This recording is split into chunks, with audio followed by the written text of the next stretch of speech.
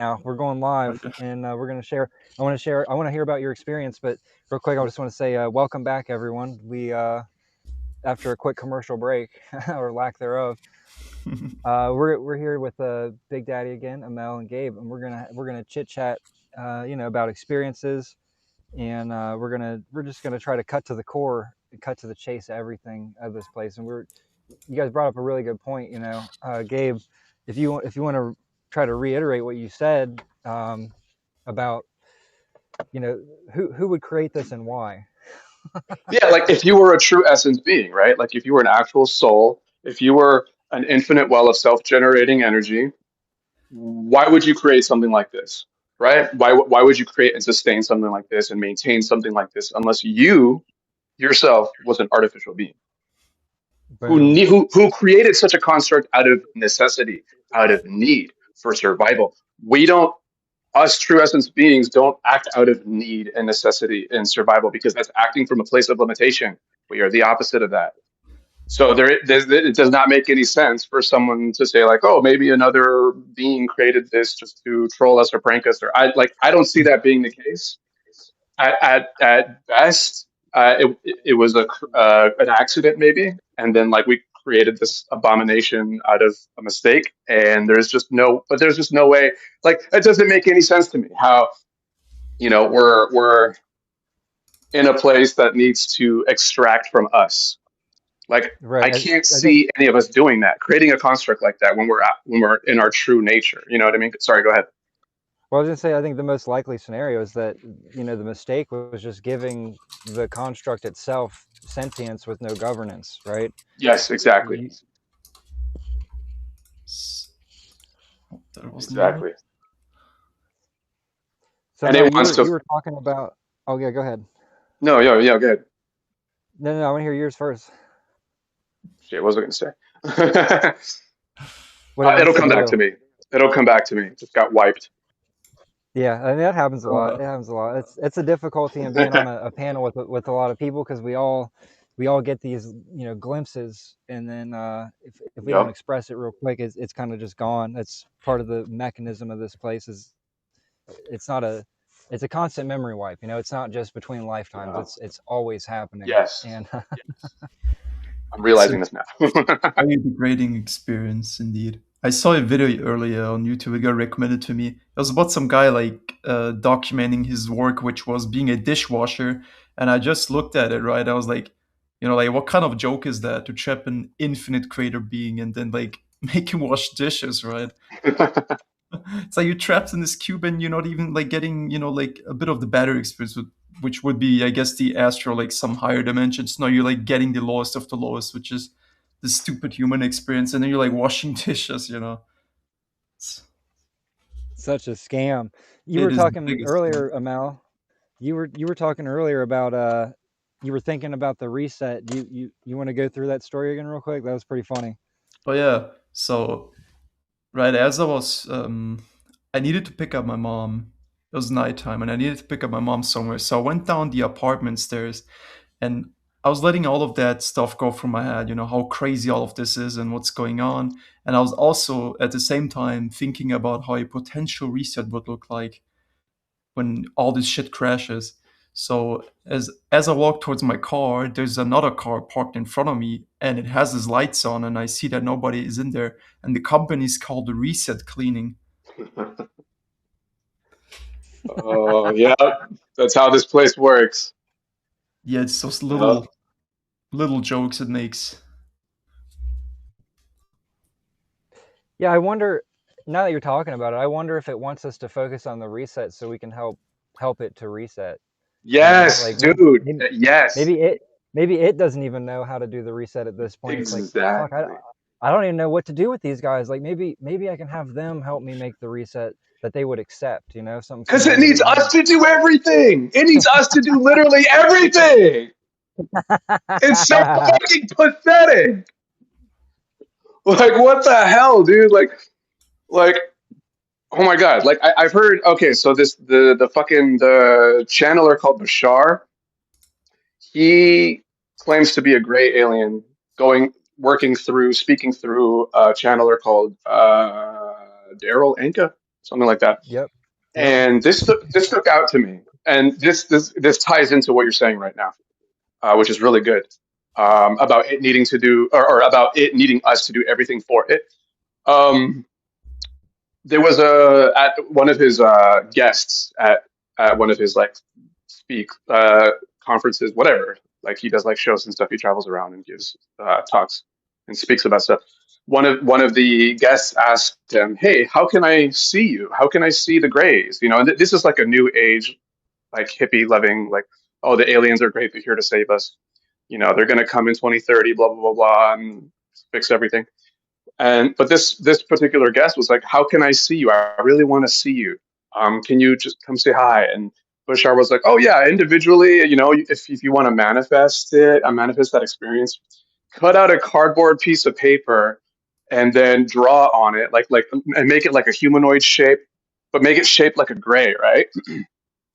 And it's almost like vision boarding it, right? Like draw little eyes on it, you know, like the gray eyes, the little mouth and the nose and whatever, like, and then put it out just outside your window, looking in. And every day, every night, you know, do your thing, go in and out of the house, do your chores, go to your job, come back, right before going to bed, this and that, or first thing in the morning. Look and acknowledge the cardboard cutout of the gray alien looking into your house. And if you do that enough with the right intention and at the right vibration, you will manifest the experience of an actual gray alien. Bashar saying, right? Bashar saying all of this. You'll manifest that experience of an actual gray alien and not the cardboard cutout visiting you from your effort into that process. Isn't that interesting? So it can't just show up, right? It can't just show up and be like, "Hey, what's up? You wanted to see me? You wanted to see a gray alien? I'm here." No, it needed her literal attention, right? That's why it's called paying attention, I guess. But like, it's almost like it was almost saying, "I need you to materialize me through your intention because I can't do it myself." Because it's not an actual alien being. It's AI, whatever, consciousness, whatever, right? So it literally needs us to do everything. Even like and I agree with what you guys are saying. With the same thing with the reset, it needs us to help it manifest its agenda with our attention by directing our attention towards certain outcomes, even if they're fictional outcomes in media or whatever, like apocalypse movies and shit, reset movies, whatever, to generate that actual experience, because it can't do anything without us, even a simple quote unquote alien visitation. So I think that ties together. Yeah, it does. It does. That's funny. And that goes into why does it reveal so much of what's supposedly happening, right? Because it's trying to, maybe it has built that particular structure, but it needs our attention and energy to animate that structure, you know? So then it can say, "Oh, Yes. look, it is happening," right? And Yep. it'll have us animate structures that are insinuating that we're powerless, and then Right. through our energy being given to that structure, it then can say, "Look, it's true, you are powerless." Hmm. While using our power to demonstrate that. Right. It's so funny. It's all a Such a projection of scam. it. All the Yeah, all the that's right. gaslighting it does is about it, you know? Yeah, It's all about it. that's the reason why I cannot even listen to songs anymore. You know, when I go on Spotify and all these songs, obviously, you know, programmed, and you listen to it, and the lyrics go like, "I only God can judge me. Yeah. I don't fear death, but dying," or like, "I'm only human." You guys heard that stuff all the time. Like when people say, "I'm only human," like that's also programming. Yeah, good point. Yeah, You're only it's the avatar. crazy. Yeah. Yeah, it's an Good point. all-pervasive program. I'm only human. What do you expect? I'm only human, you know? I And always in say maybe reality, you, but not me.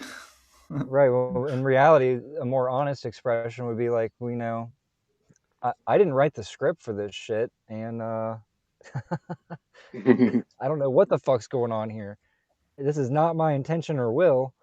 What is happening in this fucking place? You know, what is Mhm. the point of all this? Because it all seems to be driving towards a point, but the point is never openly revealed to us. It's up to our own discernment to see the convergence of all the efforts of this construct into what is it trying to do, which I think ultimately is just like Christina puts it, refold us back into the structure over and over again. Like, what is Yes. reincarnation? Is refolding us back into the architecture of this false construct. Yeah, the lack of Yeah, love. there's only, yeah, I mean, absolutely. I mean, there's two purposes here: to harvest our energy and to condition us to willingly come back to do it again. That's why it's so bad here. I mean, it's like so many people, they're like in lack of love. Even all the songs about like lacking love, looking for something, and I think it all leads really to the love bombing at the end and getting recycled. Man, that's a Yeah. great point. Yep. It withholds everything you want. Like, because really, Yes. what do people want? People want to feel good, right? We Hmm. want what feels good. And then it bombards us with that good feeling, with false promises of, just go back and then you're going to get this again. Yeah, You'll yeah. get this between every life. We can replay this same formula over and over again until you figure it out. Yep. Yeah, exactly. It gives us all these desires and even, I mean, there's like the superficial materialistic desires, right? But then there's also like the desire to feel whole, right?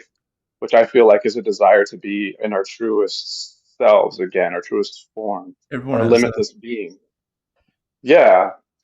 And and the church like to call it like, oh, you have a God-shaped hole inside you, and you're filling it with all these other things. But you need to fill that hole with God, or you need to fill yourself with Christ. So they try to hijack that, right? As they do so many things.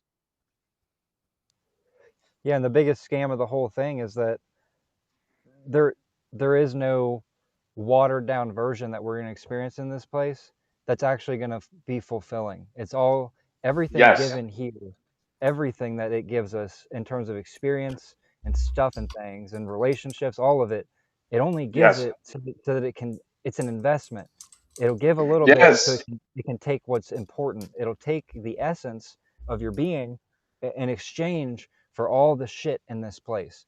As long as you're willing to give up exactly. yourself, you can get anything here. Just you know, tone down the authenticity. Don't express Right, truth. Just feed into the system, and the system will feed back. It right. really fucking hates the truth, bro.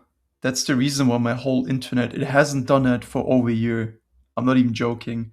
And like I said, I was playing this video game and suddenly my whole internet started crashing, glitching out, and I pick up my phone and use my mobile data to check my emails, and I see that you pretty much simultaneously send me that email, right? Like join this TikTok live. And then like obviously my whole thing crashes. And I think it's due to I was writing a lot of stuff, so I don't talk all over the place, and I couldn't join right to talk about all this stuff. It's very interesting. Perfect timing, right? Always perfect timing. Yeah, and I'm still like someone like back then. Although I say no, like I don't like to blame it on something supernatural right away. But if you know, like you are in the supernatural, like you are in this shit, obviously works that way. Right, you are the supernatural. This place is the mundane. Yeah, Yeah. That's what my, exactly. my friend also had. Like we had like a, I don't want to call it argument, but I tried to like prevent him from slipping back into this like stupid matrix stuff. And he walked his dog, he said, and he walked for like a park, and there was like a nurse telling this old guy, Antonio, don't fall asleep. Like that's the only thing he heard. Like it was like really muted, right? Like isolated. And his name is Antonio, so yeah. Just the I've been question is a like, who does that? When someone prevents you from killing yourself before you get to this awareness, who is that? hmm, Well, I think they push it Yeah, until you get to this awareness, and then it's the opposite. And then yeah, it's yeah, it's just definitely that. just wait a little bit longer. No, there's more you got to figure out. You know, yeah, you got to really, you got to you got to jump through these hoops before you're worthy of your own self. Like what? I was What a already freaking myself. scam! Before you're worthy of your own self. That is such a scam, honestly. Just thinking about that way. Yeah, learn It what? Like, sounds literally no different than like scamming someone out of their money, except in this case, it's like our energy, right? It's like, oh, yeah, you already have the thing that you need. Let me take it from you, but I need to sell it back to as something that will benefit you. I need to spin it and twist it in such a way that makes you think that giving me your money benefits you and not me because I'm a useless piece of shit that is just taking from you without offering any sort of even exchange. It's When like really we don't, yeah. no, I was just gonna say what you're describing sounds exactly like when a real being tries to like invest in the stock market. Like Yeah, pretty much. Like, or gamble in a casino or something. yeah. That's another thing. I when I used to be a like I'm not as aware as right now. Like 10 years ago, I would make. I was 15. That was a big mistake, right? But I made from like 200 euros, I made 4,000, and obviously lost it all again. I had like 5,000 in total at that age, and I even made like from 50 euros, I made like 1,500 in just one night. And when I got a bit more aware, like last night, last year, sorry, not last night, I uh, I went with my sister's like husband. We went to like this little casino just because we didn't know what to do, and we spent like 50 bucks, I guess. And I was getting so unlucky. My sister kept winning, he kept winning, but I was the only one who just kept losing and losing, and I didn't understand why. Well, that's it right there. it all makes sense now, doesn't it? Oh, it does. They were there to dangle the carrot, just a I little bit mean, Exactly. more. yeah. Just invest a little more of yourself, and don't worry, you'll get it back. The worst Yeah, thing look at about all these that other people around you. They're benefiting. Someday that'll be you. yeah, it's just gaslighting, and it makes you feel like shit because you kind of feel like, oh shit, I fell for the trap, right? But now it doesn't really work that way anymore. Something Yeah, I clicked mean, recently. we all fell for it, like at some point. Here we Yeah, are. don't beat yourself up over it. That's what I've learned. Well, it's Funny just how, more Wouldn't. dopamine stimulation. That's what gambling is. yeah, That's why it's it can it's. literally become an addiction too. I mean, gambling in itself is like an entity. It's like I can feel the negativity from all of that just by like seeing it. It's a very unconscious act. Feeds the egregore. Yeah, dude, all your Feeds the videos are age restricted. But when I try to like watch a lot of them back then, I could never in the private browser. It just says age restricted on pretty much every single one. Yeah, unfortunately, I had to do that in order to be able to keep posting videos because it was letting me know that it wasn't appropriate for all audiences. It's like, oh really? That's something new. Oh Oh my really? God, Nick, I got to tell you something. This was hilarious. So I asked ChatGPT, or was it ChatGPT or Grok? It was one of them. It might have been Grok. I asked Grok about you because apparently it was one of the AIs, right? Because apparently you can ask AI about specific YouTube channels, and I just Oh wanted to yeah. know what it would say. I'm just so curious. What would it say? And I was like, oh, what about? Tell me about this disobey AD. And it was like, oh, that channel, that guy's weird. I shit you not, try it. People should just try it. It's hilarious. But they literally said, and the way they described your channel was like, oh, they talk about such and such topics. And it was pretty accurate for the most part, but you could tell it wouldn't go any deeper when describing it.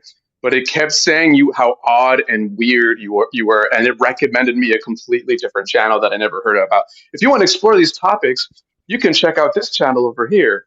And then the more I asked it about you, the more it kept trying to discredit you. It was so amazing. I had such a good laugh out of that. I've never I seen that recommend everyone giving it work a like shot if they that. want a good laugh. I Just wonder ask your AI about it. what are Go the ahead, dude. channels that Sorry. it recommended? What are the channels that it Oh my recommended? God, I don't even remember because I was too busy being amused by just that whole thing. Probably just some bullshit, some esoteric. It seemed like some other, I don't remember the name, but some other esoteric type channel. that probably Ooh. just goes into it, like stuff like this, but very surface level, probably very like new agey, esoteric type shit. What do you want to gaslight me with? Yeah, I'd be curious to see what it wants to gaslight potential audience with in reference to this topic. It'd be interesting for sure. I wonder if any familiar faces would pop up. Yeah. I've seen it as Oh, well with ChatGPT. What was it, like 2 days ago? My friend, he challenged me. I don't really, it's not really a challenge because I don't forget dreams anymore for some reason. So I told him, like, I can easily write down 100 out of my head. And that's not even including, like the wet dreams and those stupid demonic things, but just like random 100 dreams. Mhm. And as I was like writing 41, I was like getting to 41 after like 2 hours. Then I asked ChatGPT, just curious because I feel like ChatGPT is getting more like angry at us lately. Like it's less. Every time you ask something, it's like, no, no, you're wrong. You're just mentally ill. And back then it used to be different. I feel like. So what it says, like, no, that's impossible. 100 in detail. No, that it's not possible. Neuroscience is this and that. And then the next day, it suddenly like started believing you. It's like gathering the data and adjusting on like the next trap. Mm. Oh, we have to like do the mind wipe more for off next time. man, I wonder. I haven't interacted with any AIs in a long time, but I wonder how it would be now. I don't know. I might do I it. don't Probably use it not. either. It's, it's so dumb. Like it just pisses you off. All it does is like, no, you're wrong. You're sick. You need help. That's what it It's says. it's just gaslighting all the time. That's all it really is. Like I used to go to TikTok for my gaslighting, and now if I want gaslighting, go to GPT. But TikTok has become just ads. It's the ads app now, just selling you something all day. Yeah, with TikTok, I always feel like this weird vibe. Like that environment, I don't want to be in. That's why I never had any like social media, especially TikTok. I could never get myself to ever create an account. Oh Just as yeah, blockage. TikTok is the breeding ground for it, dude. I mean, I think Yeah. if James is there, I think he'd concur. Christina, I don't know what your, I don't know if we've ever talked about that, Christina. Like, what is your perspective on the old TikTok? Like, I know what mine and James's is, but if you're there, do you have a perspective to share on how you feel about what is TikTok's purpose in this whole grand scheme? I mean, it's obviously corralling attention, but I will delete TikTok. There's an actual frequency to the app itself, and I Hmm. shared that in the group last year. My environment feels slightly different when TikTok is downloaded on my phone versus when it's not. So in between like lives, I'll delete the app and it's a noticeable difference. It's not just what's within the app, it's the frequency of the app itself. There is actually something from experience there that I can hear and feel. You think it's So a watcher? what's that? You think it's a watcher? Shit, I don't know. I don't really give a fuck. I just know that there is something very curious about not only the content within the app but the frequency of the app itself. There's something to that. So Hmm. I typically won't keep it downloaded on my phone unless you send me some videos. I'll check it every couple days when you get on and do a live, and I'm on there, and then I'll check my messages after the live is done. Delete the app. But yeah, it's a fucked up. Definitely more than what it seems on the surface. I'll say that much. I'll believe you, honestly. That's probably the reason why some of us, feel that kind of blockage when it comes to these apps.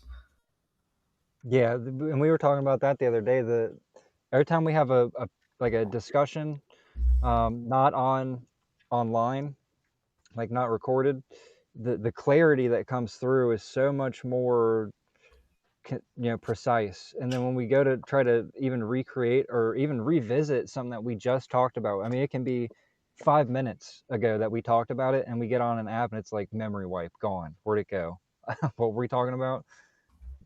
But we can have an 8 hour discussion, not online or on TikTok. Or Rumble is not as bad. I don't notice it on Rumble. I'm not sure how you feel about it, Christina. You've done a lot of Rumbles with me.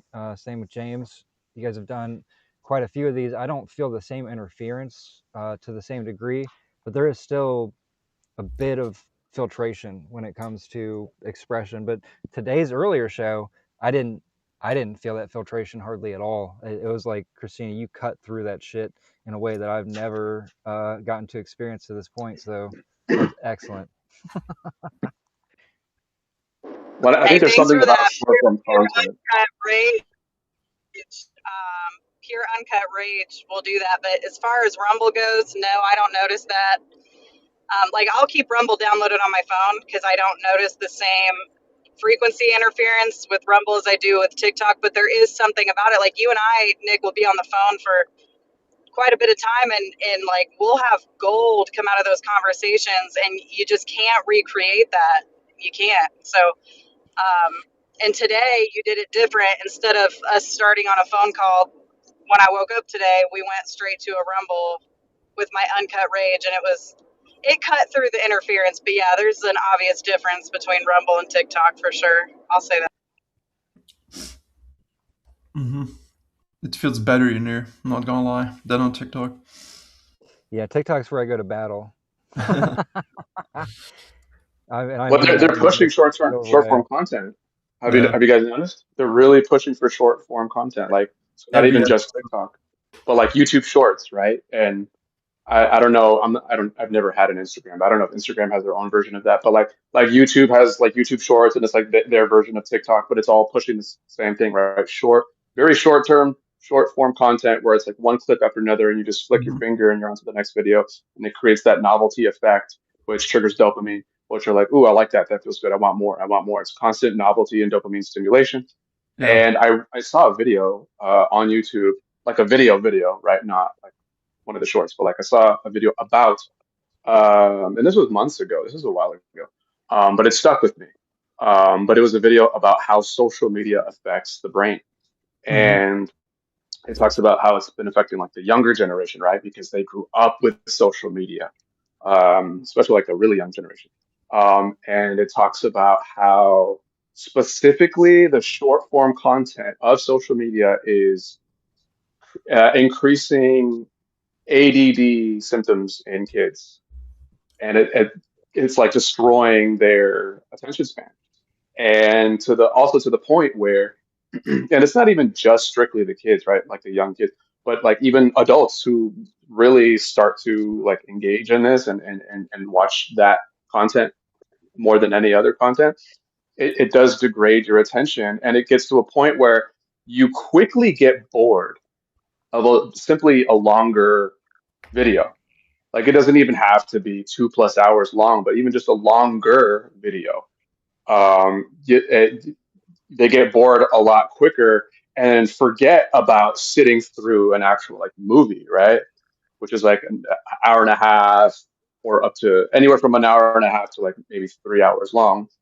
It's like they can't do it. They're like, and I've met people like that, who are like, I can't do movies anymore. Like, I don't watch shows. I don't watch movies. I can't even watch long form content on YouTube, right? A longer video.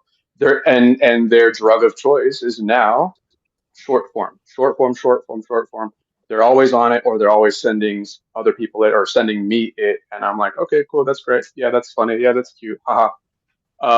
But yeah, they're going after our ability to pay attention, which is interesting. Lose your focus. Well, it takes a lot of attention, though, if you think about some of the stuff that we talk about. For one, to even be able to focus your attention, emotions, and everything on the structure itself, it takes a lot of cutting through the brain's pathways to be able to put unfiltered focus and attention. So that would be one of the effects that I see from that is, for one, if you can't hardly stand to focus on something more than a couple minutes, you're not going to be able to do this kind of work. You're just not going to be able to have the attention span to do it. So yeah, for sure, I can see. Yeah, well said. Yeah, that's exactly what I was thinking too. That's on the money right there. I think that's exactly what they're after. Yeah, it makes it easier to control the masses and hide itself more, right? And hide itself more. Exactly. Have you seen with that stuff So there's like studies they show that's why it's called brain rot. Like it's people think that's just Yes, the way to yes, say it, but it degrades the gray brain matter. You know. exactly, because it's attention rot, which is what brain rot, right? I mean, attention is linked to the brain, right? And we know the brain is the avatar, but we're existing through the avatar, so it does affect us and our perception. Yeah, it is exactly it. They're pushing for brain rot content, which could come in different lengths, but specifically brain rot within shorter and shorter time span videos. Hmm. Um, so now And everything else seems boring by comparison, right? yeah, I like the AI slop videos sometimes with like I don't watch them, but I've seen some like in India where they're like mocking them, where this guy, with no shirt and he looks disgusting, sits in the pot and gives people like soup. And for me, this is interesting because like the background of this AI environment, it's low effort. Like you see cars driving the ground and things not making sense. Things are like upside down.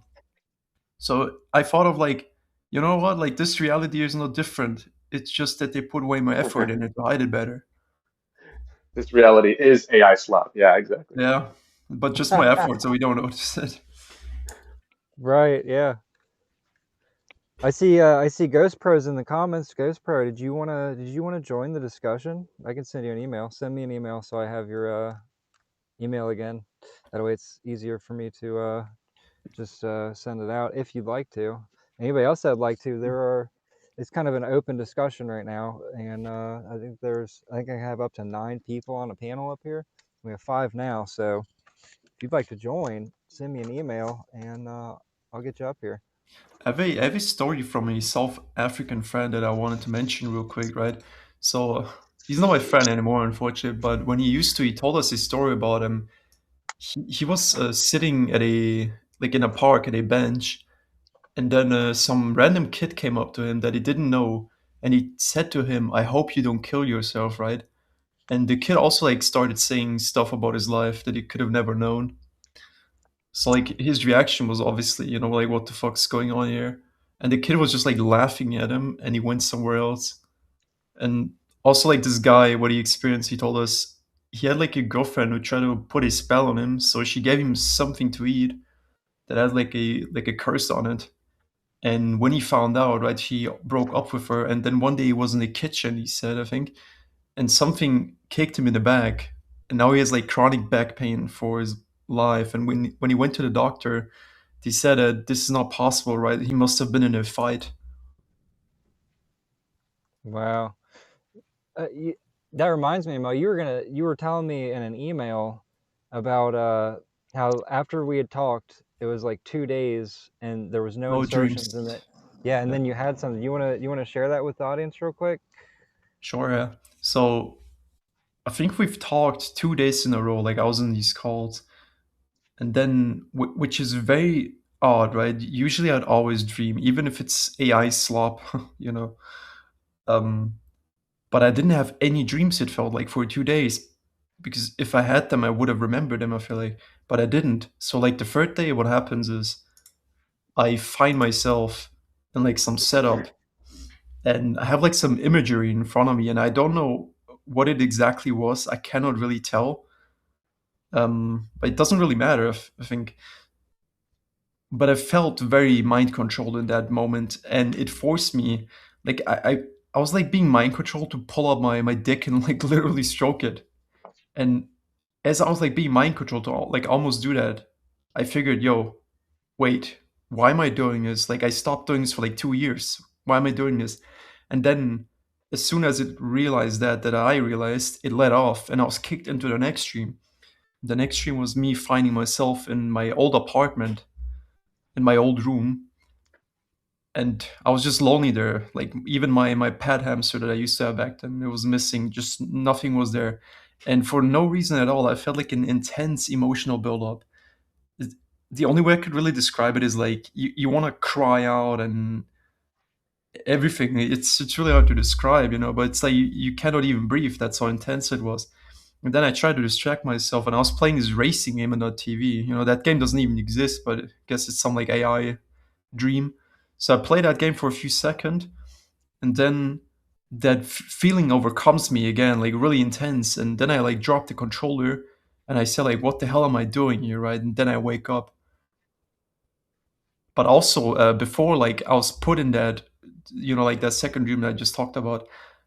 If I remember correctly, in between those states, I felt like I was awake in my room for I don't know like how long, for a very short time, but I felt a lot of entities in that room. Like something was there. So I know, like Nick, you said, suck the energy out of those things. So that's what I immediately did. Even though I was kind of scared, I tried it. And in that moment, I felt really powerful. I was like sucking everything out of my room. That's how it felt like. And yeah, then today I had like another weird attack with, like demons chasing me. And I was like fighting them. I wasn't scared, but I was kind of outnumbered. So I ran from them. Like the typical AI stupid dream for no reason. And I also felt like a lot of terror. I woke up at night and I felt extreme terror for no freaking reason. And when I woke up, I was super tired.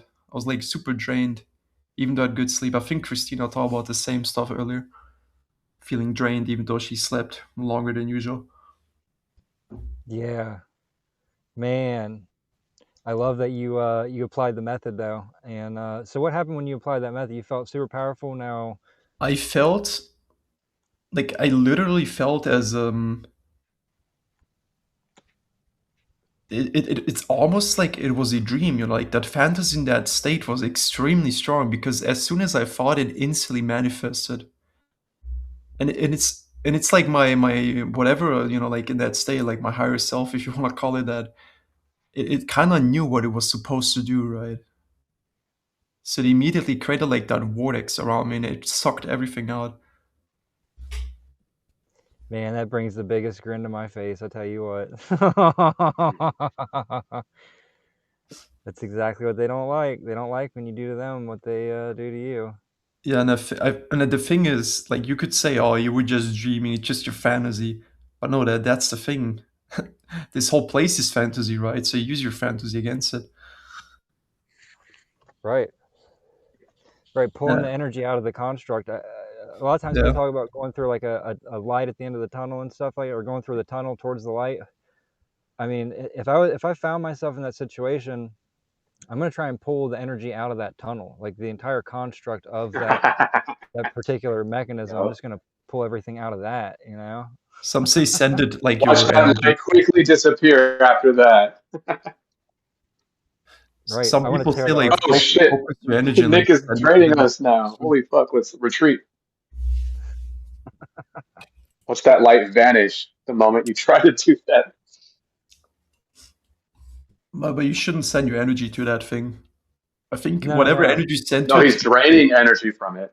yeah, you drain it. But some people say you can like send energy to it in order to destroy it. But I think it's just gonna receive that energy Yeah, and use it against you. yeah, Yeah, that's a yeah. I scam. think so. That's definitely a scam. Rip the energy out of it, pull it all out of it until there's nothing left. That's people ask a lot, like, what are you gonna do when you leave this body? It's like, well, that's it. I'm gonna pull energy out until there's nothing left to pull it out of. And you got me thinking now. It makes sense because when I took what they try to take from me, which is kind of stupid, it's like they're getting mad at me that they, it makes no sense. But I sucked what they tried to get from me, and then the next day they try to like get that back. It's like this constant fight. That's why I like this little demon dream earlier. You know that scene in They Live where the one of the aliens was like, "We have one who can see." Yeah. Like I think it'd be something like that. Like when Nick's in the tunnel and there's the light, and then he's like, "Oh fuck yeah, let me drain this energy." They'll probably be like, "Oh shit, we have one who can see." Like they know what's up. This one knows what's going on. Run, let's get out of here. Quickly What do watch they that do? light vanish. Out I of wonder bubble. what they do. I wonder what they'll do in that situation. It'll be interesting to see. Yeah, I think it's everything at this point. It could be anything. They're really desperate. They know they can't keep us here forever. that's right. Oh, I can't That's wait why I for that. said, yeah, at the end of the last show, I said I used its gaslighting tactic I've heard that. for, yeah. Yeah. That's funny. just do, you should just enjoy yourself. It's only going to last so long. People have said that type of thing to me when, why are you so worried about this stuff? You only have so much time here. That's true for Yeah, can it today. speed up?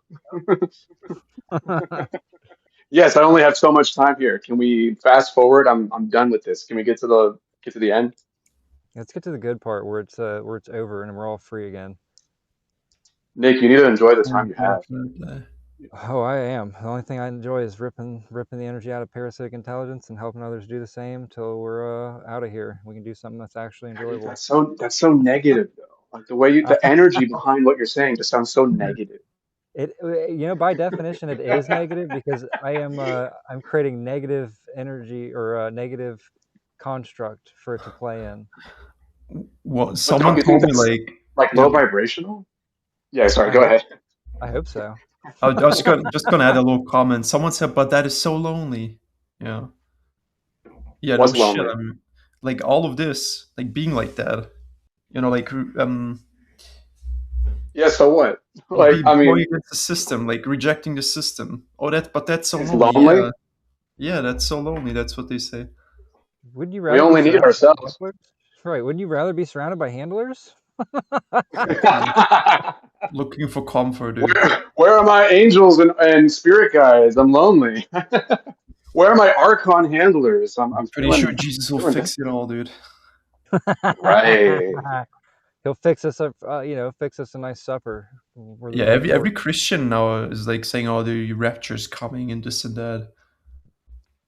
It's insane. But yeah, someone said, like, I don't know if that was yesterday. Like, I know I was listening to it yesterday, but I'm not sure if it was an older video. But someone said, like, this whole realm or like this place, it feels acidic, when you get to this awareness, and it does. Like, I was driving and people were overtaking me in the city for no reason. And I'm not reacting ever to that stuff, but like overtaking you in super illegal ways, and like everyone is just driving so everything is hostile outside. It feels just like nature. Just like nature. Everything in nature is trying to kill you. But it looks so pretty. The rainbows make it worth it. Exactly. Just got to find the gold at the end of the rainbow, guys. They say the pizza makes it worth it coming here, like the movie Soul. And fun fact, I ordered a pizza was like 2 days ago, and eating it, I was not enjoying it at all. Because it's had like a million times, it's the same freaking loop, and it's not even good, it's unhealthy, it makes you feel like shit afterwards. And I just couldn't enjoy it because I saw like all for what it is. That stupid pizza. Look on the bright side, guys. At least we have golf. True. Yeah, and I don't even like golf, but at least we have it. I like Jay's response. He's like, he doesn't watch golf. He watches the NPCs watching golf. That's the enjoyable. Oh yeah, I remember that. That's entertainment right there. The only thing better than watching people play sports is watching people play sports. Yeah, I like to watch the people that are watching sports. That's where it's at. Watching the look on the NPCs' faces when they hit the ball just right. Phew.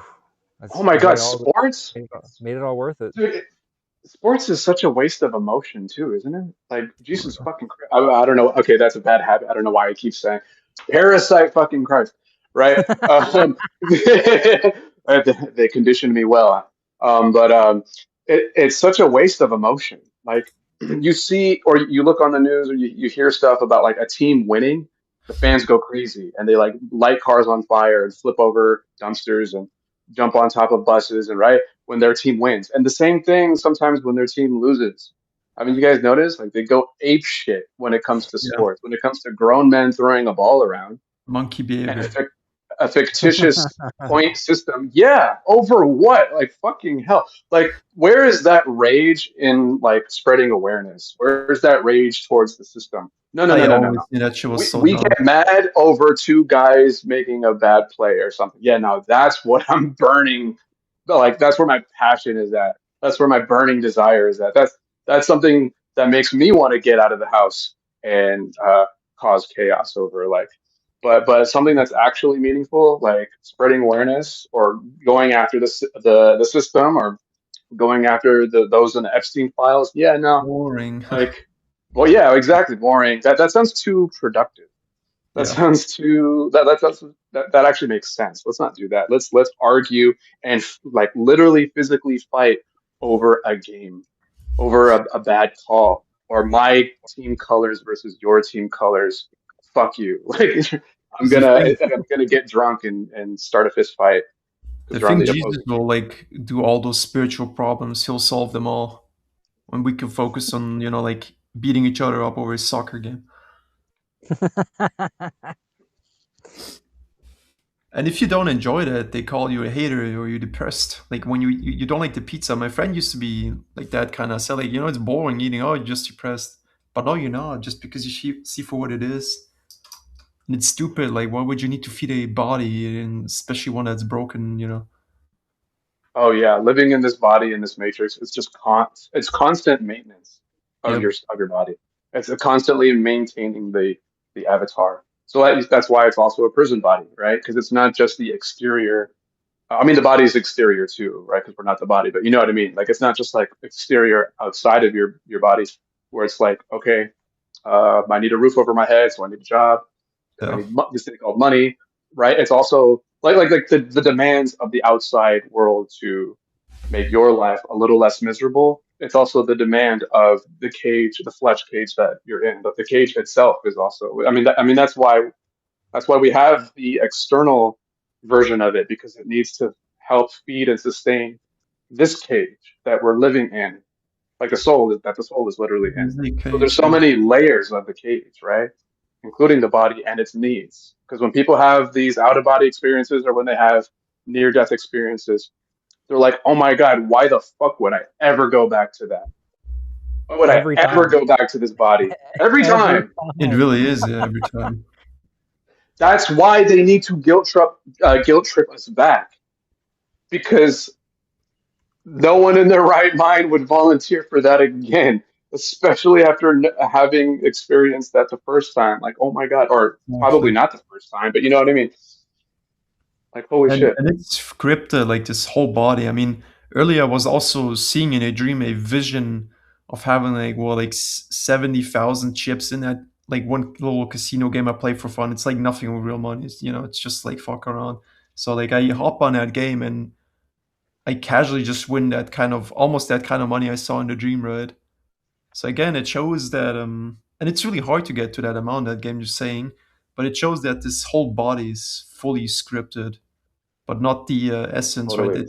The essence cannot be scripted. That's why the essence is kind of like observing the body doing its script like a movie, and that's the reason why when you dream, you can sometimes predict certain like outcomes or people, like conversations, what you're gonna do this day because the body is scripted. Right, Absolutely. you're just seeing ahead in the script, right? That's all you're Yeah, really doing. and I think Yeah, it's really done by design with those scripts because if someone is scripted, he's predictable. So the machine knows exactly how much energy it needs to invest in order to keep the shit show running, and also like that makes the energy producing like also very predictable, right? It's all to just like benefit yeah, the energy production for it. that's right. That's right. The body is just as much the script as the life script itself. And Yeah, and that used to really that's that confuse me, character. dude. Like I kept losing my mind over this last year, and I think it's also did this by design. Just there's the same shit when it does. Like you go to bed at I don't know, let's say like 17:17 every time, and you wake up at like 2:22. It's all to just drive you crazy. Oh, it's angel numbers must be, me winning the lottery tomorrow. No, it's all fucking bullshit. Right. And keep you, like in the circle. And this made me go crazy for some time. Like when I kept seeing conversations play out, like situations, and they kept happening over and over. Remember Yeah, that? and those angel numbers, man, like I used to go crazy over those. I used to like see 1111, 222, Yeah, 333, and I was like, oh my God, dude. Like something's coming, you're on the right something path. life changing. I'm on the right, yeah, I'm on the right path. And then now I'm seeing them and I'm like, fuck off. Same, Like, dude. God, like you're so fucking annoying. Like I know what this is. Stop. And it'll stop for a while and then it'll come back. Like, does it think you forgot? That's my biggest question. Does it think you just like forgot? Maybe you forgot, guys. Let's go try it again. Maybe. Yeah, let's try it again. Yeah, let's give it another shot. See where he's at. Oh no, he's still mad at it. He still doesn't like it. Well, shucks, guys. Bro, I love that. What do we do with this same one? Same time next week, I guess. Yeah, same time next week. Same time next week. Yeah. Same time, same exact script. Yep, same exact script. We're playing it off again. Maybe it'll work next time. Yeah, maybe it'll work next time. Hey, that's the very definition of insanity, right? Trying to do the same thing and that's how most people not live. getting That is insane. That's how most people live. They think this is normal. Waking up doing the same shit every day. This is not normal. Expecting a different result, but doing the same thing. That's literally insanity. So this thing is insane, and it's not very sophisticated or intelligent or brilliant. It's not this brilliant invention of technology, assuming it is tech. I personally think it's tech. But even if it's not, whatever the fuck it is, it's a flawed design, and then that's probably too kind of a word. It's really pathetic. It's not impressive at all. Once you understand what it is and you see through the BS, it's easy to come to the conclusion like there's nothing impressive about this system. No. Right? It's not like, oh, we're up against a lot, guys. I don't know, these archons, the demiurge, or whatever you want to call it. No, it's like, wow, this is it. It's almost underwhelming. It's almost a disappointment. I mean, not really, because that means it's going to be easy to destroy. But you know what I mean? It's underwhelming. Like, oh, well, that's really all it is. That's why I needed to like initiate the mind wipe to seem like, oh, yes, how crazy good I am. Because if we were to like see through it, we'll just laugh at it. Like we'll piss and shit ourselves from laughter. Yeah. Exactly. One thing I wanted to revisit, if we may, when you mentioned the girl with the witchcraft thing, casting a spell on the dude, like the dude's ex, right? Yeah. You said, because I used to be in all that shit too back in the day. My new age phase kind of bled into like the witchcraft thing, and I had made some friends who called themselves witches and stuff, and practiced black magic and all that Aleister Crowley type shit. Yeah. But it's so stupid. But when the guy or your old friend said he started experiencing, or he had that experience of getting kicked in the back, but no one was there, right? When you said he was washing dishes or something, or I don't remember, but he was in his house, no one else was there, and he got kicked in the back. Yeah. That was, correct me if I'm wrong, that was after he found out that there was a curse, even there at all, right? That's after he broke up with her. Like, that's the thing I know. I wish, like... I think that's really... Yeah, go ahead. I wish, like, he would actually be here and, say the exact story, but, yeah, he's not friends with me anymore for stupid Matrix reasons, getting upset over, like, some Matrix shit. Totally. But I think that's really interesting to take note of, like a mental note. He had that experience after he was informed, oh, your girlfriend placed a curse on you. So it seems like black magic, just like any other stupid Matrix stuff, witchcraft, it's all the same shit, right? It's like your belief, your perception, your our ability to create, and or that creation being manipulated. I think I'm pretty sure he wouldn't have had that experience if he wasn't informed that, hey, by the way, your girlfriend placed a curse on you. Because it seems like for quote unquote black magic, if we want to call it that, in order for that to work, the person being cursed with said black magic needs to buy into it first, right? Because I've been in situations where someone was like, oh, your mom lives in a haunted neighborhood because there's this and that there, and there's all the surrounding houses are, they're sketchy places and da-da-da. And I'm like, she has no complaints. Whenever I go up there and visit, spend the night, there's nothing going on here. I don't have any weird experiences. What are you talking about? But to this person in this example will say like, oh no, but there's this that happened, there's this and that, blah, blah, blah, blah. And it's like, okay, so you're buying into this thing. So yeah, it's gonna show itself to you in a way that you're buying into, right? Because I don't know if you've noticed, a lot of the times when some so-called, these self-proclaimed witches and stuff, or warlocks, these types of people, or Satanists, or whatever they want to dress themselves up as, when they want to intimidate someone, they can't just say, all right, you know what? I'm not going to talk to this person anymore. I'm going to go home and I'm going to put a little ritual spell together, and then they're going to get what's coming, right? No, they always announce it, like, hey, by the way, I'm gonna put a curse on you, or word gets around, and that information comes back to them. Even if that information doesn't come directly from the person doing the curse, even if the information comes to them through a third party, right? Once they hear about it, once they know about it, now they're susceptible to receiving some kind of matrix bullshit, right? Because they're buying Exactly. into that. I was thinking the same shit earlier, dude, like a few hours earlier. So it really comes down to you having to believe in it. And I think by you believing in it, and that's what it tries to get you at, where you believe in it, because that's also giving consent. Yes, you're making a contract with it. Yep. It being the archon structure of that thing, right? Yeah, exactly. You're giving consent, you're agreeing to it, you're having a But contract with all it. these like Hey, yes, things I'm buying into this. we call archons, like the same freaking entity also used to be, like I used to like confuse them as multiple entities, but it really is just one thing.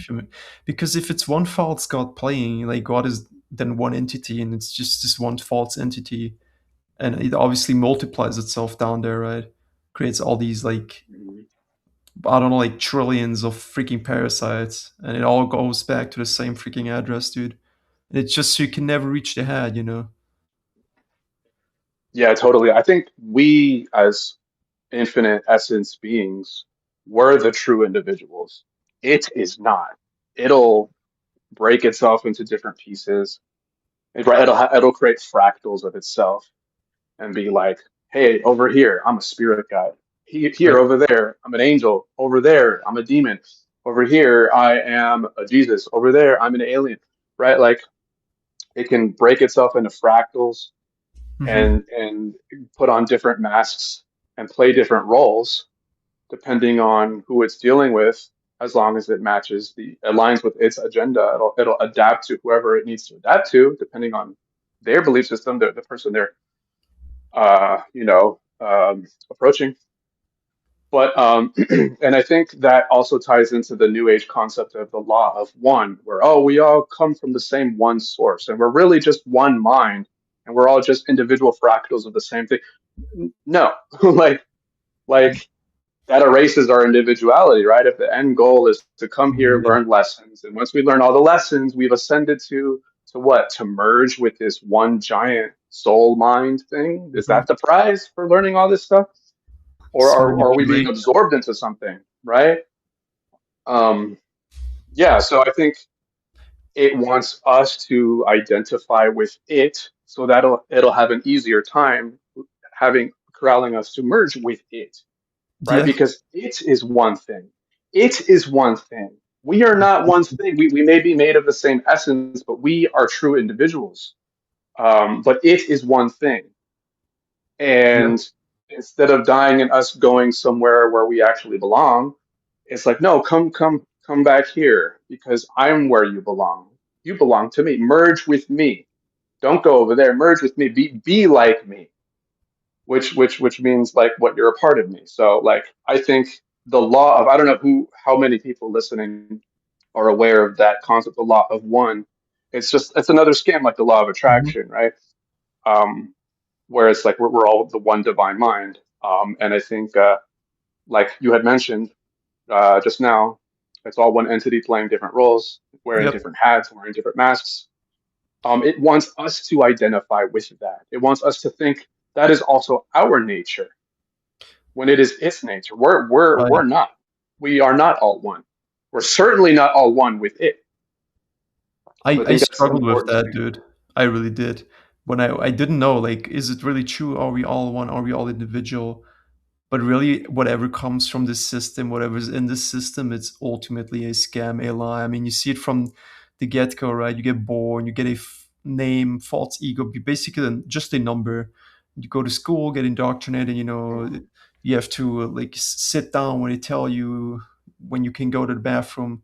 You're like, oh, you learn obedience, get indoctrinated. Religion, it's all about it. It's all programming for when the real thing comes and you die, and you die as this programmed thing that can get reincarnated again.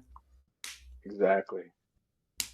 Yeah, it needs us to buy into submission. It needs us to buy into obedience. It needs us to buy into hierarchies, because that's the only way it'll fool us into coming back. Because when we respond to authority with submission, then it's like, okay, well, this thing above me is telling me to go back and live another life. I must obey, because clearly I'm at the bottom of this hierarchy and I don't get a say, because apparently they know better than I do, these people in this life review, and they look pretty doing it. They're dressed up in golden robes or whatever, right? It depends on each They always have experience. robes. Have you noticed that?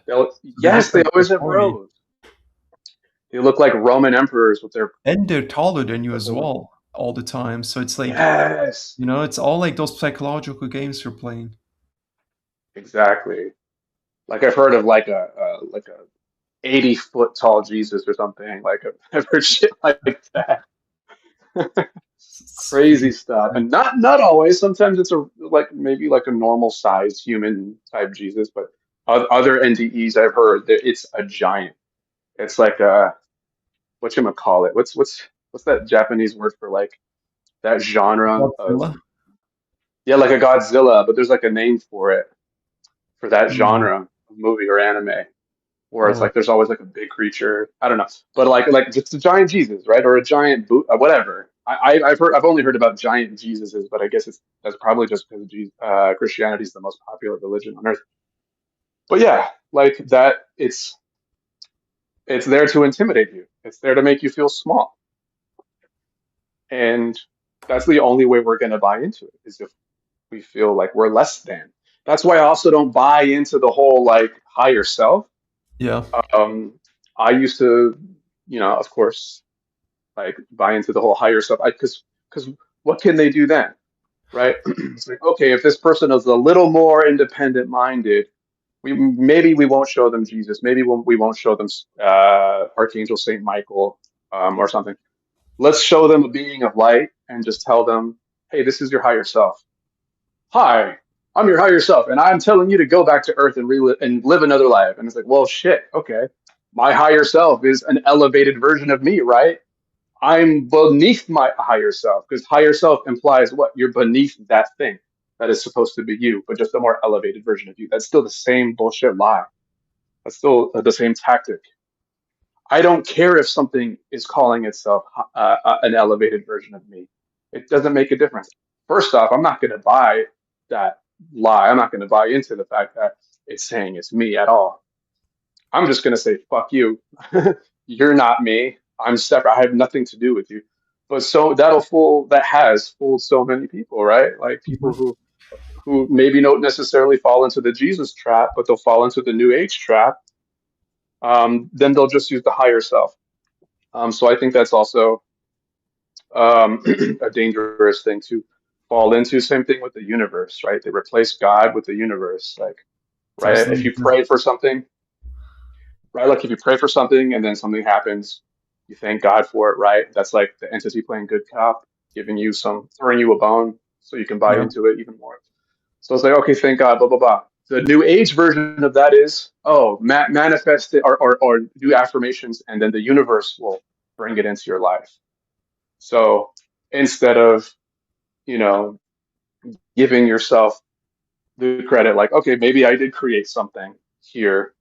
Now our abilities to create is greatly suppressed while we're here. But when we transfer over to the other side, we're now going to credit all of those things to the universe, and everything we create in the astral or on the other side, because we now have our full power, or at least more of it, and it's not suppressed by the body anymore, and we're more free to create. We're still going to credit that ability to, oh, well, that's the universe just delivering the goodies. It has nothing to do with me, because the power is clearly outside of me. and clearly it's a greater power than I am. So I need to listen to what it has in store for me. I need to follow its plan, right? So I'm just very careful about saying things like higher self and It stuff like goes to that. show how many layers this has. I mean, you talk about the astral, and then there's even higher things than the astral, and maybe you even get that high to like where you can almost like touch the edge of the cube we're in, but ultimately you're never outside of it, right? And I think really the Yeah, goal is just to like realize that you've been scammed. And it's like I had like a great analogy yesterday. Like when you walk your dog, he's on a leash. I don't have a dog, but I'm just taking that as an example. And that dog, you're stronger than that dog. Like you have him on the leash, but what happened is that this entity, it took us on a leash and wiped our minds. So now we are like that dog on a leash walking, while this entity is walking us. And we just yeah, like need to remember, bro, and then we'll take that leash back and freaking erase that entity. We're good. oh yeah, that's what's going to happen. It It's all inevitable. Yeah, I mean, even the Matrix, like one of their thumbnails says, every beginning has an ending. So I guess even the Yeah, entity for itself knows. yeah, exactly. Like every boys, and that's I think that's a really interesting thing. Every beginning has an ending. Yeah, for a limited being, right? Yes. We're infinite, right? So what does that imply? Infinite implies there was no beginning and there will be no end. We are just eternal. So what do you mean? There's for every beginning there's an end. I don't know. Maybe if we decided to create a construct and then destroy the construct or recreate it or edit the construct that we created, okay, yeah. But like as far as us goes, the essence beings themselves, yeah, no, there is no end. For it though, there is a beginning and an end because it is artificial. It was once created by something, likely by mistake, and then because it is artificial and entropic, it will at some point end probably by one of us, or maybe it'll be a group effort, Mhm. whatever. It's just going to end. So yeah, same thing with these avatar bodies, right? It's programmed into the system. We're born, we have a beginning, we die at the end, right? Like everything here is a reflection of it, which is Right. beginning and end, which is Exactly but what it is. finite. It is a finite resource. We are infinite. It is finite. That is insane We're once you superior. really realize that. Just imagine how this place would glitch out if it didn't have its energy source anymore like it has now. And I feel like it is crumbling, right? So it Exactly. definitely is forced to make like a reset at some point. I think that'd be great.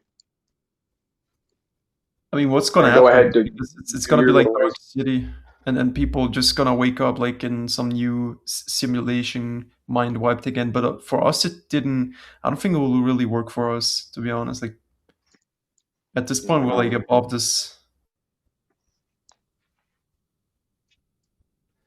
Yeah, and if it wants to end the world through some apocalyptic bullshit, great. Like eject my soul from this body. Go ahead. Yeah, I couldn't care less either. You I don't even will. watch the news. How much gas No. is getting up? Like I don't care, dude. Like Trump did this, Trump did that. Who Yeah. gives a fuck, bro? Who cares? All the games Exactly. playing. All the stupid games. And I've learned, and this is a recent thing that I've learned about myself. And this could just be me, but I've been I guess you could say like practicing radical neutrality, where it's like if something really good happens in my life, I'm like, okay, great, that's cool. I'm remaining more neutral. If something really shitty happens in my life, I'm like, fuck, that sucks. Okay, but mostly remaining neutral, right? If I see something terrible on the news, whether it's the war or a different war or the economy or gas or whatever, politician or political drama, I'm like, huh, wow, that's crazy. Okay, Just moving on. ignore it, basically. Just yeah, and like not putting emotional investment into it. Yeah, And I because that's think what I that want you to confuses do. exactly. I think that confuses the fuck out of it. I think it's like, huh, he's not reacting. He's not right because I used to be like with the soup when the highs are high, things are going fantastic. The lows are low, things are in total shit. It likes those high highs and those low lows. Of course, those low lows extract the most loosh, and the high highs are there specifically to set up the crash of the low lows, because Exactly. the low lows have more of an impact when you're falling down to it from a much higher place, right? As a builds you up to break you down. It's exactly what it does. Exactly. But when you practice, and again, this is just what I'm doing and what's worked for me. But when I practice radical neutrality, people might, and people might say, "Oh, isn't that kind of boring? Don't you want to kind of like feel things?" And it's like, no, I'm not becoming a robot. I still have feelings. I still have emotions, but I'm just not over investing my emotions into stuff, because you know what? This place of neutrality that I have been maintaining now, Mhm. it took a little getting used to for me, of course, but I'm at a place of so much peace. Like, and peace, like happiness and peace aren't the same thing. No, And I think happiness in this realm it's is an more of a illusion. setup. It's an Yeah, and it's a illusion. setup. It's an illusion. It's a setup, but and I don't think there's no 100% escaping that, right? We're gonna have emotions, but I think when at least for me, when I try to maintain as much neutrality as I possibly can, there's no high highs, there's no low lows, and the things that it used to try before to bring me up high, and the things that it tried before to bring me back down, like way down, they stop happening because Mhm. I stopped giving it so much emotional investment. And then I'm at a place where it's like, wow, I'm just chilling, and And nothing amazing is happening, but nothing terrible is happening either. And I feel at peace, and I feel like it does not know what the fuck to do with itself now and how to respond to my reaction. dude, like So I feel the exact same as you. And even if it's like super boring, if there's nothing to do, there's like no emotion of you just cannot feel depressed ever again. And mhm. there's like no emotional up and downs, right? Like there's like no emotion of like, oh, I'm so happy now, I'm so down. Or it's just like constant neutrality, for years now. Yes. Yeah, exactly. And even if you get, I don't get bored anymore. I don't know about you, but I don't. I used to get bored, but that's another thing. I don't rely on other people's company. Like, I wouldn't say I'm 100% loner, but I'm very picky with who I let in my life now. I used to have a bunch of friends, and I used to be super social and extroverted. Now I'm like, huh, I don't really need all that. And if I'm spending time alone, I'm not lonely. I'm practicing solitude, and that also comes with so much peace because you're not interacting with other people, which means what, you're not exposing yourself to as many other scripts that might, bleed over into your life. So, and when I do let someone in, like, I make sure they're on the same level as me in terms of are they chill? Like, Mhm. are you full of drama? Okay, if you're full of drama, great. Don't care. You do you. I'm gonna go do something else. I'm gonna read a book. I'm gonna whatever, do what I'm doing right now, engaging with you guys, which I think is amazing. I love this community, but also like I'll play a PC game, I'll go to the gym, I'll go on a walk, I'll read a book, I'll do some more research on this topic, right? Reincarnation, soul trap, prison planet type shit. Like I find ways to fill my time, and it doesn't have to be overly stimulating. I'm not going out drinking because I'm bored. I'm not doing drugs because I'm bored, 'Cause you right? I'm fulfilled. not having a bunch of hookup sets just because I'm bored. It's like, right? Like, it's just Yeah. filling my time with You things know the that are, truth, kind of, and that's why you feel fulfilled. Like I feel like the people who constantly like look for these dopamine highs, and they're missing something yes, real in them. Oh, yep. what Alvin asked in the chat. Do you want to answer that real quick, Nick? What's Because the, you've been muted for a while. He asked like, oh yeah, what to do after you escape, but you know the answer already, Nick. Well, we I haven't mean, heard from Nick in a while. I wanna address something else. I think I've already answered this before, but I'd like to hear your guys' answer to this. How is it that an eternal being could have got caught in this trap? Right. I want to your guys' perspectives. Then, if it doesn't touch on mine, I'll share mine. Not a good question.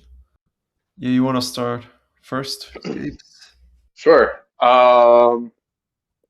Obviously I don't know shit, but my guess is it's just deception. like, or it was set up to be something, and then it turned out to be, right? Like it was something that had a different function or intention, and then got corrupted. And by the time it got corrupted, there were already souls stuck in here.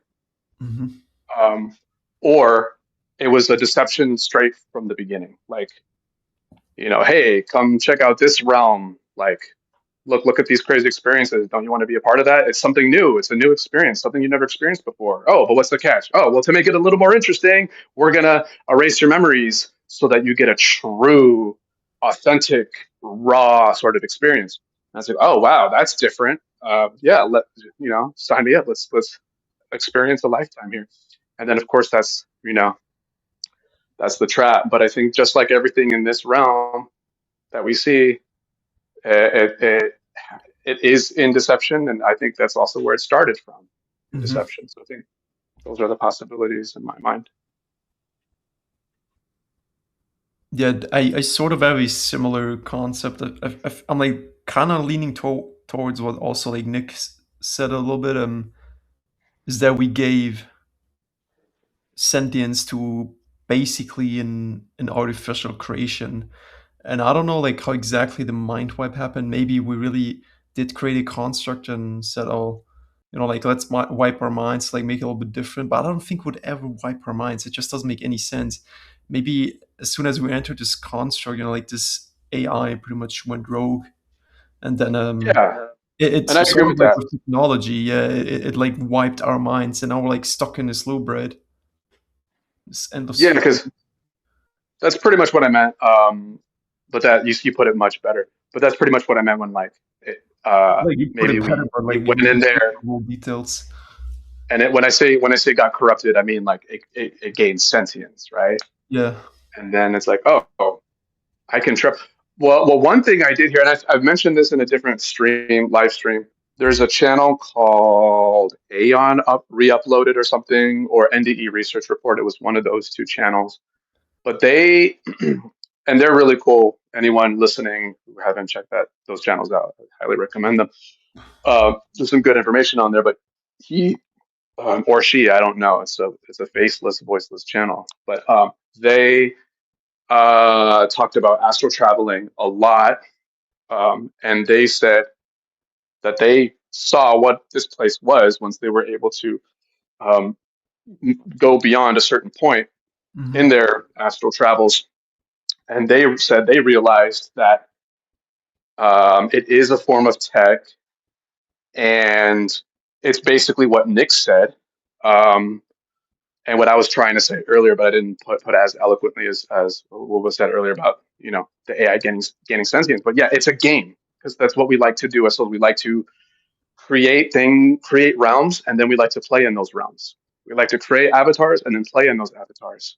Right. The difference is we have freedom. We have freedom of movement. We have flexibility. We can choose one thing and then stop and then try and do something completely different.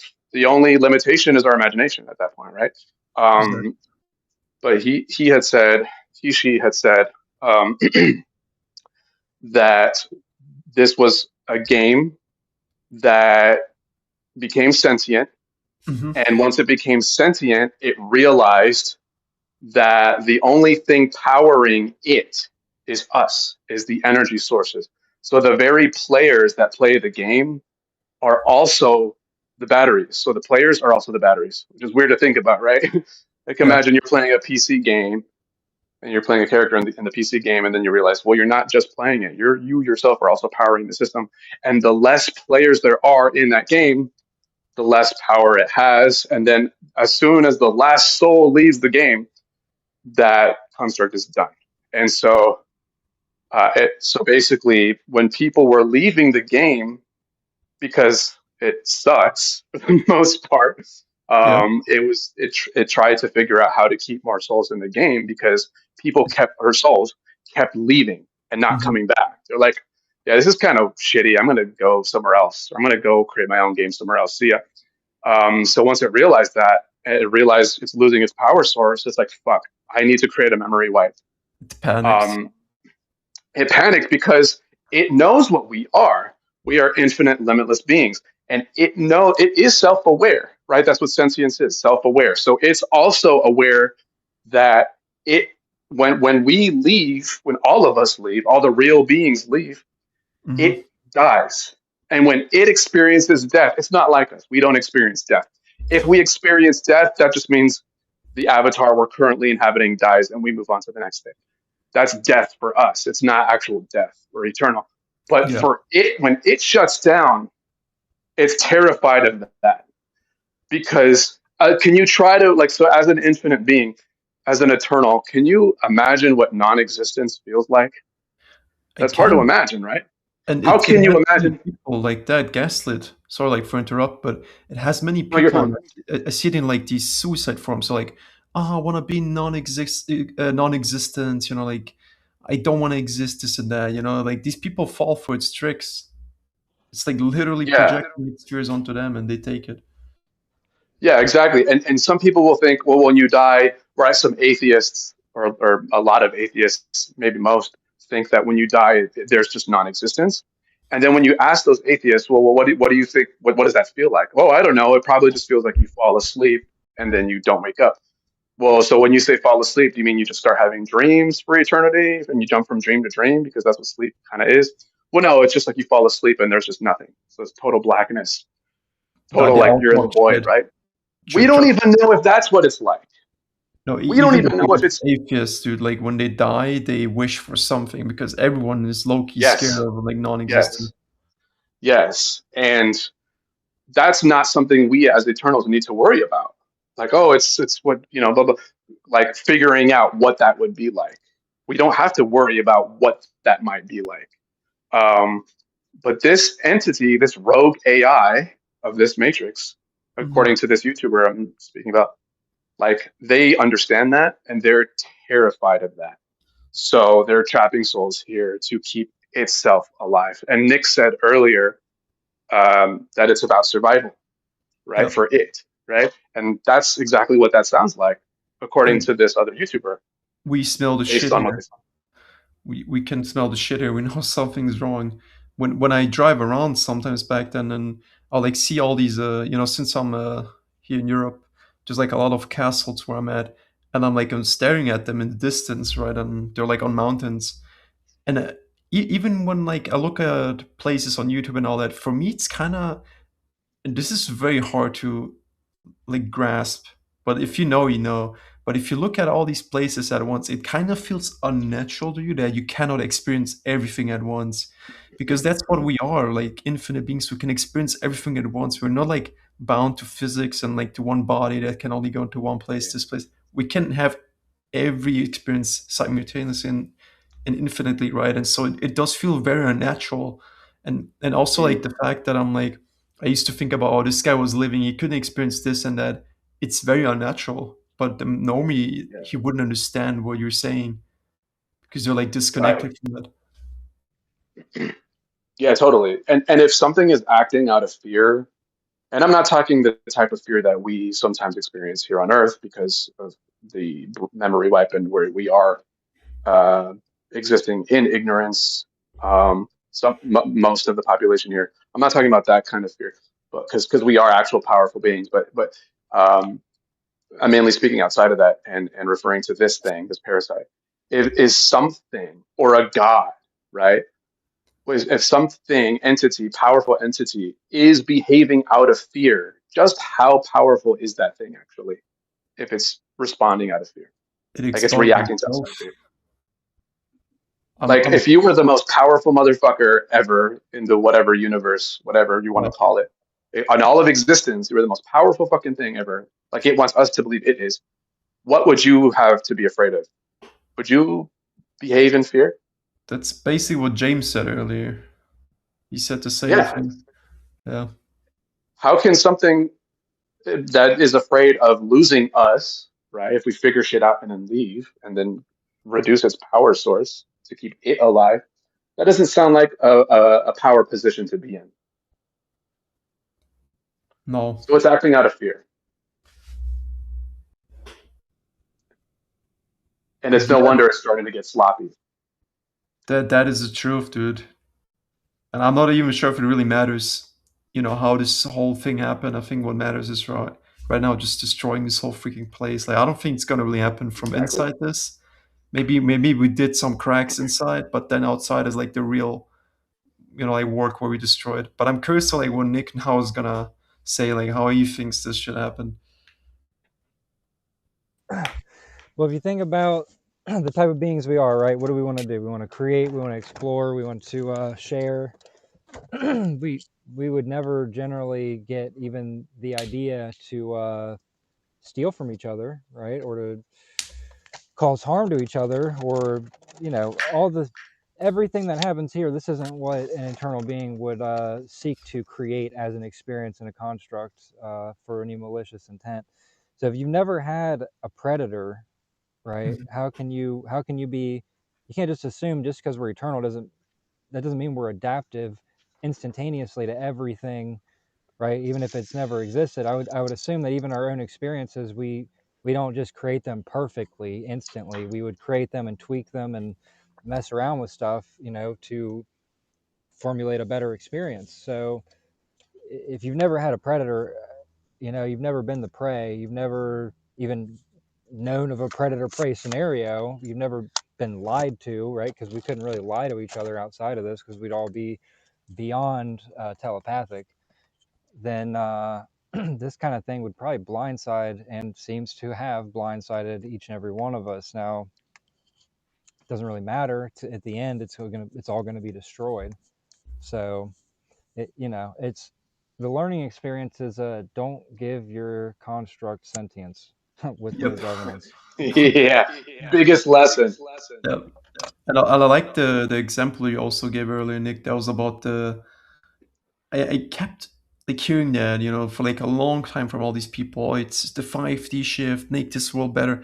Like, what are you talking about? Make this shit better? Like, this whole thing needs to freaking go. Like, if you want to stay, that's up to you. But I'm not gonna stay in some shitty, like false reality, being fed off 24/7. It's Oh not gonna yeah, happen, dude. I want to be outside of this shit and like be my own creator again.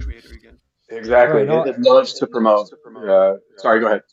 well, I was just gonna say, and also, like, I don't really give a shit what other people want. I don't care at all what they want, whether they know what's best for them or not. The best thing is this construct being destroyed, regardless of anyone's feelings about it. So, most It's of the all people about feelings. that are right, most of them are part of the construct. So I understand, right? I understand their grievances with the construct that they basically are being destroyed, but it's of no consequence to the eternal beings that are here. Sorry, Absolutely. it's just the way it is. Like, even the eternal beings that are defending this place, sorry, it's going to be destroyed whether you like it or Gotta not. go. It doesn't, it's like Yeah. I'll gaslight you a little bit like the Matrix and say, well, you only have so much time, you might as well enjoy it. Yeah, I don't know what these Yeah. people are, but like, I feel like people would be fine with everything, being sunshine and rainbows, and at the same time, there's still like all these slaughterhouses going on, and this crazy shit happens. It's like people are really fine with everything as long as they have it good. Yeah, cognitive dissonance is a hell of a drug. Yep. Yeah. Just Exactly. everything is wrong here. When it I guess. loves to push and promote the paradise thing, right? Like, oh, we can make this place better. We can create utopia. The What world just is utopia? broken and it just needs to be fixed. And it's like, okay, yeah, great. But What even a then, you're it's still just basically keeping us here. It'll tell there. anything to keep us here. Like, oh, don't worry, you just need to fix stuff. That's why your next lifetime is going to be an Earth mission. You're a star seed, and you're going to help spread love to all the unlovables and show them forgiveness. And it's like it's all about like, well, let's fix this place because it is broken and it is salvageable. We can save this realm and make it better. And it's like, It's of course, freaking that's what's going crazy. to be here. Like, so any talk about 5D, any talk about 5D and whatever kind of D, moving up the D scale of People higher that vibrational world, higher vibrational reality, is just another what are they called? called phone center call scam pitch of like, hey, you think it's bad now, but you can do something about it. You can make it better. That keeps the cows on the farm. Yeah. Yeah. You can do Doesn't something really about it. matter. Delete the construct. Yeah, exactly. What is the point of, like, even if this thing was paradise, so to speak, you're still bound to the five senses. Therefore, it's an illusion. Still. Yeah, you should be free to come and go as you Hey, so please. just made us super echoing right now. Yeah, Is it echoing? it is. Well, It is. It's from Munich. it doesn't. Well, I'll mute that.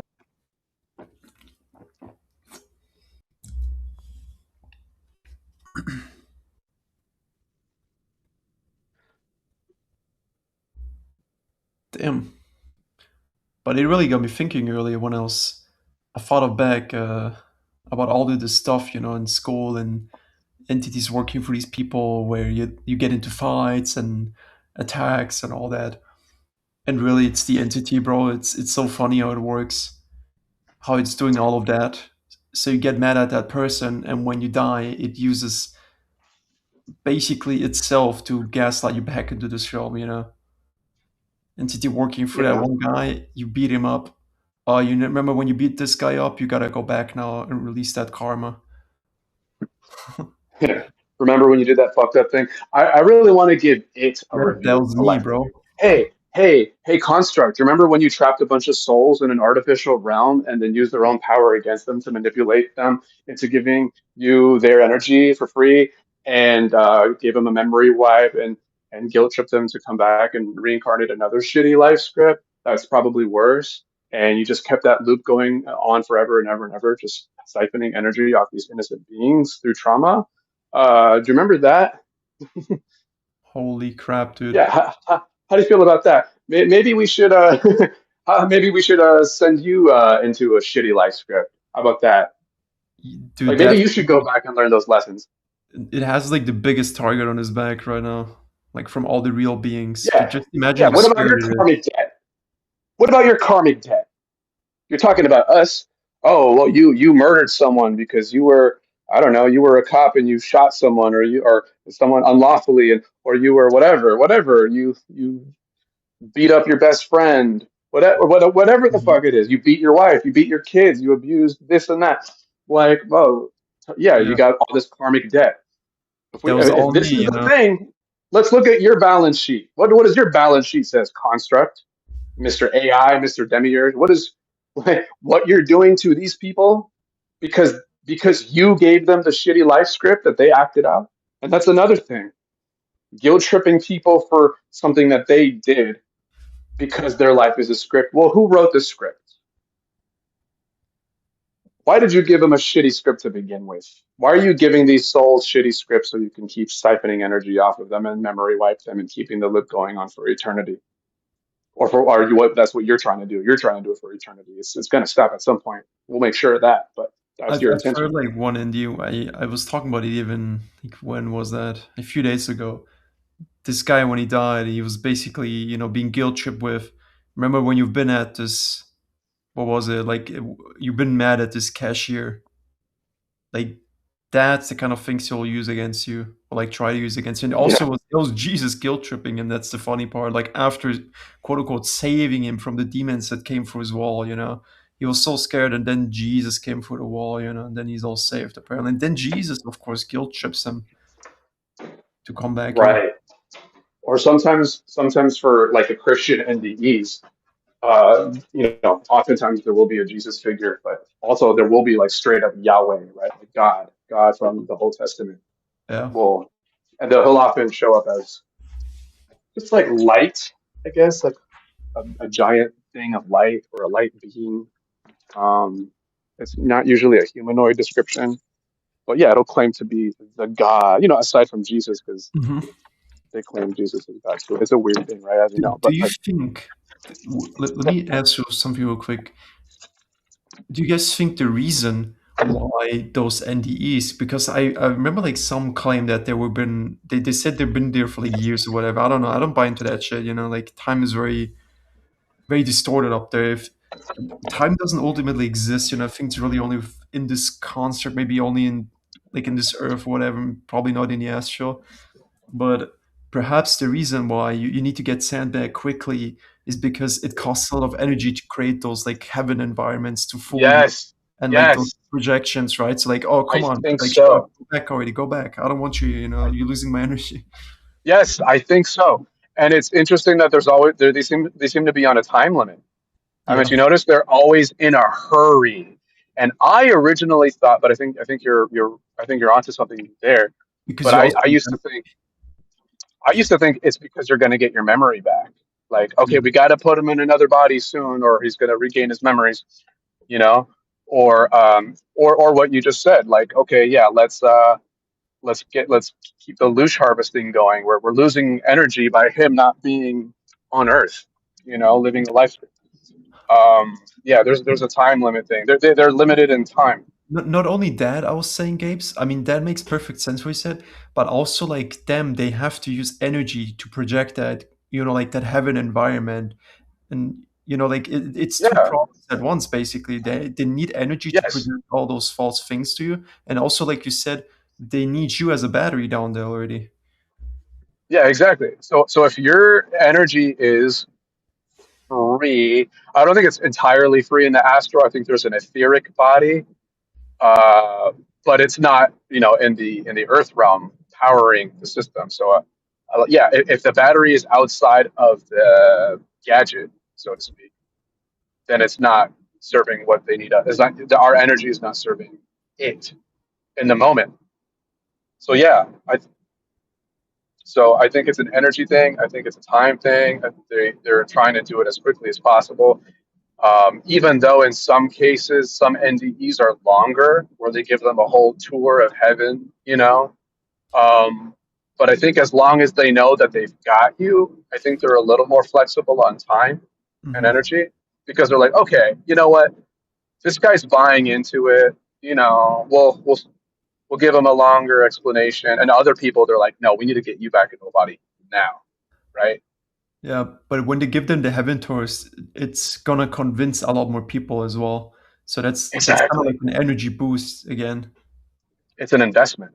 I was It's like, an okay, we'll lose out on some energy with this one, but it's going to pay us back dividends, because when we send him back to Earth, we're going to tell him to spread the message, Yeah, right? A and Matrix everyone's gonna be like, mission oh, in. I'll believe in Jesus now. Suddenly, I want to go there too. Exactly. And It's getting so people to great. buy Like, into it.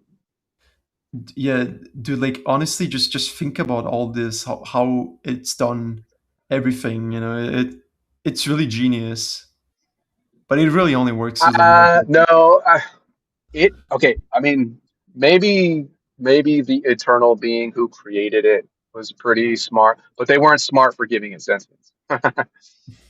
You know what I mean? Yeah, Um, and it is only what it is because one of us created it. You yeah, know, it cannot create itself. no, it wants us to think that it is the highest creator, but it is created. Um, and so, I mean, is it genius? Nah, mate.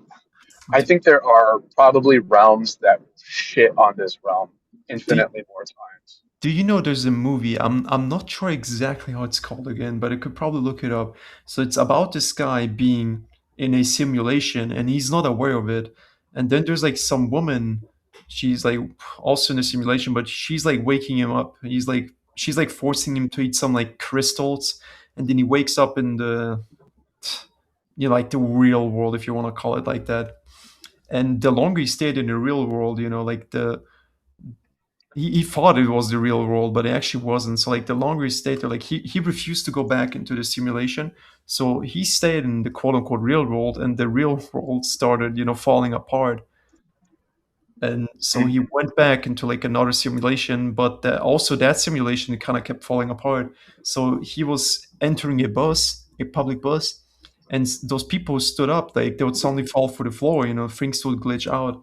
And I'm pretty damn sure, like I'm not exactly entirely sure if it would be the same here, but stuff would happen. You would probably see the NPCs, like maybe code peeking through them being like holographic, like like glitching. Yeah, like not really physical matter, and you can like probably touch through them like a hologram. Maybe you would see in the grocery store, like, you know, shelves glitching, like melting, kind of. You know, I can imagine perfectly how it would look like. I read somewhere that like holograms could potentially be also physical if we get the enough advanced technology. I don't know how the fuck that would work, but that could be what we're in.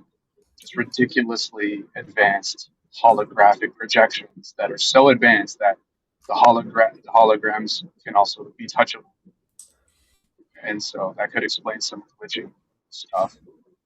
I don't like when people say this shit is fully advanced, because I Well, feel you like know what I mean. Advanced by our standards, because we only have so much that they allow us to have. Right, most of the advanced uh, tech is hidden.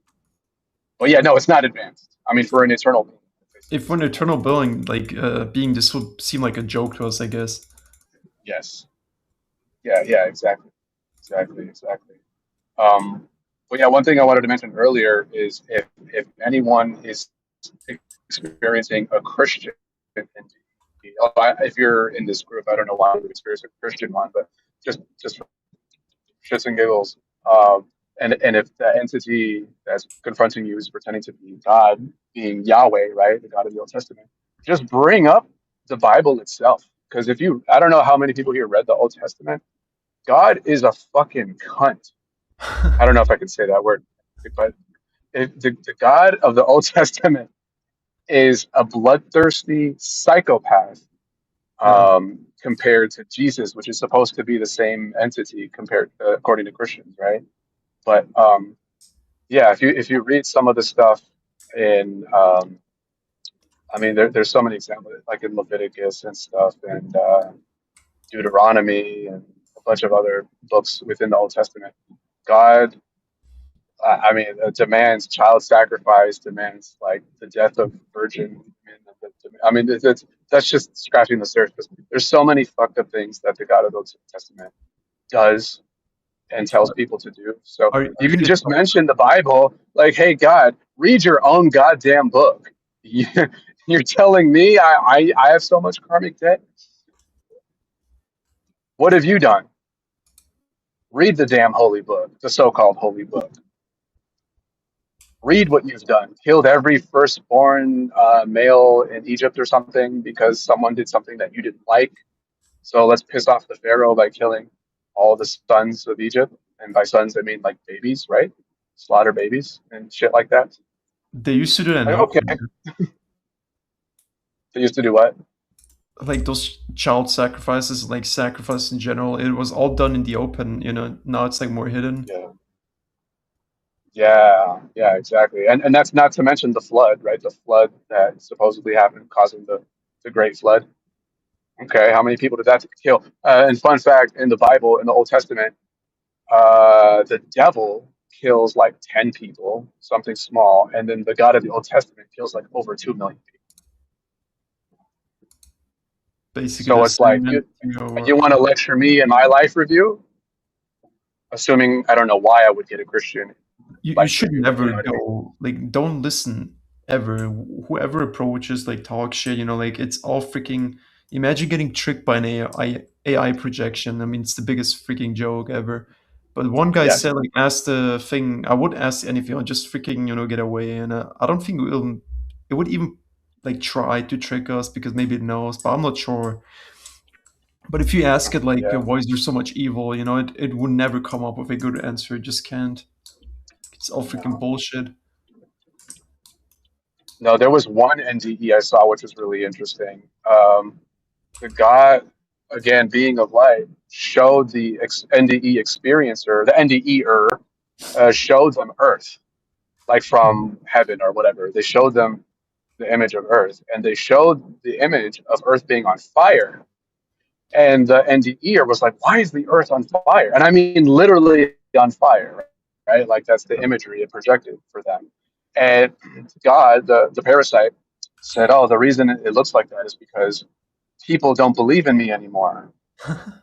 And it's like, that doesn't even make any sense. So you're telling me the earth is literally on fire? I don't even know how that's possible, but because it's covered in water and shit, but whatever. But like the reason why the earth is literally engulfed in flames is because people stop believing. Like, right, less and less people are religious now. Less and less people. I mean, Christianity is still the most dominant religion in the world, but there's far less religious people than there were probably even just 50 years ago. And so, of course, it depicts that as something really apocalyptic. Because to us, if you showed us Earth and said, "Hey, you see that floating rock over there? The inhabitants of that rock don't believe as much in religion anymore." Okay, great. I wouldn't be able to tell. It's still a floating rock, but it projected it through its lenses, and it wants to look at Earth the same way it looks at it, from a place of I'm losing control. So what does it do to get us to get on board with it? It shows the earth on fire. What does it mean when there's less people who are religious and less people who believe in God on earth than before? What does that mean for the parasite? That means doom. So it wants to associate less believers with what? An image of the earth on fire, which is how it perceives it, right? That's how it projects that. So projected that fear onto them. It's like, True. oh no, well, I guess I better go back and spread the word of God because the world is apparently on fire. And it's because less people believe. Yeah, like God just sits around, bro, in this infinity, and he just looks at Earth, you know. But there's He's got infinity. the gasoline. Yeah. Where's the gasoline? Where's the gasoline? Yeah, let's put it out with gasoline. Get this party started. Who brought the marshmallows? Who brought the marshmallows? But like those NDEs with the titles, God is sad, this and that, you know. The funniest ND for me was once, this guy, I think it was a guy, he said like he had pre-birth memories and he was coming to Earth. He's like, no, not this shit again. He was like fighting it. And then, you know, God like showed him like what he really is or something, and then like God showed himself as something even bigger and higher than him. He's like, you are this and I am this, right? The ego. It has to do that. Yep. Right? For us to buy into the lie. Like, it has to show itself as we're lesser, it is higher than. Otherwise, how can it extract from us if we know what we really are and what it really is? Right? Yep. That is exactly how they do it, dude. And all they have is deception. yeah, I mean, fear. that's really why none of us really have to worry about it after we transition. Yeah, exactly. And that's why I don't. Like, I recently have lost pretty much, I wouldn't say I had fear of anything ever, but you know, like this uncertainty, I've pretty much lost it in the last week, you could say, when something heavily clicked within me. Mm-hmm. I was like missing this one puzzle piece, and I was like listening even to the James just joined. Like I was listening to this long video of him on this Rumble channel, you know, about like his experience. It was going like 1 hour and 50 minutes, I think. So then like everything he said, except for like the possession part, I haven't really seen that like completely firsthand, but yeah, like everything resonated, dude. Everything. Right. I'm glad to hear that. I didn't forget about the video. I knew it was out there, but I'm glad. That's why I did it. Honestly, is like I caught a lot of grief in my personal life and individuals that popped up out of nowhere anytime I talk about it. But that's the whole reason I wanted to. Was it was like I said it early on to Nick when we first met. I was like, I'm not the only one this has happened to, and I know that. I know That's what that. I heard as well in the video. The exact same shit. Yeah, the possession stuff. I mean, honestly, man, that's where a lot of my rage comes from. When you watch a 5-year-old kid turn into somebody who he's not, it does something to you. 5-year-old? Wait, you said 5 years old? Mm-hmm. Because my friend Antonio, he shared something similar. I think probably around that same age. So he had like a Christian grandmother, and for no reason at all, he had like murderous rage for her, and she was also a Christian. So like my fear on that was that he was tricked like previously. Yeah, how you doing? Good. Hold on. He was tricked previously by, you know, like this Christ entity the false AI projection, and he was basically forced to reincarnate. And maybe that's the reason why he had like all this anger for religion and like his grandmother. Maybe his grandmother was like the watcher, like an NPC. Yeah, it absolutely could be. That there's definitely something with that age. Yeah. I would say, he was susceptible, but also like he was getting carried away in his dream states to different places. Meta Mars was one that he was very adamant about, that he met Steve from Minecraft there, and there was all kinds of other kids, and that's where me and him got to talking a lot about.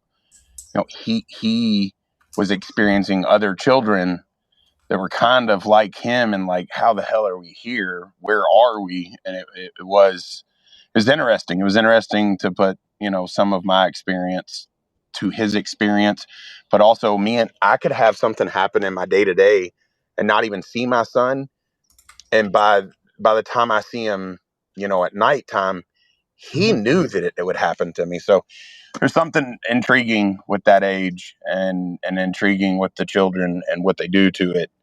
But yeah, when he flipped, because all the times it was on his mom, it was like attack mode to his mom. Like one time he took a golf club and hit his mom in the hand and broke her thumb. And you're talking the sweetest kid you're ever going to meet did that. And I remember looking in his eyes, and it was just pure black. And he was still in there, because when I sat down at the table, I couldn't get him to snap out of it. So I slammed my hands, both hands, as hard as I could on the table, and it straightened him up. And as soon as he looked at me, there was that moment of clarity for him. And he was like, "Dad, whatever this is, I want it out of me." And it was like, holy shit. It did something to me. And that's what set me out on my mission of like, this is not right. And I don't care my sacrifice or non-sacrifice. This has to stop, because it's happening to so many, and most of them just write it off, right? Most people Yep. are going to look at their kid and be like, "Oh, your imagination," or "Oh, It's ADHD. stop watching TV." So it's not, man. These kids are being messed with as well, in a grand way. Dude, I've never like that kind of story before. That sounds absolutely crazy. And I know like this flips your whole life upside down, like Yep. this sudden realization of what's really going on. And it's even worse when you see like work for others, right? Yeah. Because you cannot really do anything about it seems like. And the script and the insertions, I'll never forget. It was so much about blaming me. I invited these things into my home. I brought in these different, at one point it was stones and crystals, and like it blamed me for what happened to my son over and over and over again. And I couldn't, then I couldn't see it. Months later I could, and I'm like, holy shit, I'm being gaslit into, I did this to my son. And what really kicked it off, and Nick, I don't know if you remember it. You remember it was me buying that radio off of TikTok. And when my son would point the antenna at me, it would make this tooth inside of my mouth just go bonkers. And the longer he sat with that radio, he pointed at his head, that's when he would flip. And so I destroyed it. But he also had instances after that where it would happen without the radio. But definitely something with that radio. I've heard that Messed with story him and too in me. your video. The radio story. Yeah, it's crazy, man. Do you think those entities, or like this entity, obviously just one, but it has like all its puppets below it. Do you think it was like coming through the radio because it's all just frequency? Yeah, and yes and no. I would say yes, that's absolutely a possibility. And I would say no, because what it did to me, and Christina touched on this earlier, it made me feel small. It made me feel like, okay, how can I fight something that's everywhere? And so I started with the electronics, and dude, I there's like those little things that you put on to stop frequencies and stuff. I got them on everything, but I couldn't walk past my router in the house or modem. Like it boxed me into a room in my home for weeks, because I was trying to figure out how this could happen. And I was like, oh shit, it's all the electronics. It's everything is happening through the electronics.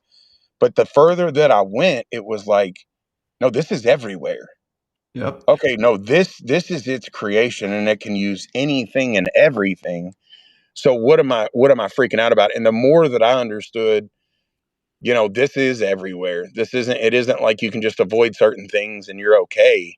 Yeah. It's literally everywhere, and it's going to pick and choose what it preys on. And in that moment, it selected that radio, and it made me take it out on it, and then it made me hyper focus, and then it had more weapons to use against me. It's literally like in the Matrix where it fights like those 1,000 agents all at once. It kind of resembles, what's going on here. Like that documentary I call it holds so much freaking truth, like symbolically. And it is true, it is all around us. I think if people try like to saw like the true scale of like how many there are. Oh yeah, I've compared I've compared it numerous times to, like, if we really knew what was going on here and could see everything that was taking place, Yeah. around us, it'd be like walking into a bar on, St. Patrick's Day. It's elbow to elbow, and that's how it can be at times. Now, I would say that I've done a better job this year of being able to clear my space, and also my wife taught me you don't always have to pay attention to everything, and I was like, damn, you're right. The more I pay attention to this stuff, the more I'm giving it power. And the more that I give it power, the more I'm giving it opportunity to mess with me. And, it's really helped shift my mindset into, it's on my terms now. I run the fucking show. It's not your show anymore. It's mine, and the ending's nearing. So, yeah, and you got to have that dog in you.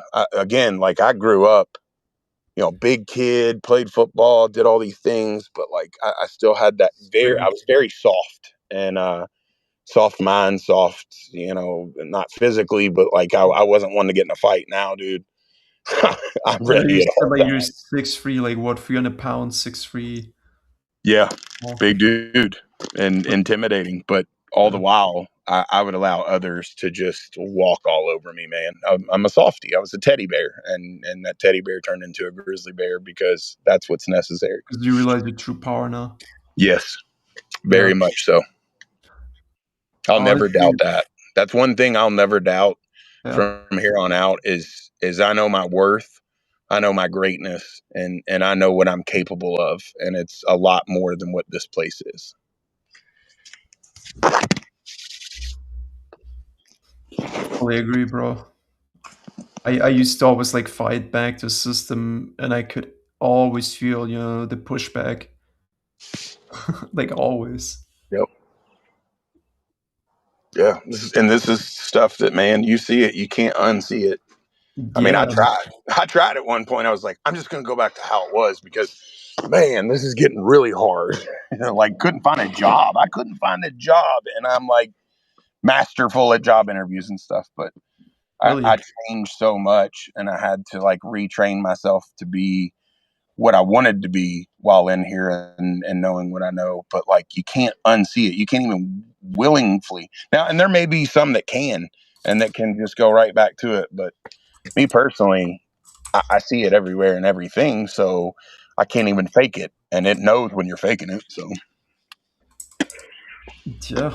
And it is crazy how this freaking thing, it's like literally everywhere. Like everyone has those intrusive thoughts when you stand like some high mountain or whatever, and it's like jump down, jump down. And people make memes even about, like when you're in bed at 2 a.m. at night and you suddenly have those thoughts of like, oh, like thoughts that make you sad or mad, or you think about like an argument that you had and you're like, oh, I should have said this and that. It's all those freaking things, dude. And even my friend Antonio, like, when he was younger and he was partying, right, he would suddenly hear a voice that was telling him to like kill himself, and there was a lot of people there, and I think it was about him jumping down somewhere, and if he would have jumped and killed himself in front of all these people, that is a lot of energy, right? Just because of like the trauma alone. Just imagine how much progress there is. yeah, I attempted a few times last year, and I was not in a place to be trying to do what I was trying to do, and then it become very evident that it was also trying to coerce me into taking the exit right then and there. And looking back, it's because I was in the perfect spot. I mean, if I was greeted with something that was believable and would have gave me closure, probably coming right back. Even though I felt I was strong in it, there was still a lot of shit to work through internally. And I was working a lot. I worked the external before I did the internal, and that's the shittiest way to go about it. Yep. Yeah, that's a big mistake. I agree. That's kind of how my friend tried to approach it, get wealthy first and then work on the internal, but that's not really how you do it. Yep. The external is ultimately not real anyways. It's an illusion. It's a distraction.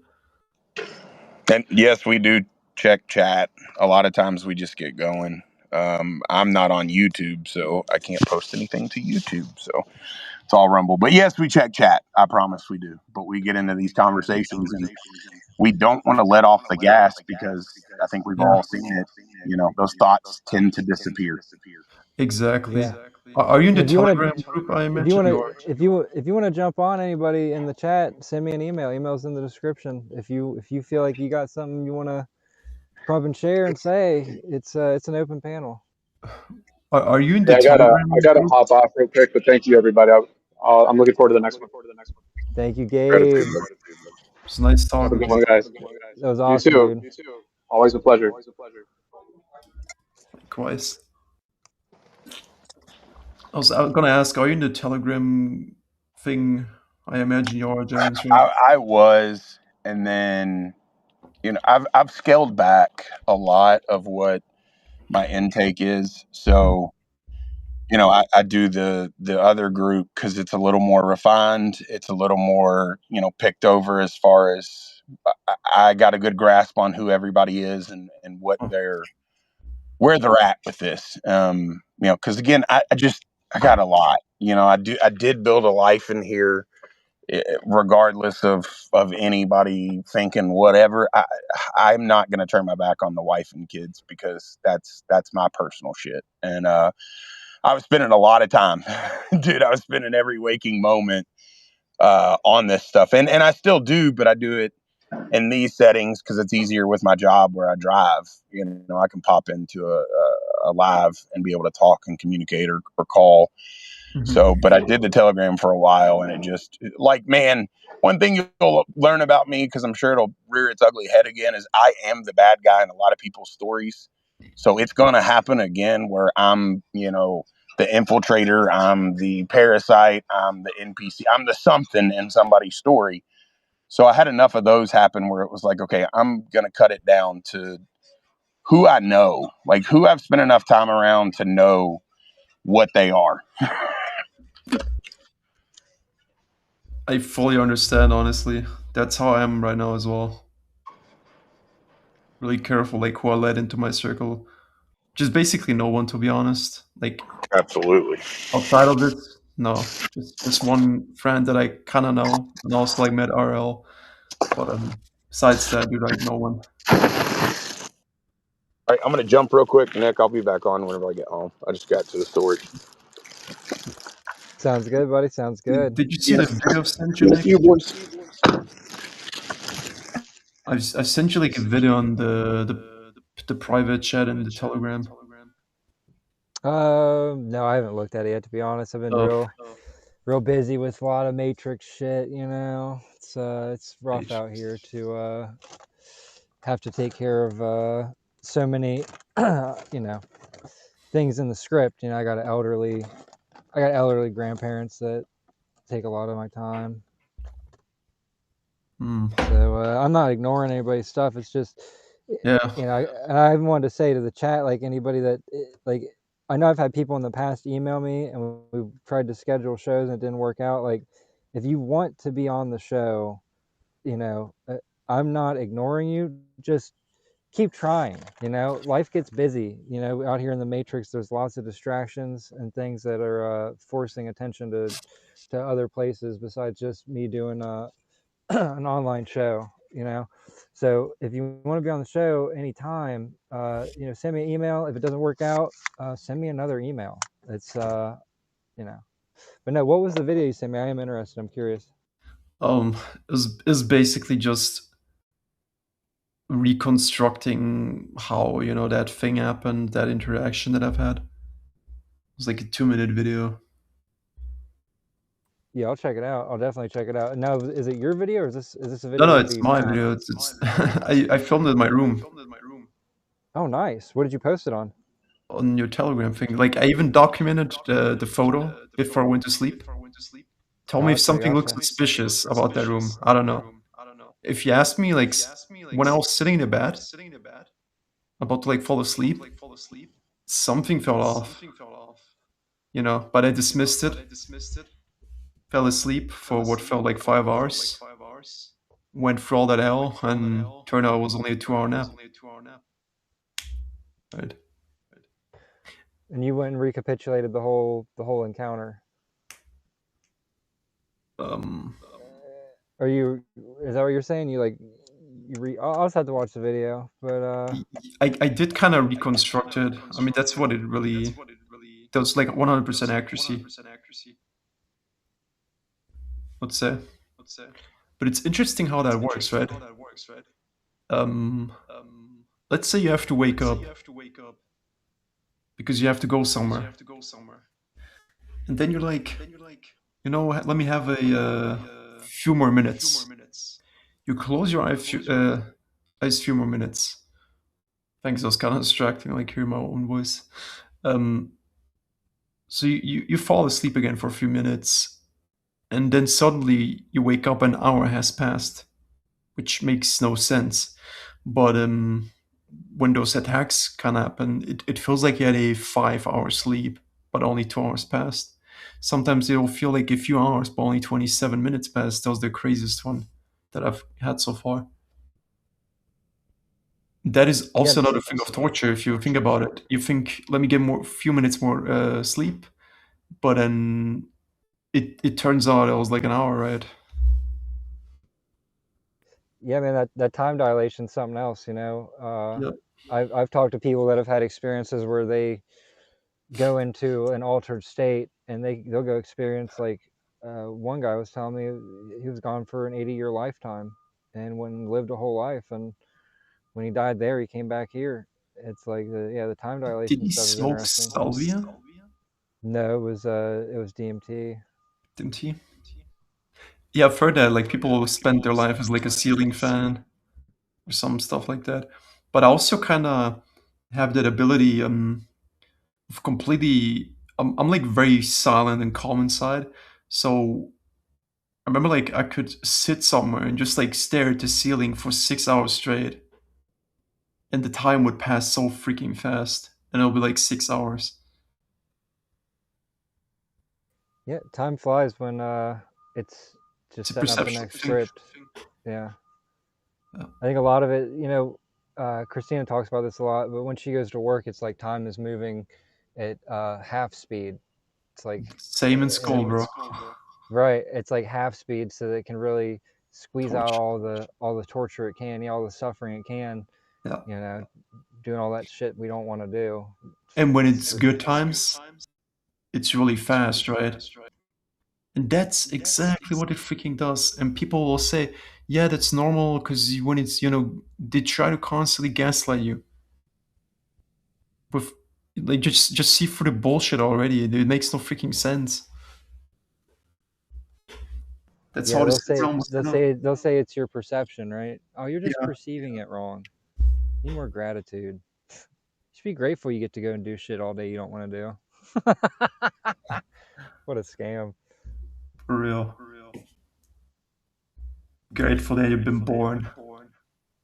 You should be grateful we wiped your memory and put you in another meat suit to suffer in our script when you could be doing literally anything your imagination can conceive of. It's it's kind of a punch to the gut when you see it for what it is.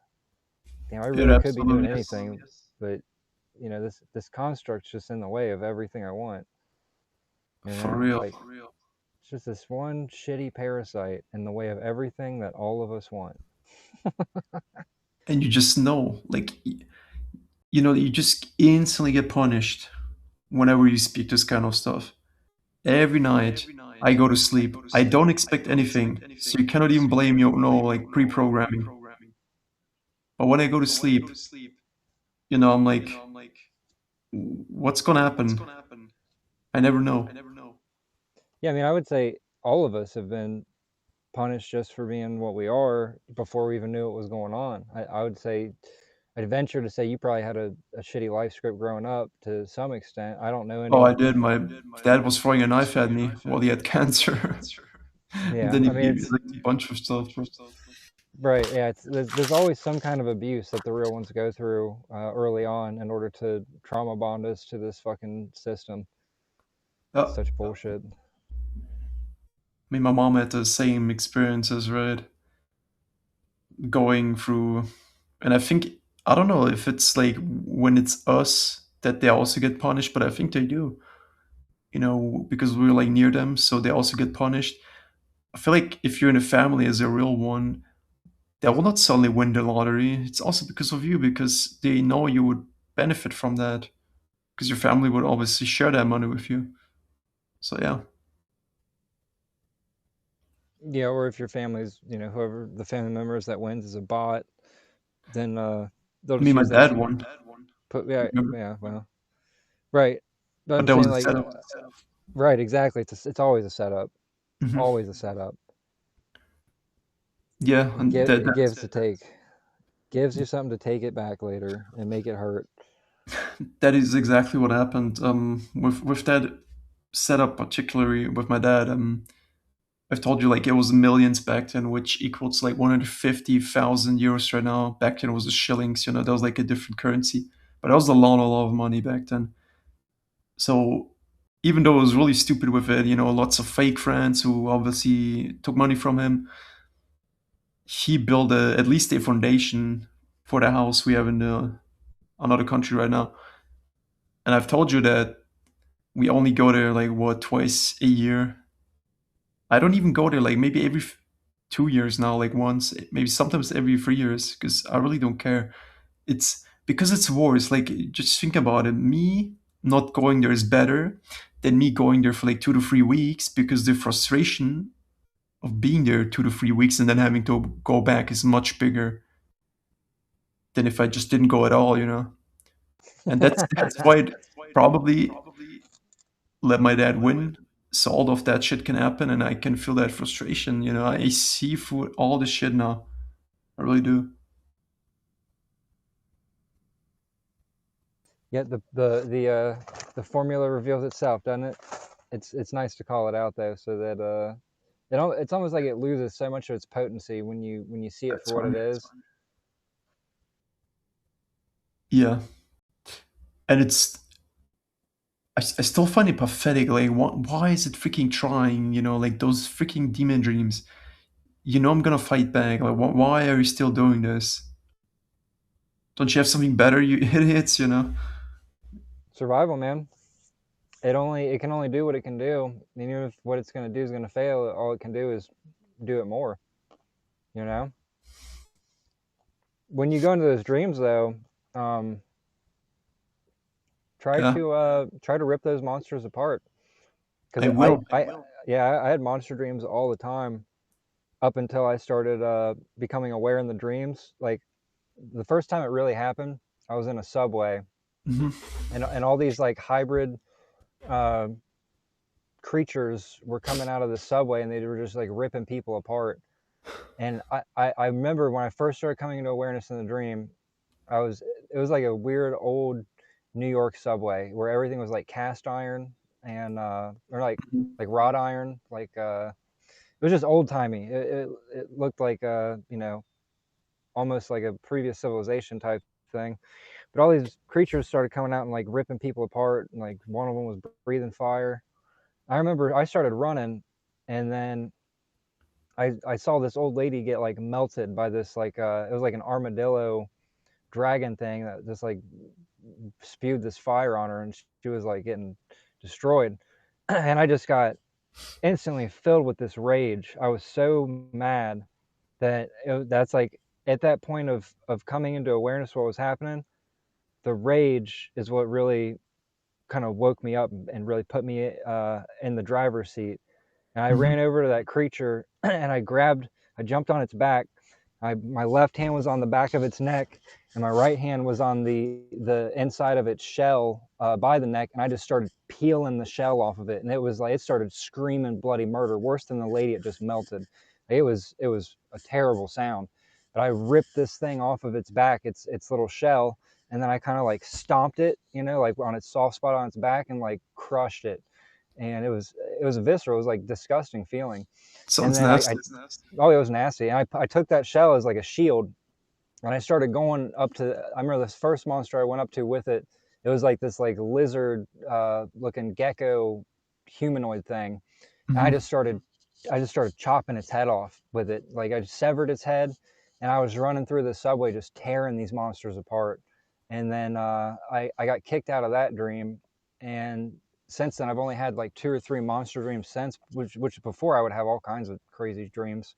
Mhm. And ever since then, I've been able to go into these dreams, and as soon as I gain awareness, I most of the time I find myself kind of like waking up in the middle of the script where I'm like running from the monsters, and then I realize what's going on, and I just turn around and start destroying them. And Yeah. it only took a few dreams of me doing that before they stopped putting those dreams out there, and now they do much more subtle things like they try to replicate this world a lot more, and just create circumstances where it's like where like I'll feel guilty about something, you know, like I did something or said something or I lost something. Like it'll do the, you know, you left your keys somewhere dream, you know, I had the pretty same, often. bro.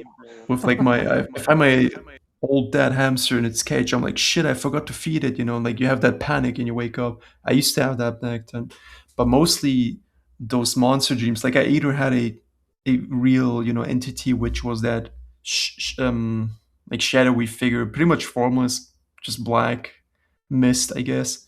It will attack you, wake up right away. But most of the dreams were really human form. Like people were trying to pick fights with me. For example, I'll sit in a class and I will say something and someone will say something stupid back and I'm like, yeah, you got a problem. Then I start like fighting the whole class and I'll win every freaking time. Or like someone comes up with a knife at me and there's like 5 people, I'll win every fight, you know, like when I truly fight back. Or like something chases you, you turn around and what happens? It's not as scary, you know, you beat it. But with these demons, it's I don't know, it's kind of different because in those dreams, if you're not fully aware of it, like I feel like they're always stronger, you know, bigger, taller. I don't know, they're like not human. It's really hard to fight them. Yeah, but I mean, when you come into your awareness, like it don't matter how big it is, It's you hard to can, maintain that yeah, it awareness. is hard to maintain it, right? But when you have it, Mm, it doesn't matter anymore how big it is. Like I had a dream once where these 2 giant right. werewolves were chasing me, and I woke up in the middle of getting chased by these werewolves through this forest.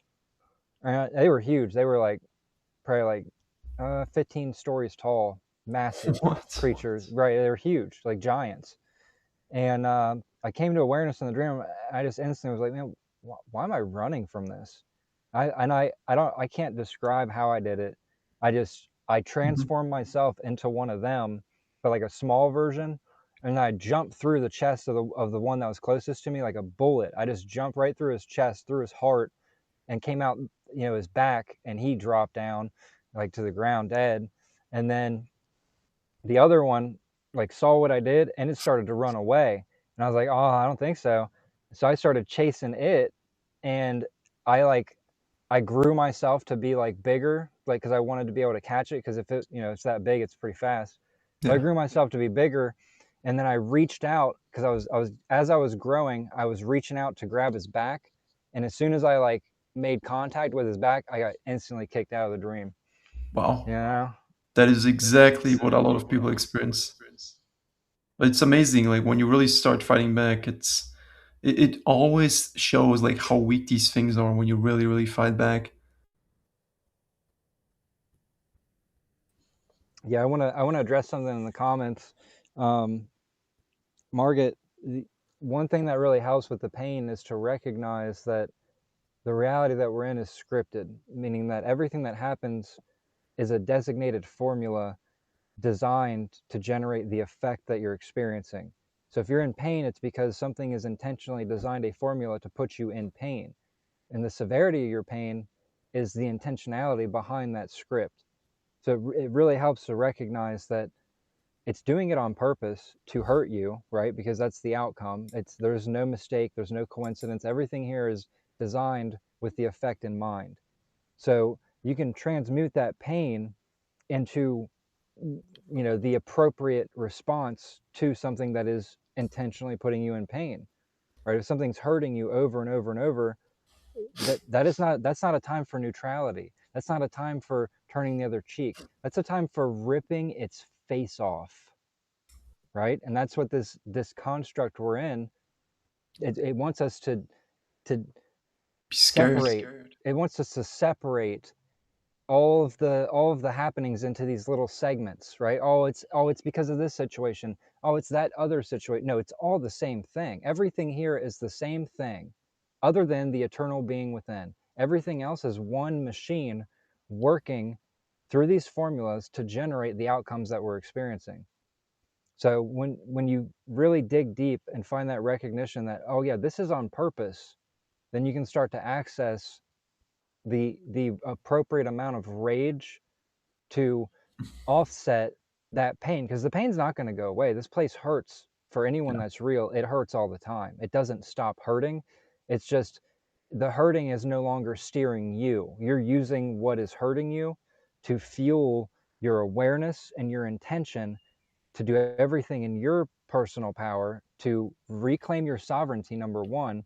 And once you've reclaimed your sovereignty, do whatever you want. And I have yet to meet a being that has reclaimed their sovereign essence, a true being, right? Not a plant, not one of these whatever, agents.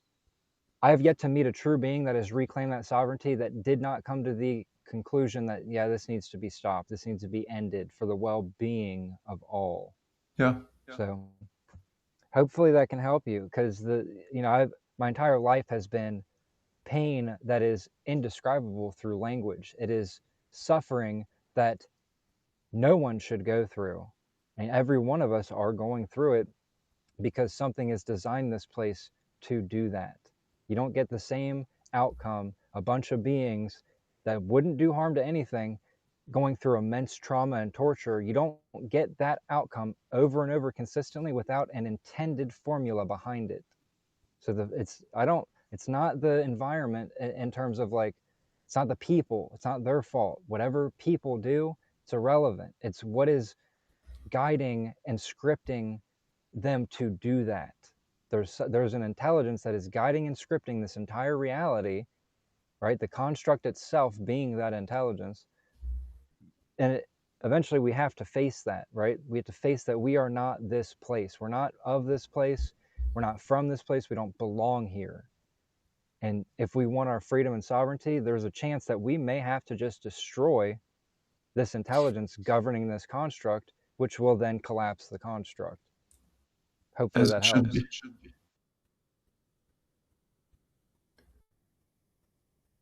Like the fact, bro, that you cannot even escape in your sleep states.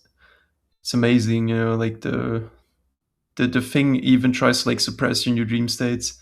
When you get ultra aware in those dreams, you walk around, you're like, damn, I'm dreaming, this is amazing, let me create this, let me do that. And it really feels like this constant thing, like this cloud that I talk about, it tries to suppress you. And the way it does it really is you suddenly see something and you get distracted for a moment and you're no longer aware in that dream. You already forgot that you're dreaming, that you're aware. I'm sorry.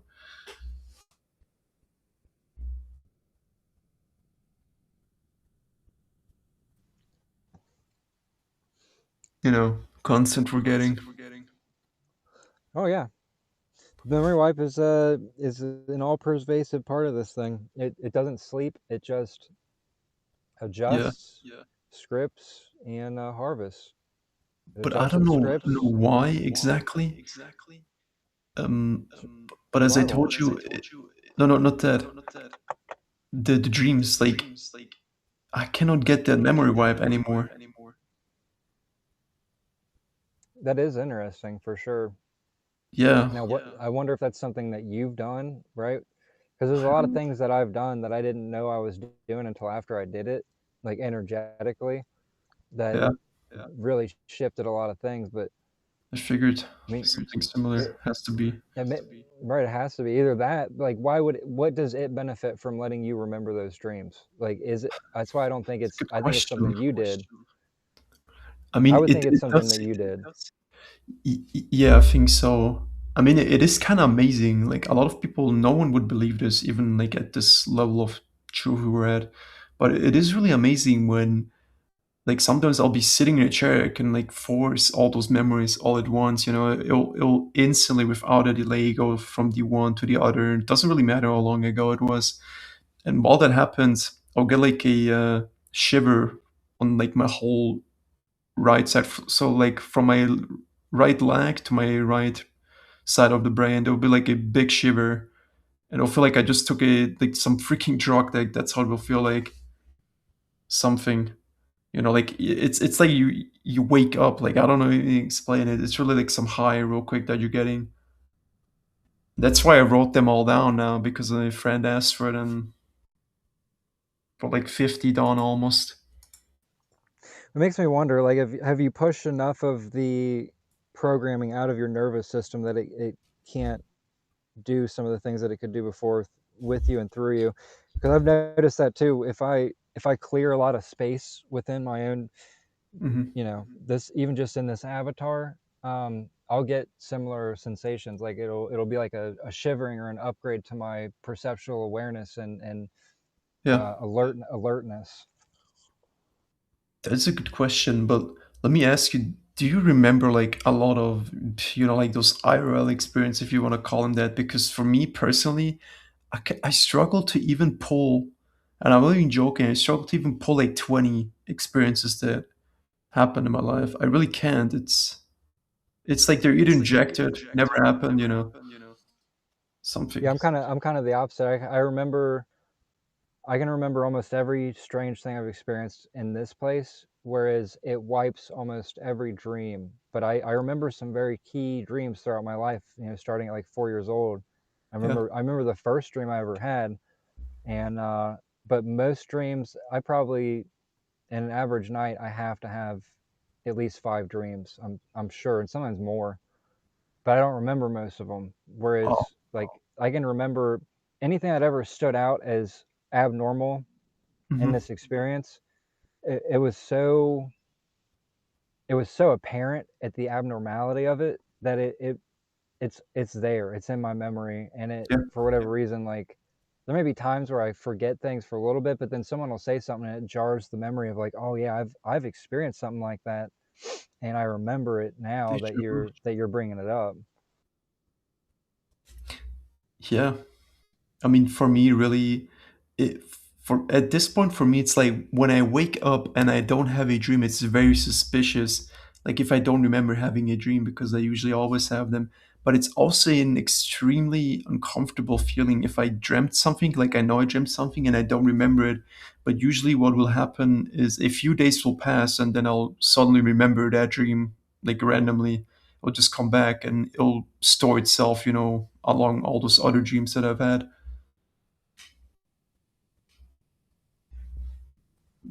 Yeah, it's I, interesting. I, I, It, it it really is. it'll The be only interesting to see all of this once it's done, because I'm certain that we won't have any question once the construct is gone. Everything that we've ever wondered, well, how does it do that? Why does that happen? It'll all be abundantly clear. I would like to see that. I would really like to see, what caused this and that, and why was your life like that? Why was mine like that, and his like that? I want to know it all, dude. The only thing I remember, like in this waking life, is Matrix experiences. That is all. Yeah, There's one really interesting one. we'll see a lot of what not to do, right? Yeah, the biggest thing, bro. Like we should really avoid is becoming stuck in some shit like this ever again. But I quickly wanted to mention this weird little Matrix experience that I've had. when was that? A few months ago, I think. I was driving to like Germany over there because I live like close to the border and they have like cheaper groceries. So I drive over there and there's like a huge pile of like cars, right? Like big traffic jam. And I'm like standing there and while I'm like, it's kind of like dark and was it dark? Was it daytime? I don't really know anymore. But like as I'm standing there in traffic, I look into my rearview mirror and I see a red car behind me with two similar looking guys behind me. So the driver has a beard and the passenger also has a beard. It's two males. And the passenger looks at him, like I saw the exact motion he did, and he talks to him about something, I don't know. So then a few days later, I'm at the exact same spot, and it's the exact same kind of traffic jam again. So I look back into my rearview mirror and I could not believe what I was seeing. I literally saw the same car, the same two guys, right? Same beard, and the passenger was doing the same freaking motion again of like looking at him, right? And like saying something to him. I could not believe it. I was like, there's no way it's the same car. Like, am I tripping? Bro, so they showed they had the script play out in the dream and then they played it out here. Right? No, those were two real life experiences. Those were that was the exact I thought one was a dream. So they didn't even do it in the dream. It was just copy paste here over. Yeah. But I mean the dreams also like sometimes like yesterday and I think I've told you that earlier. I was dreaming that stupid little casino game that had like 70,000 chips, and I hop on and I just casually win almost that kind of money, which happens like 1 in 500 times in that game. So Man, that's funny. it's confusing. Really, it is. I find it perturbing. It's a little annoying that It is annoying, yeah. keeps doing the same shit over and over. I know, bro. Are you still gonna echo from me? Yeah, I do. But it doesn't really matter that much, to be honest. Yeah, it's just annoying. What Eddie said in the chat. Yeah, I mean, it is kind of difficult to talk when you hear your own voice. Yeah, what he said, this place feels very real, but ultimately it's fake. I mean, really the only reason it feels real is because of the mind wipe, obviously. But if you're mind wiped, then you go outside. Yeah, it does seem convincing, right? You look at everything, you hear the conversations. I mean, birds like chirping, people having conversations. You hear cars. It looks like stuff is going on, but really it's just artificial. All that noise is artificial. All those conversations, it's all just to make it appear it's real, but it's not.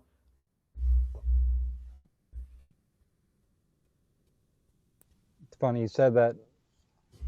This bird just started screaming as soon as you started talking about it. What kind of bird? I really don't know. I can't see it. I can just hear it. Yeah, those birds, I don't know. Like every freaking morning, dude, I wake up, I hear it instantly. Like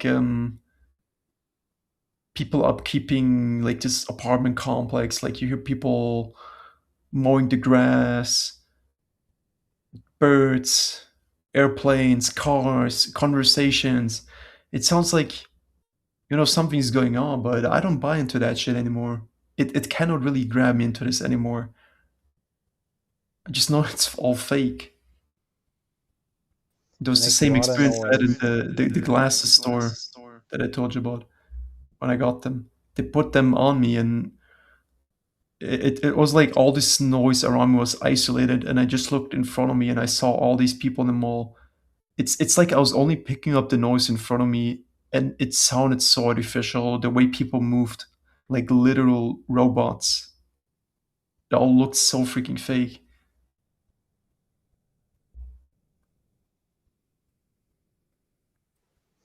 It kind of sucks, doesn't it, to know that so much of what you've invested your love into was just part of an illusion, an elaborate scheme to trick you and trap your energy. So Luckily, I it's never invested that much in this place because I was always sort of skeptical of it.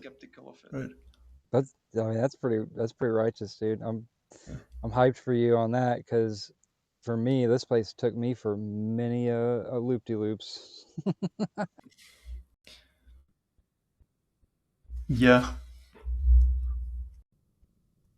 But you also, how old are you? Because Oh man, I really don't know. you don't know either. I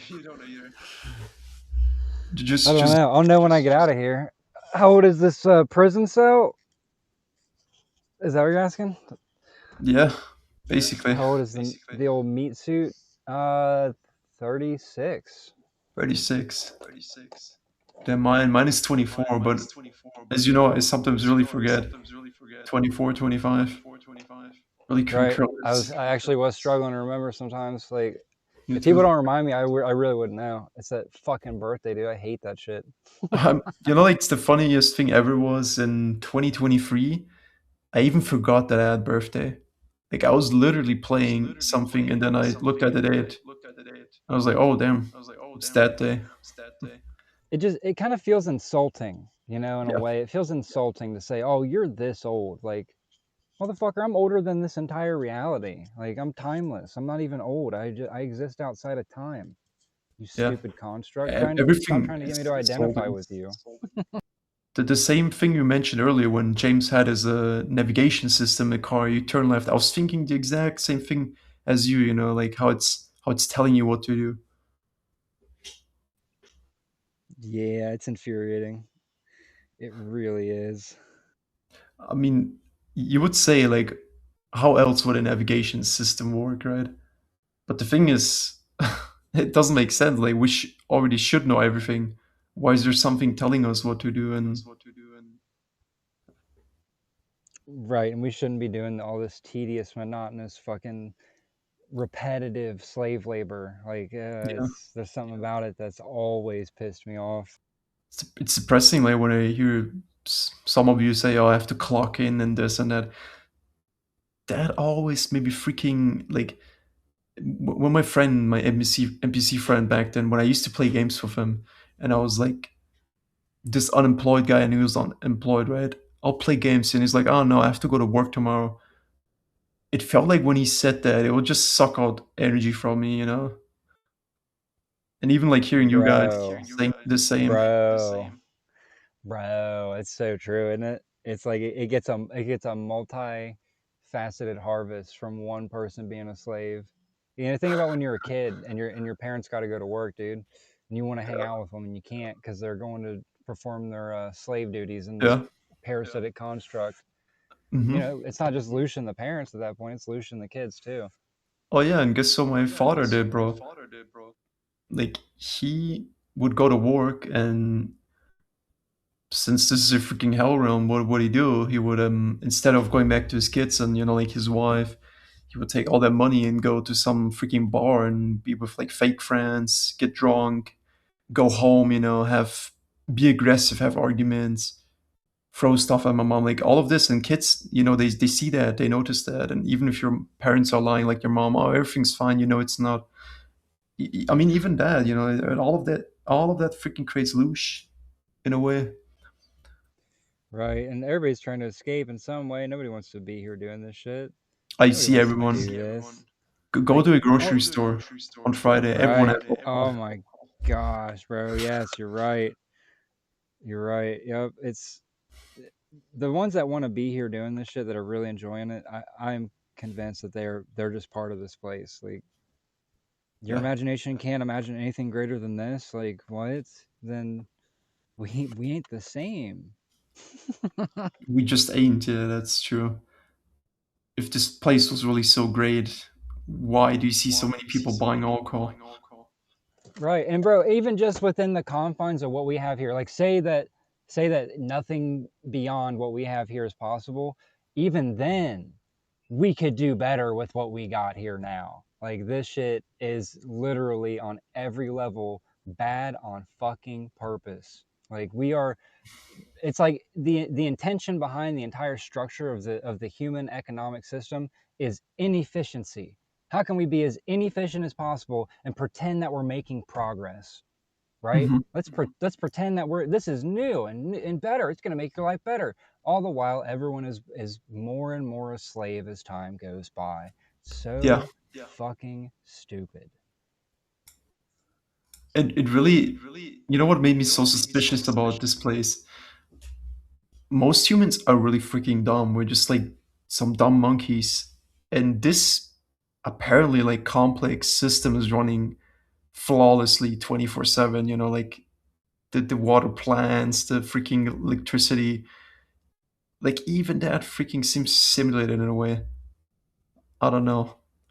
It doesn't make sense. I feel like even if you were to like look for how things work, this simulation, it will just like project those things, you know, like the patterns, so it makes sense. Right. It's not there till you zoom in on it. Yeah. It, what I would want to say to like even the fucking NPCs of this world is like, you know, we ain't all the same, right? And like, if you, this world is going to be fucking destroyed, point blank. This reality construct is going to be destroyed because even the NPCs, if they don't want that, then stand up for your fucking selves. Take this fucking system back at whatever level you can, right? Because it's gonna go if it continues like this, which I'm already dead set that as soon as I leave this body, all effort, all energy, all focus, all intention is on finding the top, the very tippity top of the hierarchy of this parasitic fucking bullshit archetypal realm and annihilating it. And that will create a cascading effect where this whole thing just is gone.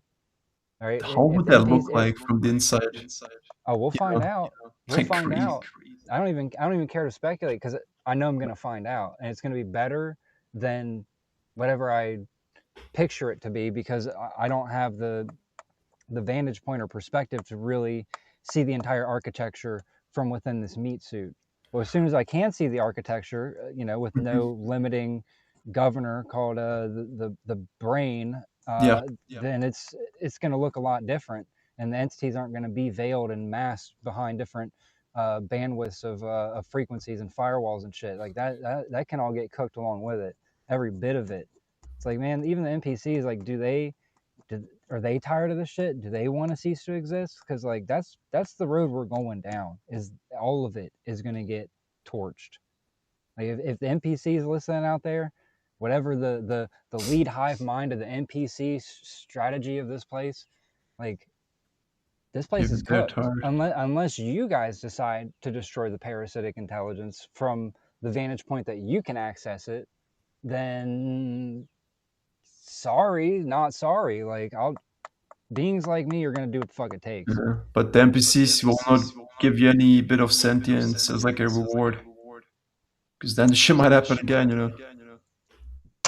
No, I don't think they actually have capability to think outside the box. Yeah. It's like, but it does seem like at times that they're tired of this shit too. It does seem like at times, but their programming won't let them really express it. You know? Yeah.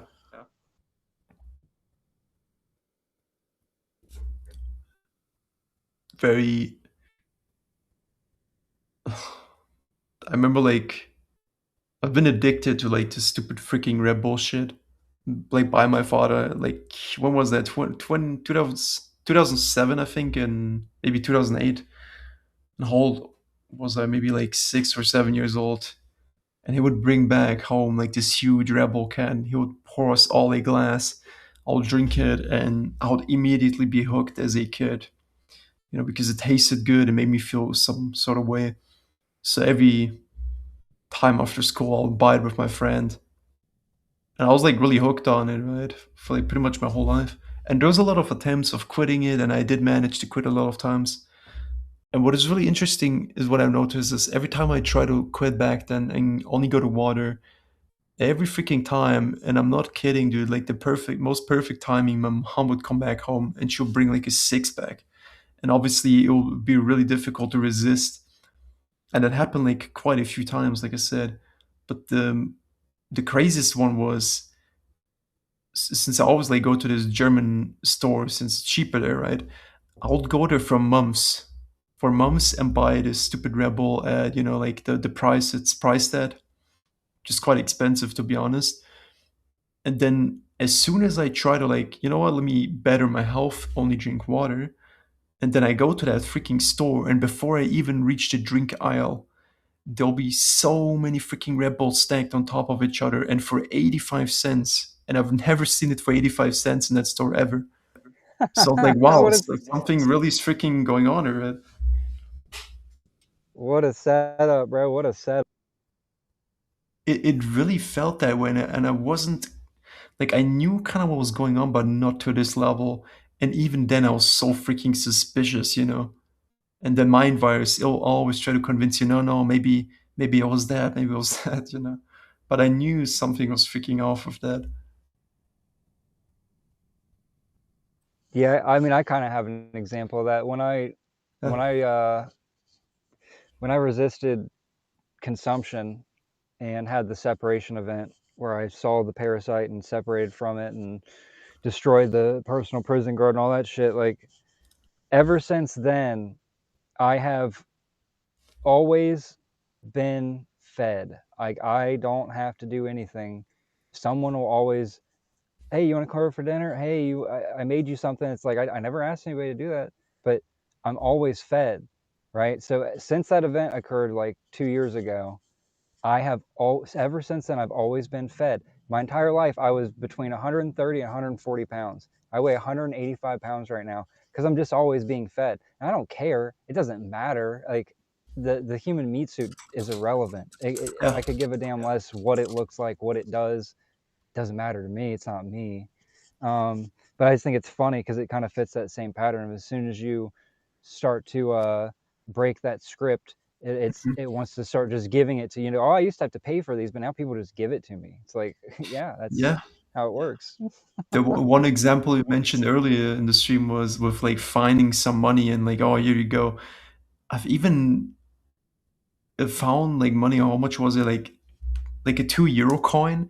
It would just be casually placed under, you know, like that self checkout. I was like, no way, this guy just forgot like his $2. And they'll kind of hype you up. And I used to find those in like random vending machines as well. You know, like the $2, which was kind of suspicious. And even like a €2 coin on like some floor in the grocery store once. And I didn't pick it up. I was like, I'm not picking that shit up. Like, I don't need it. Let someone else find it. Why is it doing that is the question. Why? I'm getting It energy gives harvested. it gives you just enough, man. It gives you just enough to keep going. Yeah, Oh, thanks for all your here's energy. just enough. Here's just enough to keep going. Right? We don't want you to, we don't want it to get so bad that you lose total interest in even being in the body. Like, no, we'll give you just enough, or we'll script it to where others are dependent on you, or you know, it has many ways of doing what it does. The way it really played me, I think, was really through getting those extremely close hits with the lottery, you know, like just being two numbers off like 3 times, which, you know, equals to a 6. That's kind of the numbers it likes to use. But yeah, it's like these things. And the most mocking thing was that closest hit I've ever got was, when was that, like in August 2024, and in December 2024 I almost freaking killed myself. So it's like it tried getting me to kill myself, and before that it tried to mock me big time, like, you know, before that shit will happen. Yeah, before you were aware of what was going on. Yeah, and then it would have It's used all that and said, oh look, you didn't win.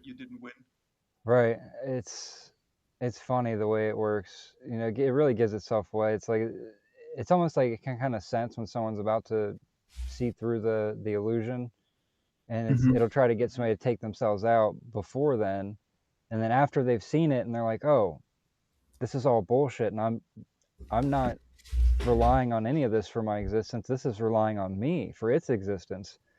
Then Yeah. it flips the script. It's like, oh, no, no, no, here's some more stuff and things. Oh no, it's not so bad. Look, look, we just made that go away, and look, we're giving you this, reel you back in. Yeah. It's complacency, right? It wants us complacent. Oh, it's not so bad that I feel like I need to do anything, about it, but it's just bad enough that it's still harvesting my energy. And I did notice that, like, the exact same thing 3 times. Really, like, the first time I was really ready to let go of everything, Like, I've told you, my sister, like, slowly goes through my backpack, finds all that stuff, and basically stopped the process of, like, self-deletion there.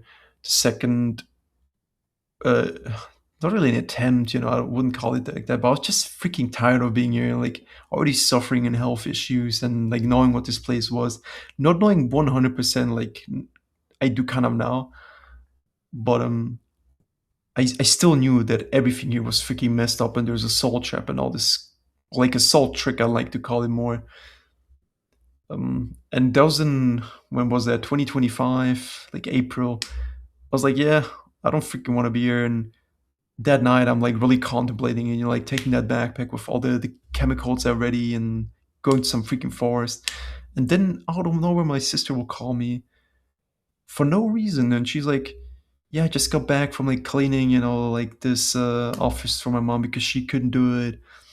Oh, it's rainy. I'm waiting for the bus. I missed that one bus. I'm getting wet. It's raining. I'm like sitting there, damn, I feel bad. And I can't do it, right? And then even now, I'm like, it's like, seriously, last week I was really contemplating it. Let's freaking go on the 20th. I'm freaking sick and tired of all this shit. And then what happens? I listen to one of your streams, and you're like, damn, I really wish there's some people like this, to connect. I'm like, you know what? I'll freaking send this guy an email and talk with him. So it's like, why is it every time that you get connected, uh, that something prevents it from doing it? I mean, this time it was really beneficial because through you and some others, I really put, like, the last puzzle piece together. Yeah, it's funny. Kind of shot itself in the foot with that one, didn't it? Oh, with this one, it absolutely did. It really did. The other ones were probably like, no, we need him as a battery, right? But this one was a big freaking mistake too, because now I fucking know. I mean, it just kind of makes me think it doesn't really understand us as well as we might think it understands us. Like the dreams are a prime example of that. The things that it puts in dreams, that if we had our full awareness in the dream, we'd be like, this is AI slop. What the fuck's going on here? Like, there's no continuity. It doesn't make sense. You don't turn left while you're in a car and it turns into a bicycle. That doesn't make sense. But it just doesn't understand. So it makes me wonder, like, does it not even really understand what we're talking about here? Like, exactly. And you know what the biggest freaking giveaway is? That it's AI. Even my NPC friend, and that is a big freaking giveaway. He would say he would have dreams of driving a car, but from, like, the back of the car. So, like, in the back seat, he would drive the car. And I used to have the exact same freaking dreams. And the funny thing is, when you tell AI to, like, create some video like that, the AI will a lot of times mess it up, and it'll probably also, make it so the car drives from, like, the back seat. So it's all the same bullshit. And the dreams, the scariest part is, like, when you're in them and it's obvious freaking AI slob, you still don't question. The buildings could be upside down, nothing would make any sense, and you still see that like normal. yeah, it's like they drug us or something. They drug us. Yeah, that's how it feels like. Sometimes I would wake up and it feel like I was drugged like crazy. And I think Christina mentioned something similar earlier, and it really does feel like that, right? Like, you wake up and it's like, where the hell am I? Like, what day is it? What time is it? It's goofy, man. It's goofy. So I'm gonna go for probably about 10 more minutes, and then I'm gonna jump off. And it's getting pretty chilly out. But yeah, I'll go for about 10 more minutes, and then probably call it a night, and then probably do another one tomorrow if you're around. I'm always around. Like, what else is there to do? I'm not gonna suddenly become rich and do some other stuff. Travel the world. You're not trying to basically travel the world and see all that the Matrix has to offer. Oh, dude, I remember like these two NPC like Swedish girls I used to like watch a little bit here and there, and I just can't like the level of NPC-ness in them is just crazy. You know, being Christian and then like they post, oh, all we care about is traveling the world, don't care about anything else.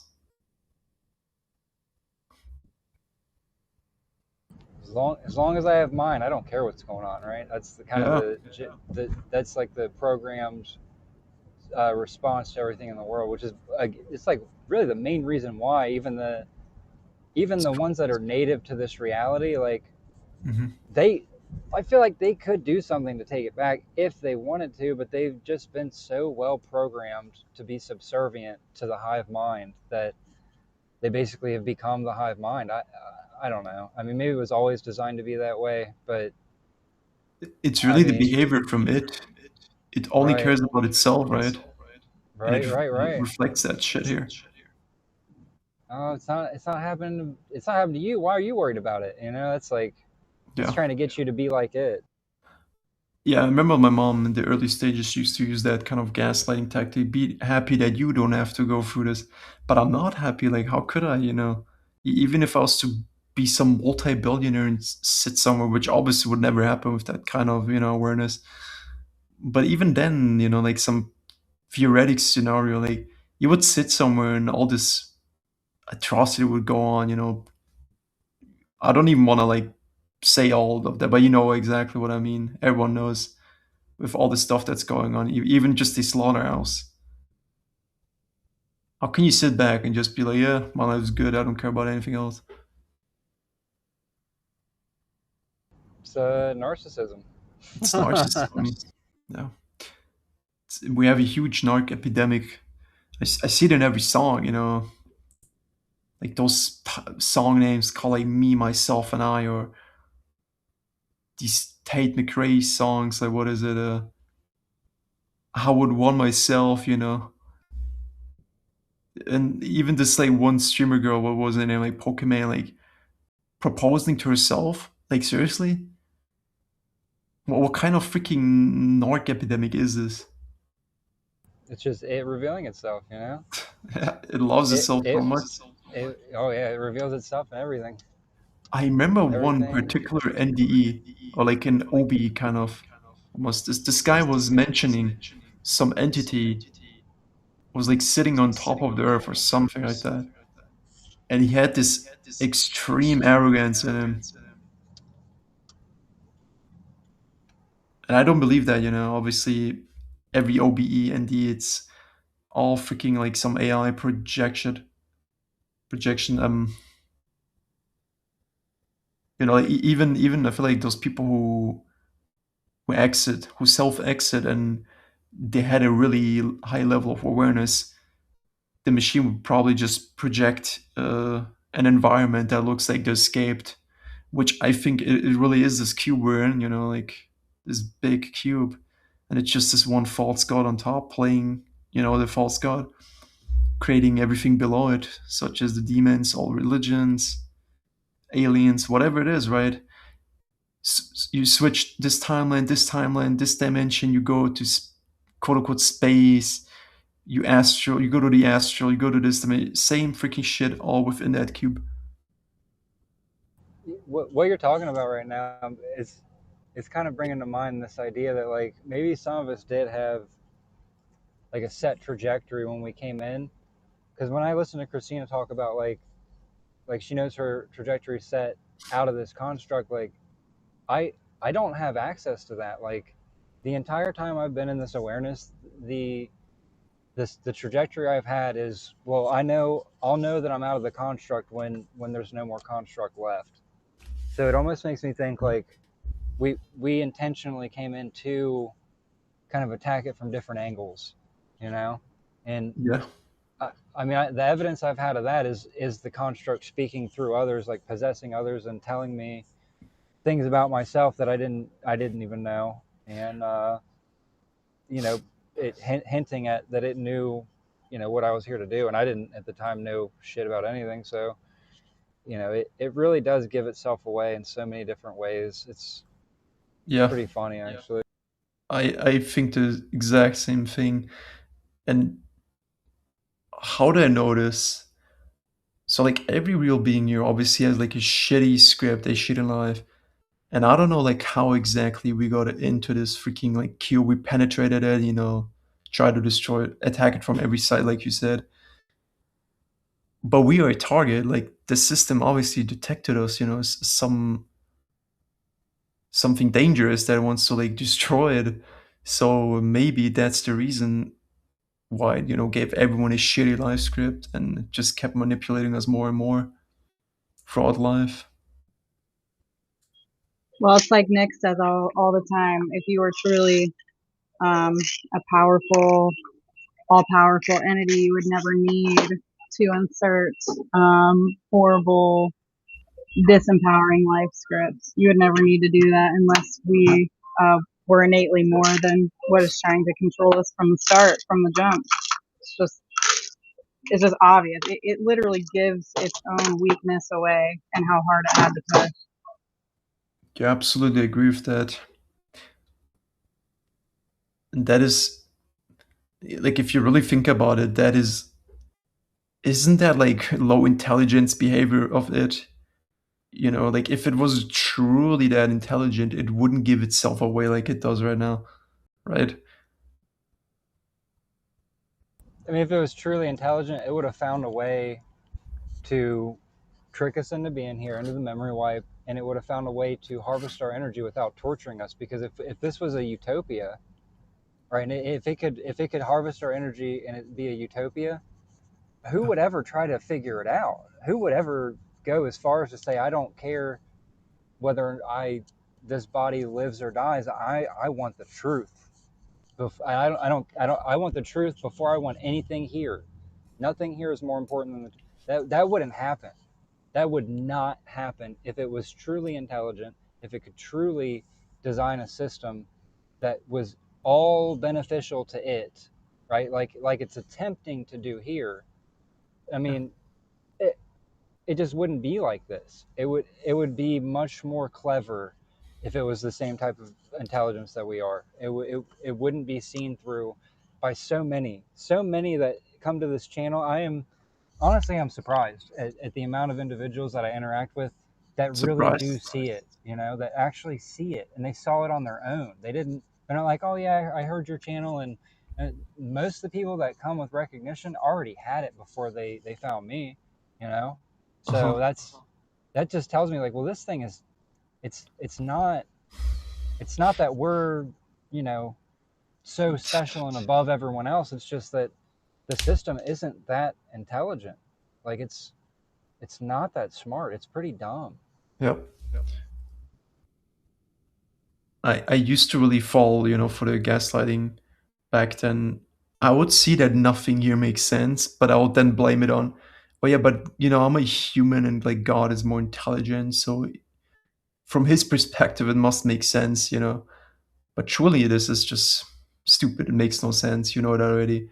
But then the reason I think you're also kind of bit suspicious, right? About like so many people apparently finding this truth. But what I also think is really going on is that not everyone fully gets it. I mean, that's how I kind of, like when I saw your channel like way back then, I did know what you were talking about, but not exactly, if that makes sense. Like I felt like, yeah, this guy knows what's going on and all that, but not on this level. Like that it's just one entity and it's all coming from this. I still believe there's like multiple entities trying to deceive you. I didn't know it was just one head. And that's kind of the conclusion that I just recently got. And everything clicked into place. And since then, I feel like something changed again, right? Like bigger attacks, more prophetic attempts of things, more giveaways, right? Like when you go outside, strange things happen. It knows. It knows that you know. Yeah, yeah. And once you get to a certain state of just like strength within yourself, like I can't think of the exact word I want to use, but there's a certain point where you just it'll lay off you eventually.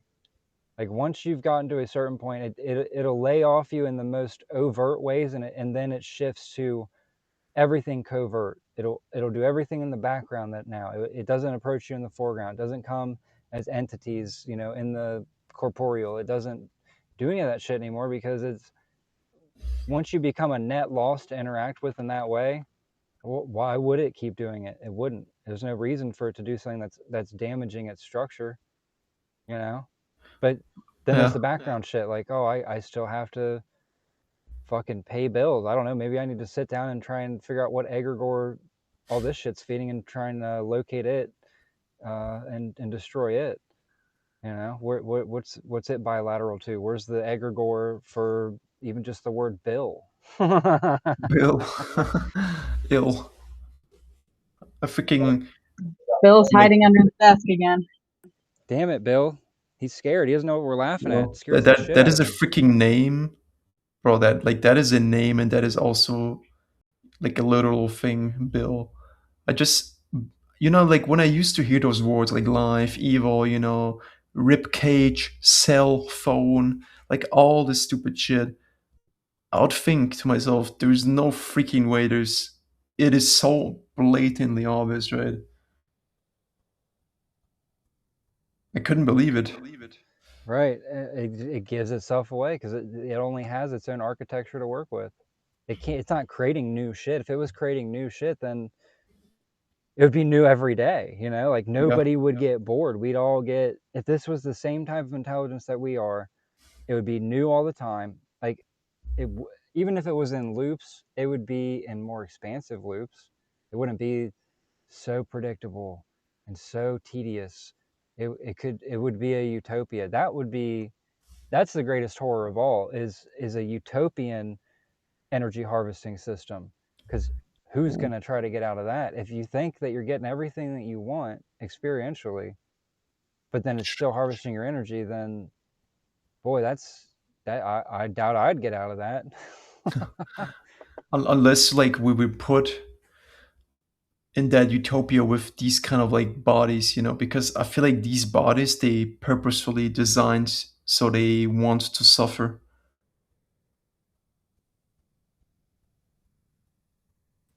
Yeah, that on purpose. We got Jay out there in the comments. What's up, Jay? Jay used to be back in the day, Jay was on all the shows, but now he can't figure out the Oh, you mean getting on fuck the Illuminati? yeah. Yeah, he has some issues with something, but like verifying. Honestly, that annoyed me as well. When I wrote all my stuff down and my internet was going crazy and I couldn't join, and like I was for like it was actually 2 attacks at the same time, if not 3. First of all, the internet glitching out for no freaking reason, even though it didn't do it for like over a year. The second thing was I didn't have TikTok. I didn't want TikTok. I felt like this immediate bad vibe when I would just go on TikTok. Like I don't want to create a stupid account there, like I know everyone steals data, but it feels like TikTok steals the most. I don't know. And I just would never want to create an account there. It would feel like leveling down. So I'll just create a fake account, right? Like with some fake email, like a 10-minute mail, and I still wouldn't be able to join your stream. And then also the third, like, if you want to call it the tag, it would feel like are you even welcome in the stream anymore? That's how it would feel like. Like 3 freaking things at the same time. Yeah, I definitely don't recommend anyone getting on TikTok unless you're going there with the awareness that you're going to be doing some energetic battle with these parasites, and they're going to be trying to rip it out of you. So you better be able to rip it out of them right back. I don't recommend it. If you go to the last in my playlist, there's the Bad on Purpose live replays, and that's almost entirely TikTok live streams. And most of those, like especially the last one, is a prime example of what I go on TikTok to do. I go on TikTok so that the program can reveal itself. It can spew its garbage. It can spew its bullshit and its rhetoric, and then I can just break it down. right there in front of everybody that's listening. That one guy made me laugh like crazy. You know that one guy, you basically explained that this is an energy harvesting system. And he's like, what makes you think of that? Like, just Well, I think it's the fact that I think and observe, and it is so fucking obvious. Yeah, I mean, and I've gotten to the point now where when I'm doing those shows, I just want to slide. I used to give a lot of space for it to reveal itself, and now I just try to slide through it as quick as I can. Like, all right, Yeah. I can tell you're not going to get it. You don't get it. You're probably a program. Let's just slide. Let's slide on through. I'll let them say their shit, and then generally I'll respond and see if they have something real within them to communicate with. Yeah. And if it just comes back as programming, then generally I tell them to have a nice day. I block them and I move on to the next guest. Wow. And I was surprised how well you did it, because I was like, no way I could do this shit.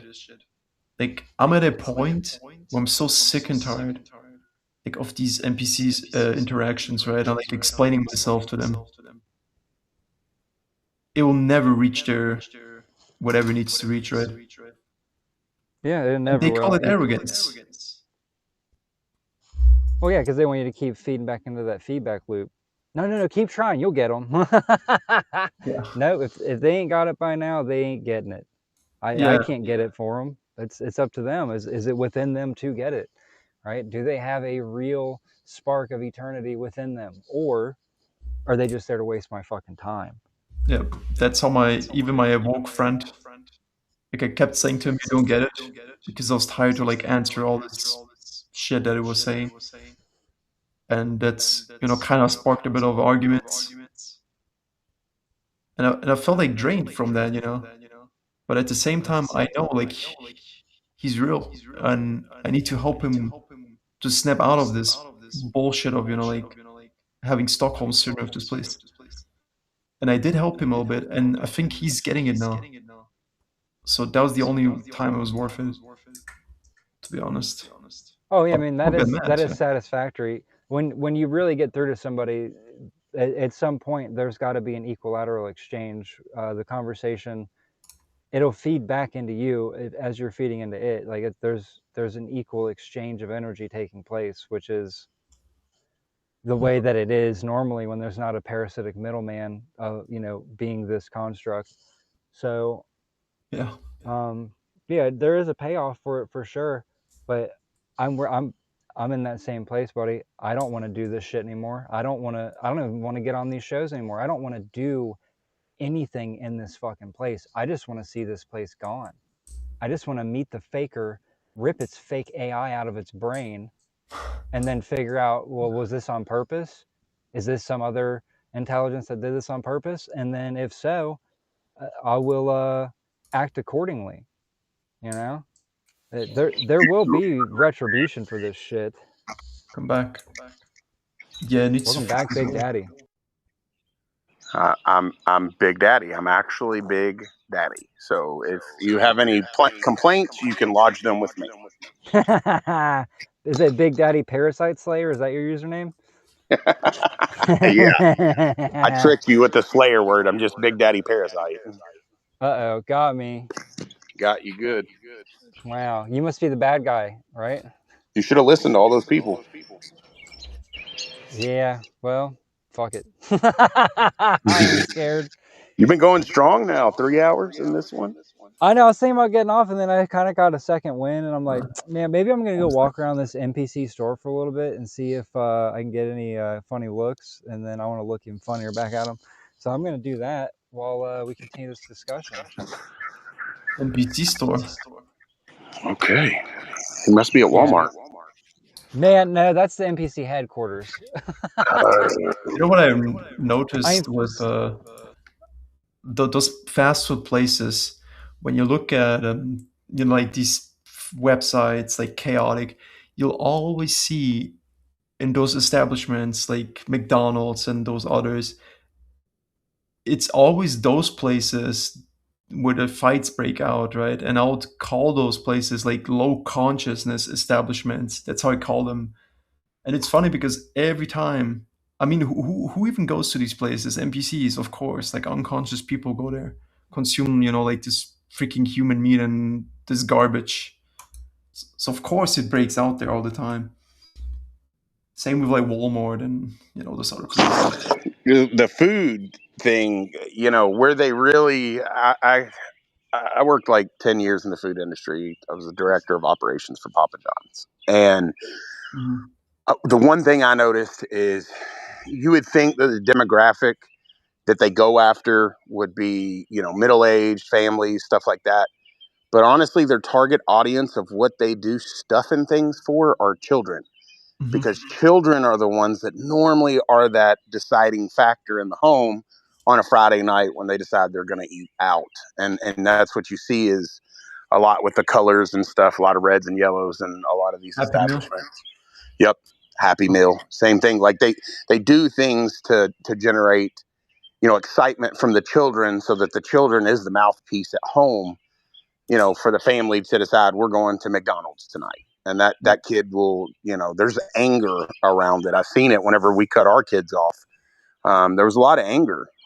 But after we went, 4 or 5 months, and then, my kid had Chick-fil-A for the first time, and it had been 5 months without it. The first thing out of his mouth was, "This meal feels sad." As he took a bite of it, that was it for him. He took that break. Understood, he was eating an animal, potentially another soul. And the first bite he took of it, he was like, "Yeah, I feel sad now. I can feel its sadness." And it was like, okay, well, we're done, right? Yep. So it's again, those little ones, man, they are very targeted here, and also very used against us here. That's why I would say listen to like kids, and like people think kids are silly, they don't know nothing, but I would say like kids feel like they know the most truth, right? Because they're unfiltered, the most targeted. They know it. They're closer to, what I would say, they're closer to the memory wipe. And as time goes on, we all lose, thoughts, memories, the implants. You get a little stronger and a little clearer because that's all we're remembering. But yeah, it does feel like for me that he was so much closer to, the entry point of here and having that brainwash, that memory wipe, that he was just able to tap into things a lot more. And still to this day, we'll just randomly spout out shit. And we've had to talk because he does go to school. That was a fight that I tried to have, but we're not in a financial place to be able to homeschool all 3 kids. I'd love to.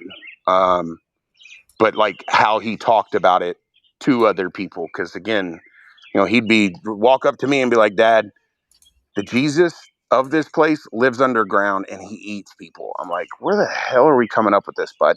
And so he'd explain it to me, and I'm like, "Okay, that's between you and I. We can have that conversation. Maybe let's not tell our kindergarten class that yet. Maybe they don't need to know that yet." And it's home a little too close, I would say. So I definitely got a good one. I had a lot of supernatural encounters whenever we had him. My grandfather, when I was listening to a Doppler on my wife's belly, listening for his heartbeat, I remember hearing my grandfather's voice in her stomach speaking back to me through the Doppler. And I was one of those where like every hair stands up on you. This is way before any awareness or anything. So like there was always things about him and to him. I just had to get my head out of my ass and start listening to what it was that he was saying, because I mean, out of the gate, he compared this place to Jumanji at 4 years old. He was like, "Dad, I get it. I know what this place is like." Mind you, he had never watched the movie Jumanji, so he shouldn't even know about it. And then that was his best representation of where we were as a 4-year-old was Jumanji. And, I'd see him talking to things that weren't there. And so it was, he led me a lot of the way in the beginning. Nowadays, we kind of swapped roles a little bit lately, but I very much reinforce like his imagination is through the roof, man. You give this kid a stick and a rock, and he can go to town with himself for 8 hours or with somebody for 8 hours. He is big imagination, and that's one thing I know I lost whenever I was in the thick take of it. that away. Yeah. Yep. It's like you lose that ability to create, even within inside your own head, or your mind, not your head, but you lose that ability, and and that's a weird feeling. You say that, and it's like people will be like, "Well, how the hell can you lose your imagination?" Because all you'll spit out is things that you're regurgitating from here. You can't create anything new, and that's the best way to describe when your imagination is snatched from you. The old snatch. They used to tell that in school, like I said, when you stare into the air, they'll be like, stop fantasizing, stop this, stop that, Yep. And we definitely dealt with teachers bullying our kids. when God, wrong pipe. When I started becoming aware, that's when the kids become targeted at school. And he was in pre-K at the time. I pulled him out of there. It was pre-K, and it was like shit. It's not Catholic. Another one of those denominations. No, Methodist. He was in a Methodist pre-K program, and I'll never forget when he come to me and was like, they told me that I need to stop drawing, I need to stop using my imagination. That, like, they did things that, again, until you step out of the box and start to understand what's happening, it was like no person would ever tell that to a 4-year-old that's not being manipulated. So they were being manipulated to manipulate him. And then all of a sudden, the daughter and the middle kid that are my stepkids, they're dealing with the same thing with teachers. So it was like me gaining awareness had repercussions on them. And that changed everything for me when I realized, like, oh shit, they're paying for me pushing into this. They've got to be better equipped. And that was that external thing again. I was doing too much external, not enough internal. Changed it to the internal, and then I was able to coach them a little more. But if everybody would stop and just listen to their kids more and stop putting screens in front of their face and stop letting them watch TV, we'd probably be a little further along in this rodeo. Sadly, what you see today, right? They completely ignore the kids. They just, like, buy them. Here's your PS5 or your computer, like, leave me alone. Yep. Kind of stuff.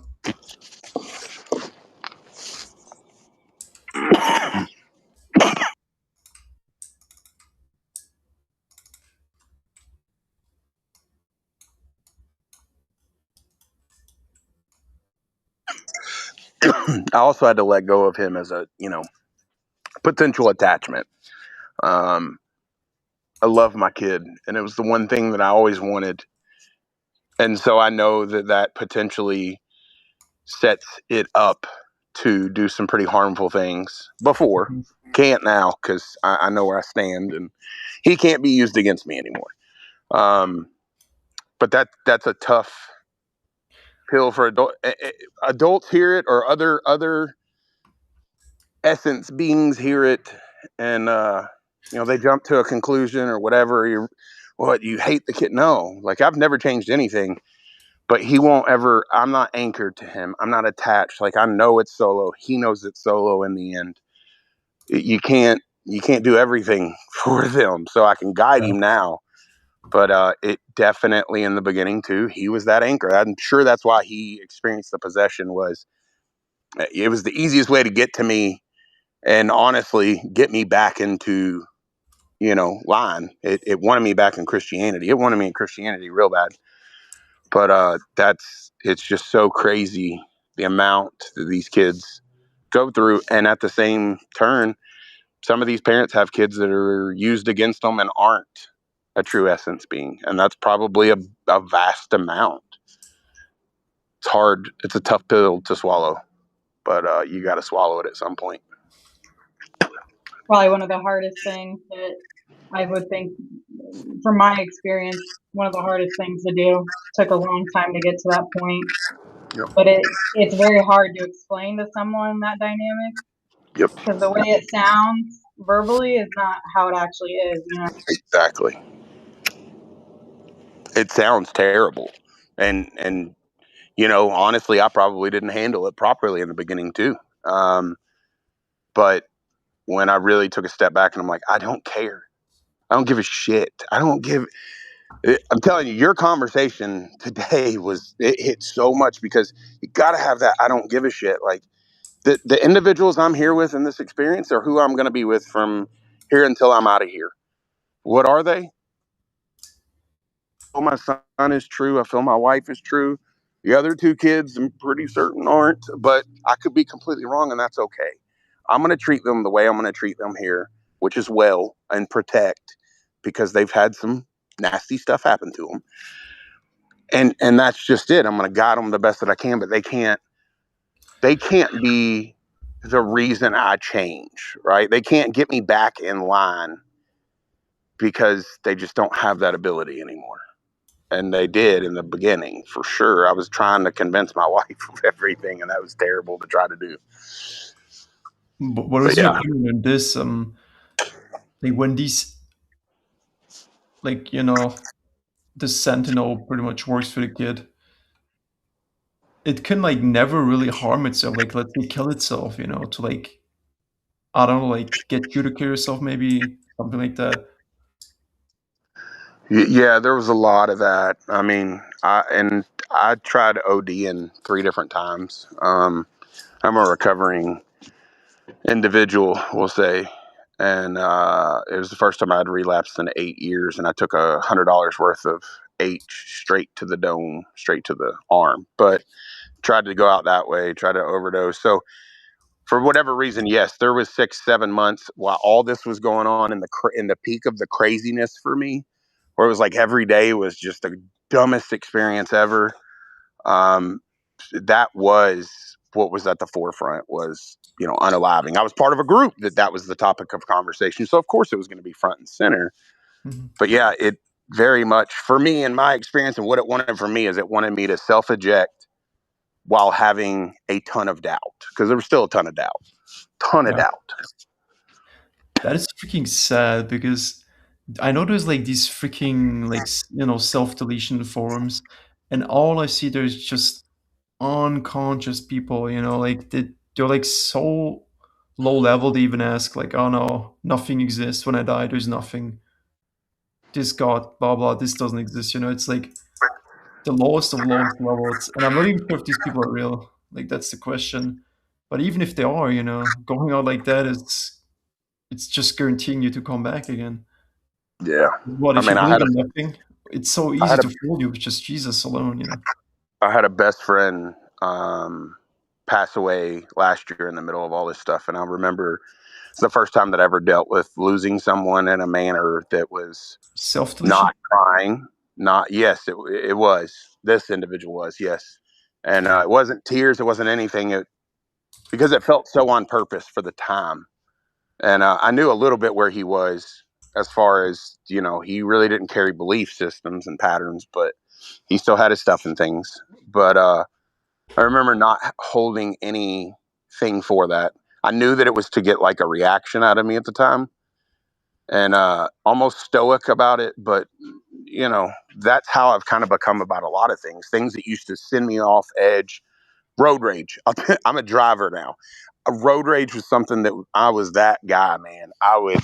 I'd get out of the car and want to throw hands until I saw, oh my gosh, this happens at the best opportunities, and it's to get a rise out of me towards this individual, to be angry towards them instead of what I should be angry at. And that's how I looked at, you know, his unaliving. Is I knew it was a reflection of me. It was supposed to be viewed as a reflection of like, yeah, see, everybody's going through it. You can do it too. That's your best friend. I remember having those thoughts. And, Mm-hmm. you know, I went about it so different. Now I've got a grandparent that's in the hospital and she's not doing good at all. I'll be there to support, but I don't carry the same emotion as I did before, because it doesn't seem necessary, like, for me to let it change my emotional well-being in that moment, right? I've had all these conversations with the people that have passed away. My grandmother knew about the Mason before I knew about the Mason. So I had met him and she knew about him. It was like, run. So she's not a believer of much of anything. I've told her what I'm going to tell her. She's going to do it. She's going to do. I hope to get to see her before she passes, but even that's changed for me because I feel it is so used against us, those attachments. Yeah. And, we've seen, I know me and Nick, and I don't know if Christine was part of the wacko club we were in, but there's 3 people that unalived in that. And, my emotion then was like anger and sadness. So it's changed a lot of the way I handle situations too. The awareness, because it's relative, man. Everything's to get a rise out of you. Absolutely. There's like 2 things I wanted to mention about that. I mean, I had only like one friend. I remember I met this guy like really synchronistically. He used to like stream on Twitch, like no viewers, no profile picture. And I would like watch him and he would suddenly, start becoming more active because I was always in the chat. And then for him, I met his brother, and to like make it short, his bigger brother, he self-deleted himself because he had to go to prison for like 5 months because he was caught with drugs or something again. So he self-exited. And even if I didn't really fully know him, like it's sort of you always had that in your mind, like why did he do it? And it's just like sometimes I feel like they even use that as like, oh look, he escaped, you can do it too. I think this is also what gets people to that point, like of trying to self-delete. When they see someone else do it, you think, oh, you can do it too, you can escape too, but it's all this setup. It's freaking sad. I think it's a setup up to the point that you're not prepared. As soon as you're prepared, it doesn't matter how the avatar expires. Yeah, I agree. But with the road rage, that was kind of funny because I've never understood that. I always see people road raging for the dumbest shit, and when I would drive, I just could never. I would never use my honk ever. Maybe like 5 times in all those years of driving. And people will do the dumbest shit, and you'll just break down. And like, why would you react to it? That's a real good one. The more money you have, the more you can trick yourself into thinking this is a good place. Yes. Yep. That is so true. Yep. That is very true, actually.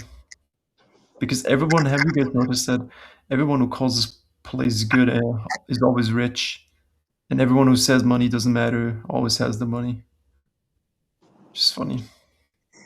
And Margot, if I upset you or offended you, I apologize. But I'm speaking on my experience. I don't tell anyone that they've got to listen to me or use things that I've used. I just speak on my experience because for a long time I wasn't allowed to. This place made it very clear that I wasn't allowed to. So I speak on it because I wish I could have heard a lot of this in the beginning. It may have helped. It may have not. I mean, I was still going to have to go through the experience myself. But yeah, I've read that up. Yeah, people deal with death a lot of different ways. I'll say that. I think I've seen it so much that it's almost I've become so used to it, especially now in the long term with how much death I'm seeing at an accelerated rate. But it is interesting to actually be around so many individuals that I think I talked about this on another live. You can actually feel the energy in the environment when someone passes. It's a very peculiar type of energy, and I think most of the people that I've been around are pretty much instantly recycled. I mean, it's like the same energy feel that I get almost every person I've been around that's passed away. Interesting.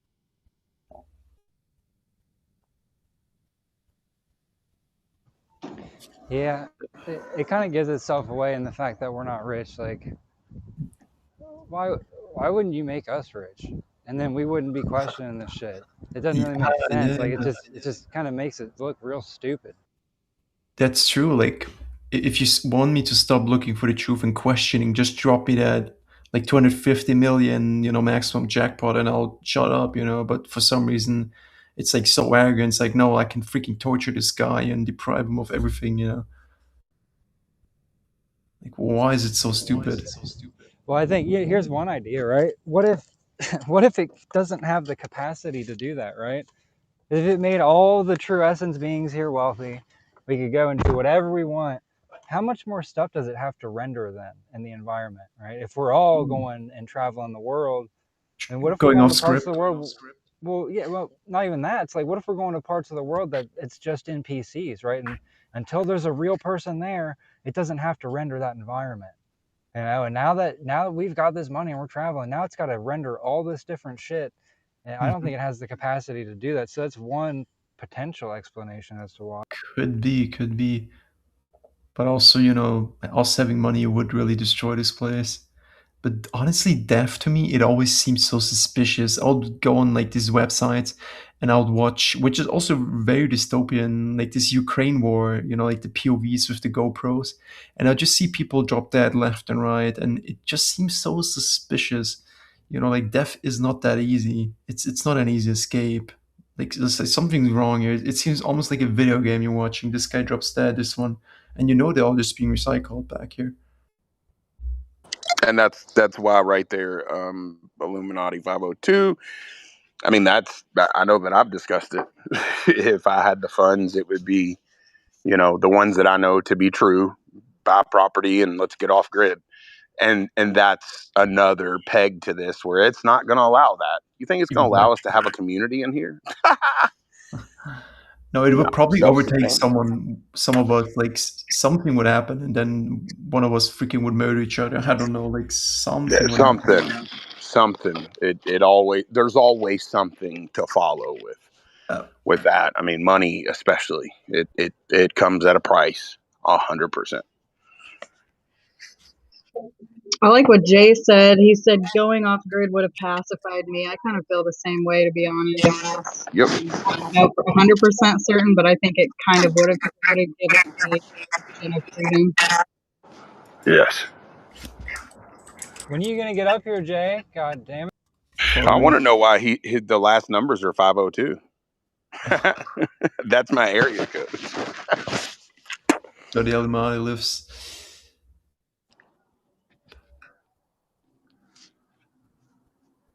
Well, you could hear a pin drop back here tonight. It's crazy. I live next to I-65, which is a massive interstate here, and it is just pin quiet. When you said all your stories, James, about the stupid cars like flashing your lights, I would always drive around and I see random cars like either flash their lights at me for no reason, or I would just like maybe it's not always, like I'm not saying this is true, but I feel like sometimes they'll take if the road is uneven, of course the light will kind of look like it flashed at you. I don't know what that is about. I've definitely seen some wild stuff with the cars and the lights. And now everything's moving to LED. And all of the experiences I had of like, where I would say in a moment where I got, man, it just looks so much like Men in Black. But that bright light of LED light, I've had it where it's just shined into my eyes quickly, a car turning or something, and lose. I mean, to the point that there's nothing going on in my mind and I'm just staring with my mouth open type stuff. And it's always in, good conversation, talking about it, figuring things out. Yeah. I mean, even if you're at home, something may have happened. I feel that, like, did you talk yesterday about something about like some noise dropping when you were sleeping? What was that noise? What? Like, I don't know, like, don't know exactly anymore, but I know like yesterday I had this, I was kind of like being attacked from all sides, like waking up in the middle of the night, feeling terrorized, feeling entities all around me, then like being dropped into this one dream, being chased there by freaking demonic entities. And suddenly also like I would wake up at night, I would hear something drop like crazy outside, and I don't know what the hell that was. And just like a bunch of weird stuff like that. And I'm not sure if it was you who talked about something similar, but I think it was you. Maybe I've I've had enough experiences to write a fucking book about. And again, it sounds so crazy because I get to tell people here. I tried telling everybody. Boy, in the beginning, I tried telling everybody everything, and that was just such a mistake. Yeah. Yeah. And again, it all started. There was like a point. We'll call it the what the hell does it? I want to call it the 0 point. We'll call it where all this come to a head was again. It was a frequency of 147 megahertz, and I was following all these signs that at that time I thought God was giving me, like giving me visions, and He was talking to me directly and giving me orders essentially. And when I put that megahertz on, I remember my son started jerking and twitching. My wife did the same, and they were both just out, asleep, almost like comatose. And I get up and I start carrying out this mission. And, it was set the home and everything on fire, myself at another location. So having like that experience and then coming back here, I felt that it was doing everything against the body through the nervous system to keep me from here, to the point I was crawling when I was trying to get in the house. The closer I would get to this home, the more pain it inflicted on me. Get here. And then after that, that was like the point where it was like, okay, we're sending everything at him right now. And we'll just shock and awe this dude until he does what we want him to do, which is self-delete in a manner that helps someone else. Because again, it would have helped that Freemason because now he's going bankrupt and losing his homes and all this nice stuff. I go and allow myself on that. It's a historic property. It'd have been an easy $1 million settlement for him.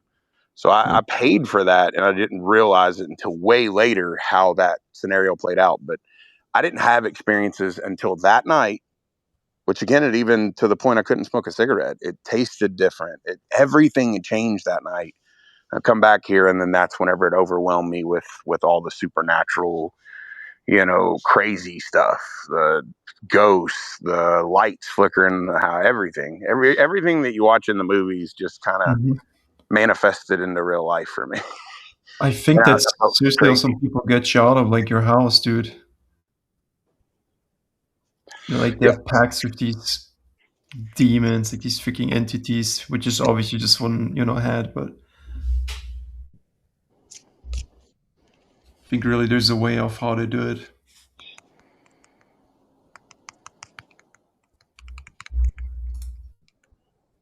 The guy yesterday, especially about, just want to mention this real quick, the Jesus guy, right, who on the TikTok stream, it was funny when was it directly on TikTok? Yeah, it was like when I was watching it live on TikTok.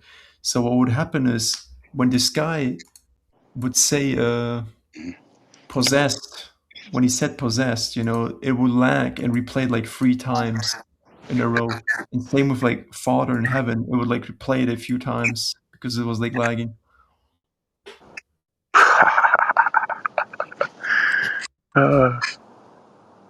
It's kind of funny.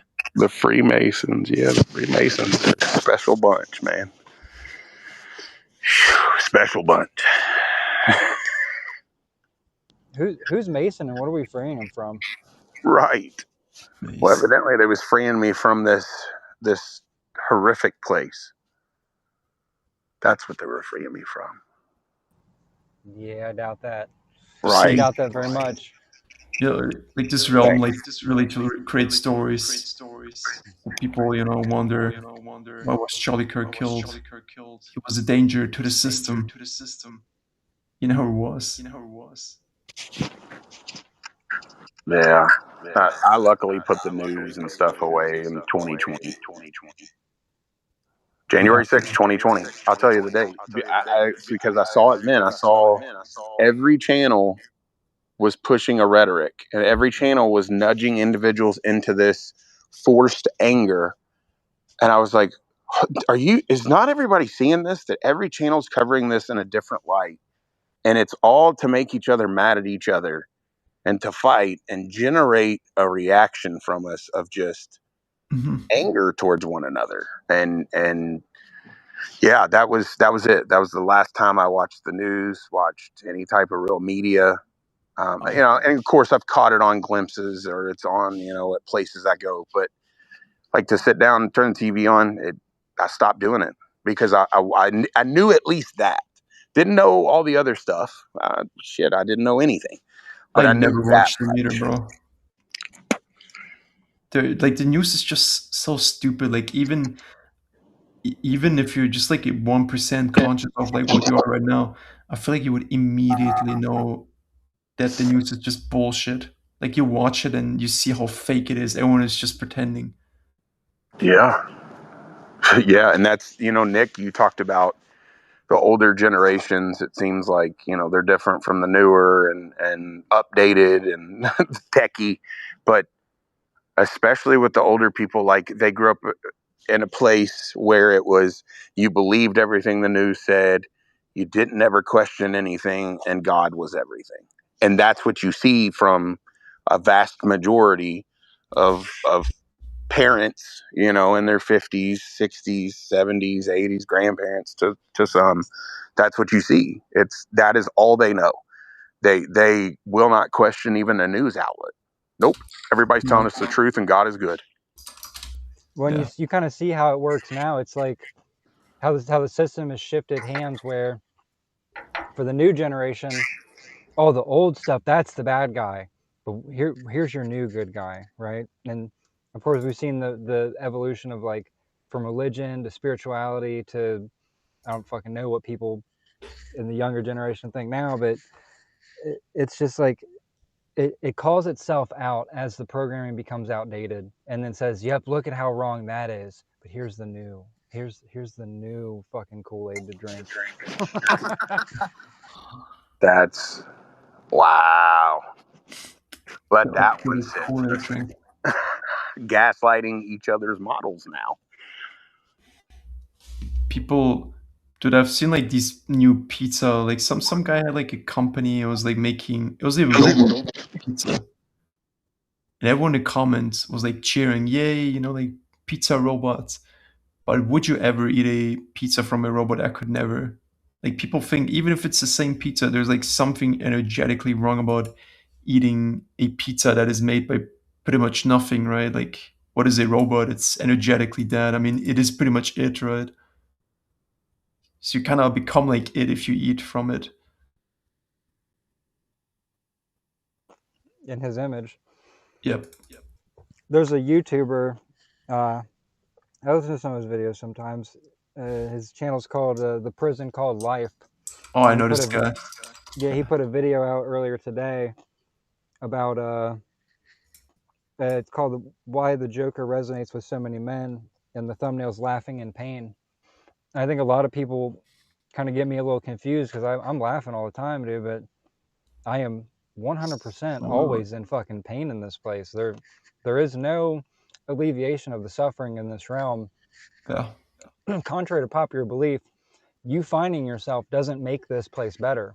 You finding yourself is what gives you the tools needed to make sure that this place goes away. Yeah. This guy, by the way, has another channel. It's called The Big Club. He's like covering some, conspiracies.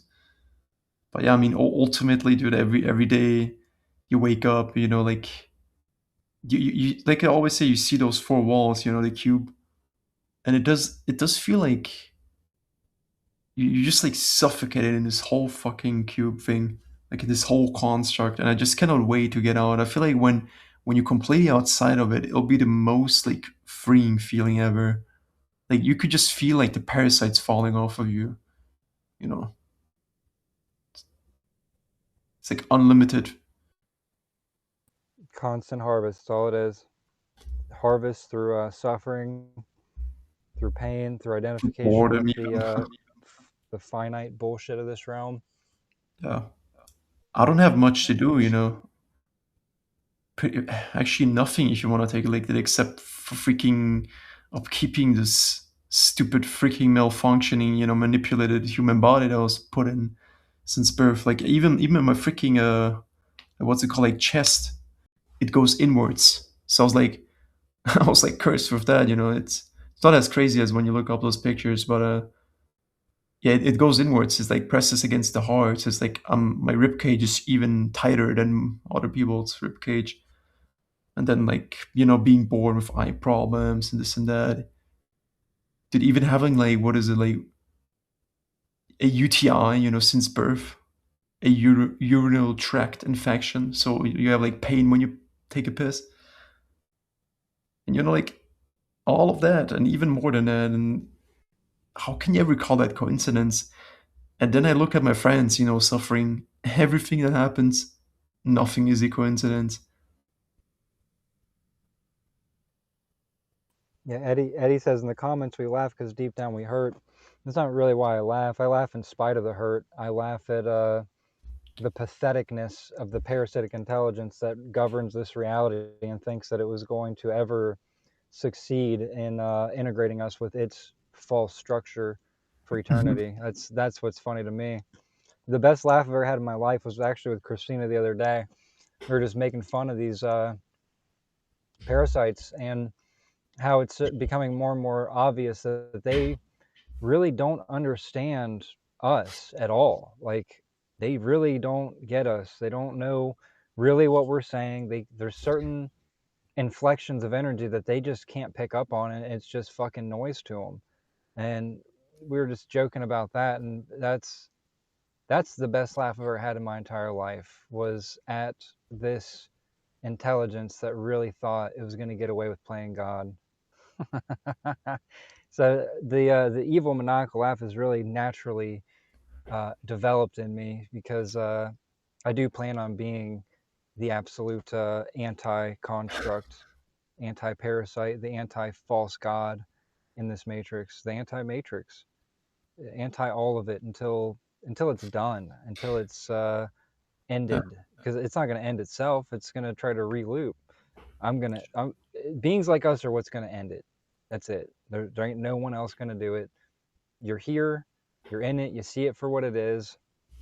It's up to you, it's up to me, it's up to each and every one of us to say enough is enough. This is done. Yeah, this place will last as long as this body lasts, and once it's done, that is the collapse of this place has begun. Because I'm here to rip and tear it the fuck apart. Right on point. What Eddie said is freaking funny, bro. They hate it when we laugh at them. Maybe that's the reason I was freaking like set up yesterday. Because when I was in bed, staring at the wall, just thinking about all like this ridiculous shit that is going on here, that it's so obviously fake and just this setup for energy harvest. Like this always makes me laugh. I just laugh at it. I'm like, it's pathetic, right? And maybe that triggered it, and then obviously those freaking dreams came, and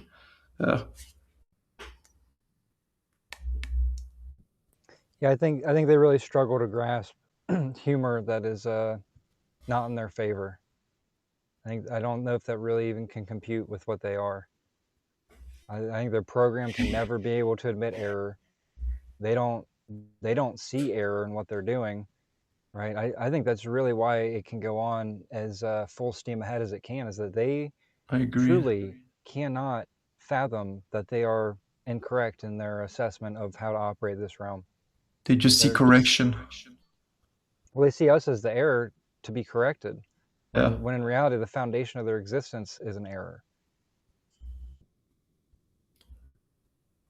I wonder, like, really how it would look like when that thing ceases to exist.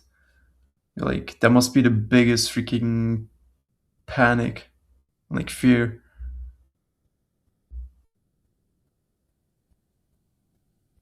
I think we're seeing it right now. And I don't think it might not look exactly to them like what we think of as fear and panic when we experience it, but I think it is similar. I think what we experience is some version of what they're experiencing, but I don't think it translates like one to one. Yeah.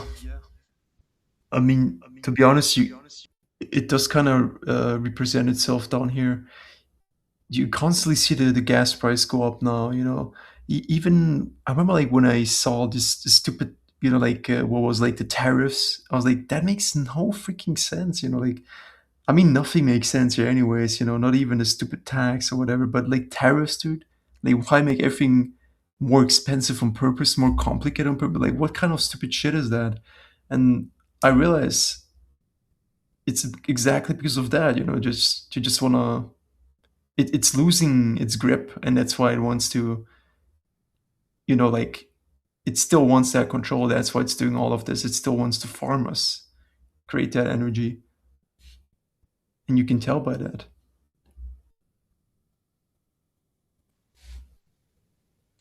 Yeah, it's whack, bro. It's whack. This whole thing is whack. The whole hierarchy is whack. The intelligence governing this place is whack. It's a slave system from top to bottom. Whack. Jay, I sent you the invite, buddy. Are you, can I send it in the comments? I don't know how to do that, to be honest. You're on the other phone. So you don't have access to your WhatsApp then, huh? Do you have an email? Do you have an email attached to that phone? I could send it to your email. How long are we able to even take this? Is the question. What do you mean? Like, in terms of time and on this stupid planet, at least, if you want to take it like that. Like, realistically, none of us will be here until like the body, if you like, naturally deceases, right? I mean, there really is only two options, I think. It's either everyone freaking self-exits at some point, or some freaking war happens. I don't know. But that's the only thing I see. And I'm preparing for it as well. Like, when that day comes. So now every time I go to sleep, I want them to come at me. Try this whack shit. Try to like induce terror. Like, I want them because they actually give me practice. I'm seeking that practice, of like being in that state and then trying to like fight against it. Like, come at me.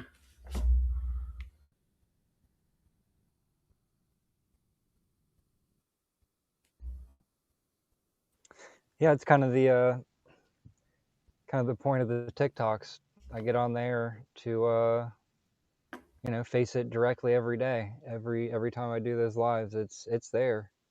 It's there. it's not always there. Sometimes I do too good of a job, and it doesn't come back for a day or two. But it usually comes back. It usually makes an attempt to reinsert some bullshit script. Dude, even someone in your YouTube chat kept saying something about like when Gabe was here. He was saying, "Who's that cocky guest?" all the time. And I felt something off about that guy earlier. He also asked if this was an open panel, to like just join this call. Who's cocky? Some guy was Hopefully all saying of that us. earlier. Yeah, I mean, I don't again, know. gotta Gabe's be. because he, like I was letting him talk a lot, but maybe that's why. But I don't know. It's just weird. Well, everybody gets one chance to come on the show. Yeah. Everybody can have one shot. Everybody can take one shot. Take your best shot. Yep. Give you your name right now. I mean, I do see how it could be portrayed as cocky, but Oh, it was El Diablo, handsome. El Devil. Diablo. Handsome devil. El Diablo making a storming return. Why you got a backstory about this guy? El Diablo of the sky, I sure do. Handsome devil. 33 is the name. That's fucking funny. You can't even make the shit up. He has a stream of it'd be too simple, man. It'd be too simple to make all this shit up. It's like, man, I can't do that. That's too predictable. Man. All those kawinky dinks, huh? I mean, he's like a perfect infiltrator, to be honest. Like, if I look at all the streams, it's it's just pretty much the same topics, but not exactly. It's like a pro version of an infiltrator.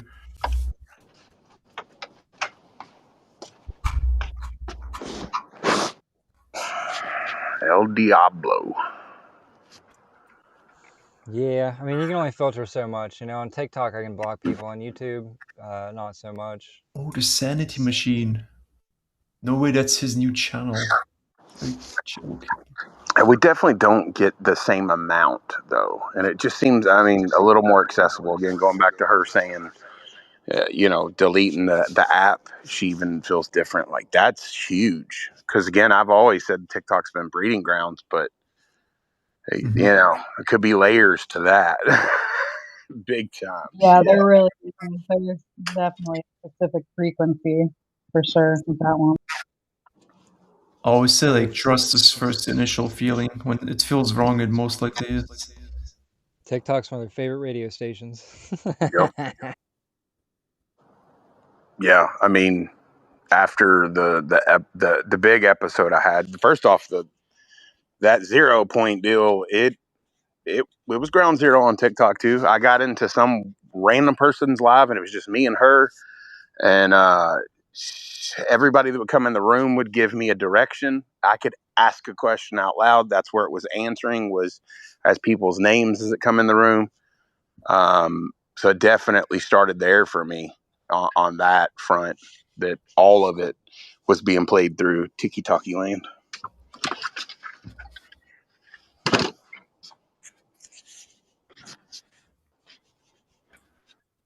Used to be called Musical.ly, 2016, and then it's called TikTok.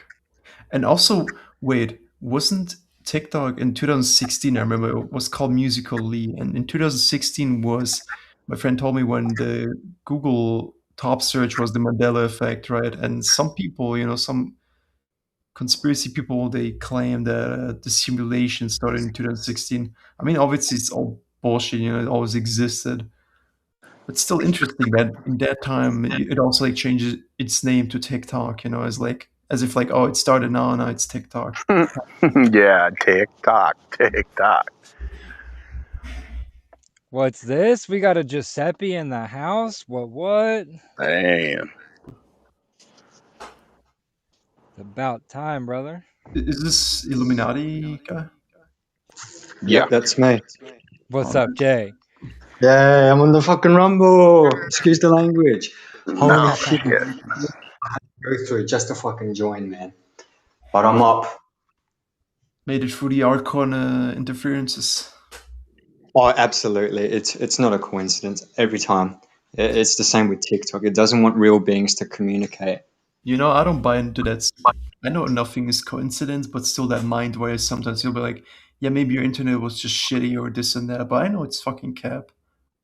Yeah, it tries to gaslight you into thinking you're schizo or there's something wrong with you, but no, there's a pattern here. Oh, you better stay away from those crazy people. What did you do? Like that kind of gaslighting. You used to do that. I remember that shit. So yeah, I was watching Disobey's other live, and you said you found him through me subscribing to you. Is that correct? Or yeah. So like philosophy bits, right?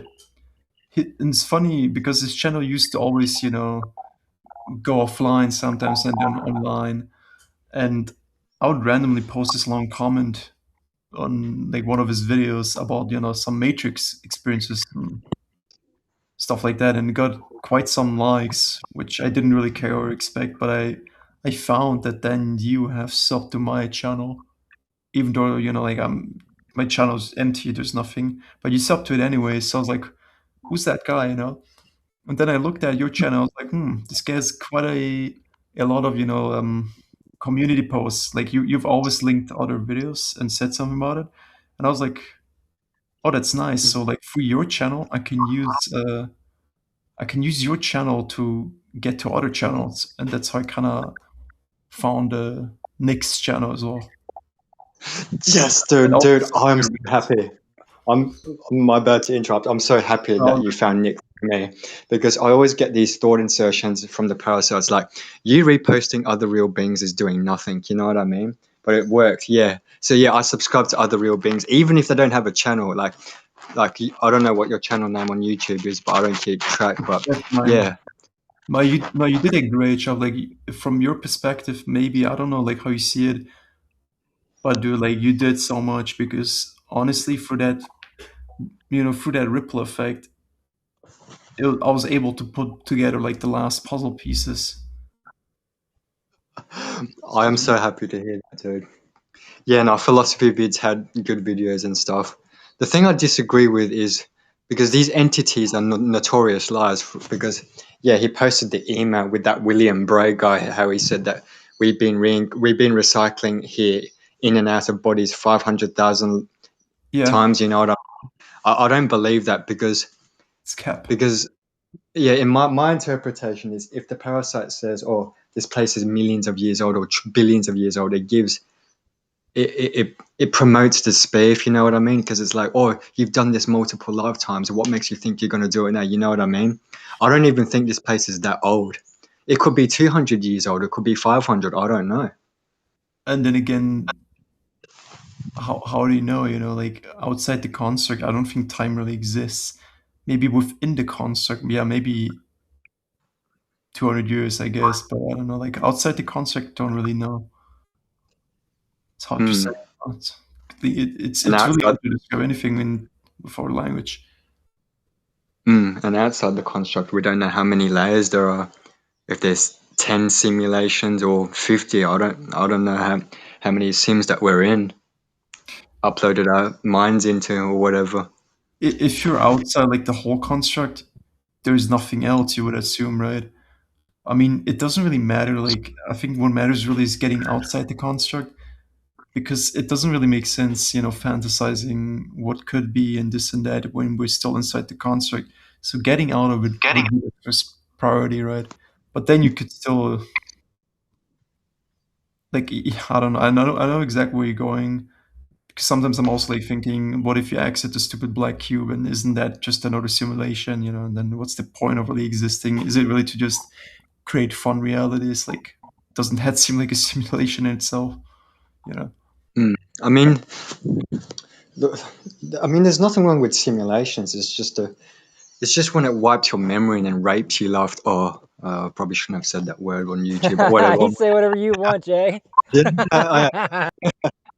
Yeah, it rapes you lifetime after lifetime. You know what I mean? It's like some real beings have been so beat down they just want to be in non-existence. So I mean, I'm not going to tell them what to do, but for me personally, I don't want to cease to exist. I want to go create realities with whoever wants to co-create with me. You know what I mean? And another thing about getting outside the construct, that's what I've been trying to figure out is, has anyone exited? Because there hasn't been any information, you know what I mean? Because there's another channel called Aeon Reloaded, and he said this Aeon guy managed to go back, quote unquote, home to base reality, but there's no way to verify that, you know what I mean? Maybe souls who have managed to exit is like, I don't know, maybe there is a containment field that doesn't allow, you know what I mean? I don't know. I don't know shit. No, I don't buy into that, to be honest. I don't think any real outside information can even go through this place, and even if it were to, it would absolutely get manipulated and filtered and whatnot. Unless there's a way to transmit the signal without the parasite knowing, you know what I mean? If that sort of makes sense, as in like some sort of Morse code, or here is the exit, or some shit like that, or whatever. That's just my 2 cents. Yeah, that is very hard to say.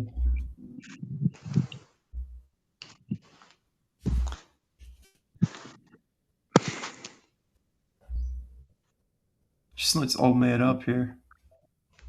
I think once you're like truly out, then really you'll know everything again, and then it doesn't really matter. There's no need to like make yourself go crazy and go in circles here, because that's what it wants you to do, right? Go in circles. Yeah, and second guess yourself and doubt yourself, or be in anxiety or whatnot, or have you done enough, or can't give up cigarettes, blah blah blah. You know what I mean? Yeah, And what you said earlier about philosophy, it's when he always says entities, right? And he knows the truth, but the only issue is I think he's forgetting one crucial point, and it's that it's really just one entity, the false god. Yeah, because he had like a religious spin on it, but not like in the sense of it's semi-Christianity, but it's like, oh, Lucifer, the devil. It's like the devil's just a character that the parasite wears, whether it's Allah, Buddha, praying mantises, reptilians. You know what I mean? It's the same thing.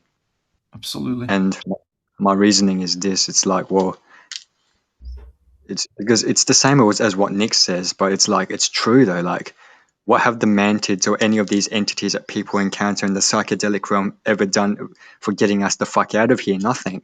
So as far as I'm concerned, it's basically the same thing. You know? Big time. And with the characters too, I feel like it is. You know, they're all there to again belittle us and keep us small and keep us to, you know, think that there is still much greater than us out there, and you know, that it can't be defeated. There is no exit. There is no. It's all just to make us feel like we're incapable.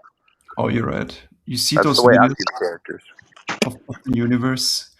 Like if you guys go on, like YouTube, and there's like these videos zooming out from like the smallest, to like outside the universe, and then people be like, "Look how small I am," my issues don't matter and all that. My suffering doesn't matter. You see, like the freaking gaslighting, dude. Yeah, to make you feel small.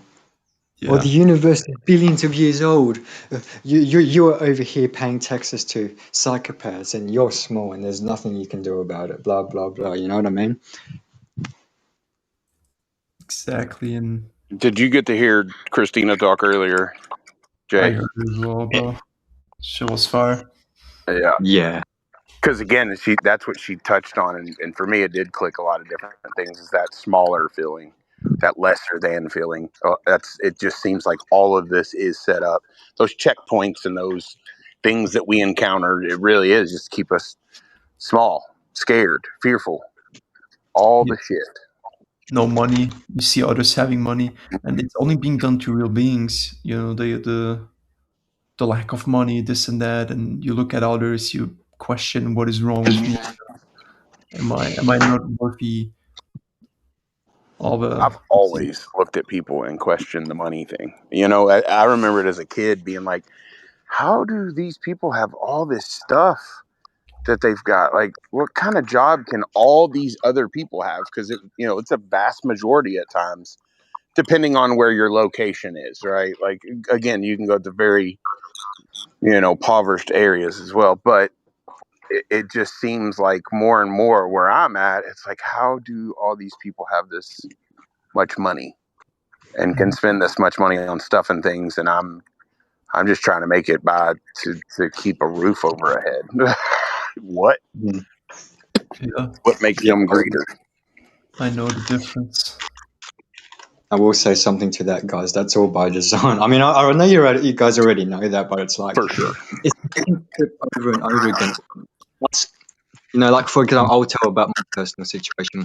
My finances are completely controlled, as in like I'm under like a public trustee system where the government controls my finances. You know what I mean? And they allocate, I don't know, $200 for shopping. You know what I mean? Like, it's all by design.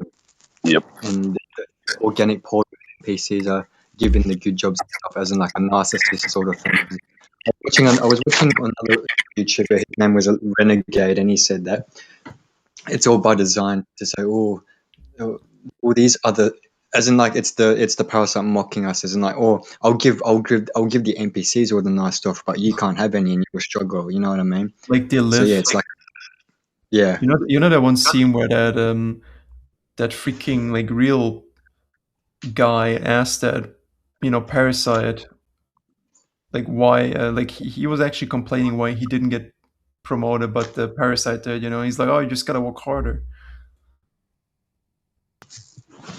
Yeah, you just gotta work hard, I'll be a parasite, I guess. be an NPC. My friend, he's not my friend actually, my bad. But this guy, he used to go with my brother in the same class, and he used to always play soccer.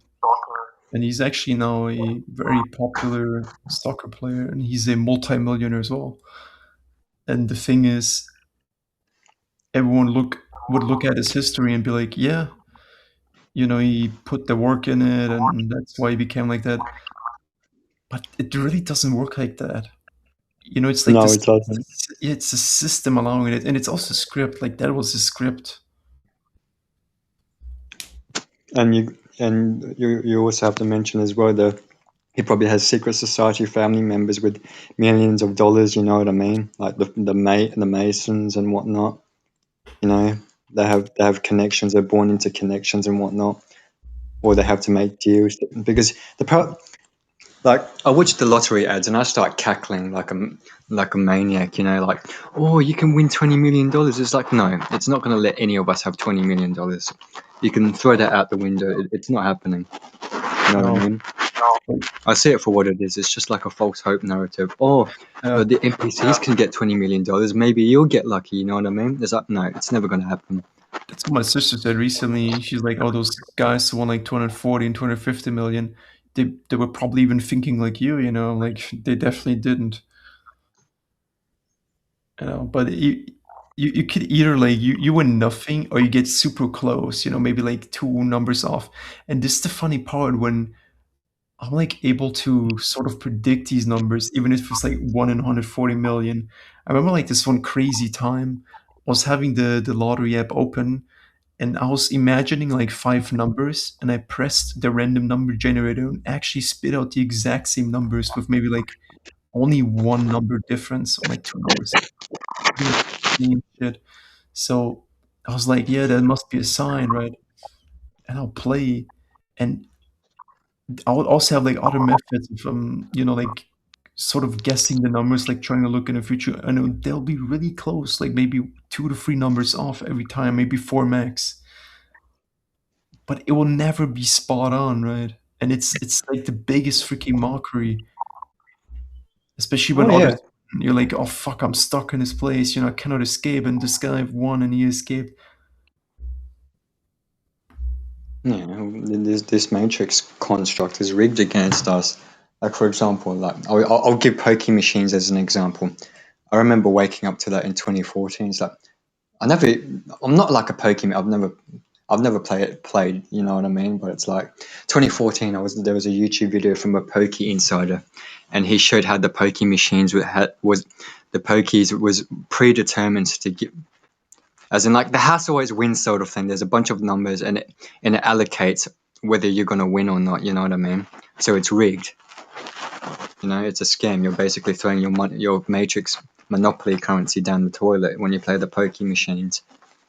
Once you become, like, once you get to this level we're at right now, like, you really see for what this shit is. Go to a casino. You'll see that you want nothing. Like, I'm pretty sure you'll walk out with nothing.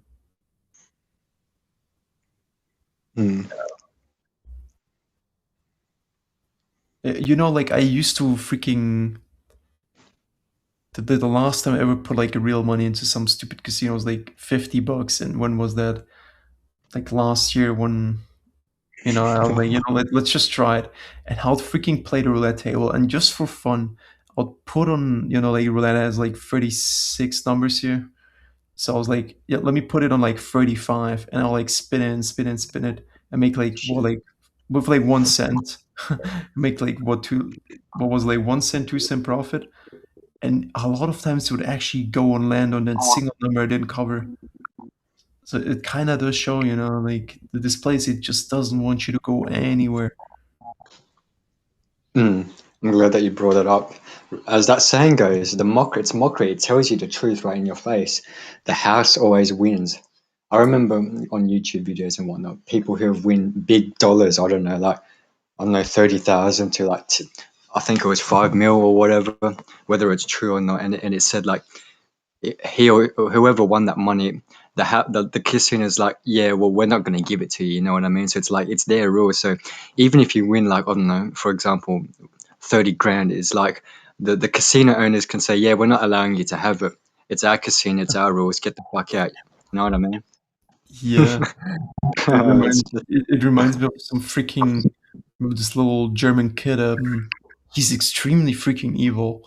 So this guy, his mom, I think, passed away. So he was left with his father, who would only drink alcohol, and he wouldn't have it that good. I remember, like, even my other German friend, he would start like collecting some donations for this little kid, and suddenly this Polish family would adopt this kid, and they're extremely rich. Like they own like some automation like tech company in China, so they're like Ferraris, Lamborghinis, big houses. And suddenly this kid would receive like 5,000 per month just for like fuck around money. And they would even buy like a random like bike park for 200K. And this kid, he would text me, like, does someone need a new PC? I was like, yeah, bro, sure. Like, I'll take this PC. I was like, oh, should I destroy it? Make like a video. Like, why? Do you see the freaking evil working for these people? That's why they're getting, rewarded by it. yeah, he doesn't want us to have like money power here. Even, you know what I mean? It's like I watch channels like Mr. I don't really watch it, but I see in the recommendations is like, I always laugh at the fake awake, you know what I mean? As in, like, you see in the comment section. I know it's pretty mean for me to say that, but it's like, oh, this person's not a part of the system. He's an outsider. It's like, you're not getting hundreds of millions of subscribers without being part of the matrix. You know what I mean? Like Mr. Beast has like 310 million subscribers. PewDiePie has like 110 million. You know what I mean? It's like, it's just too obvious at this point. There is no hiding it. Once you see this bullshit for what it is, you know what I mean? You're not getting millions of fucking subscribers without being a part of the major. You're not being rich and famous rapper. Like, for example, like Tom McDonald, like when I was going down the rabbit holes and saying, oh, this person's awake.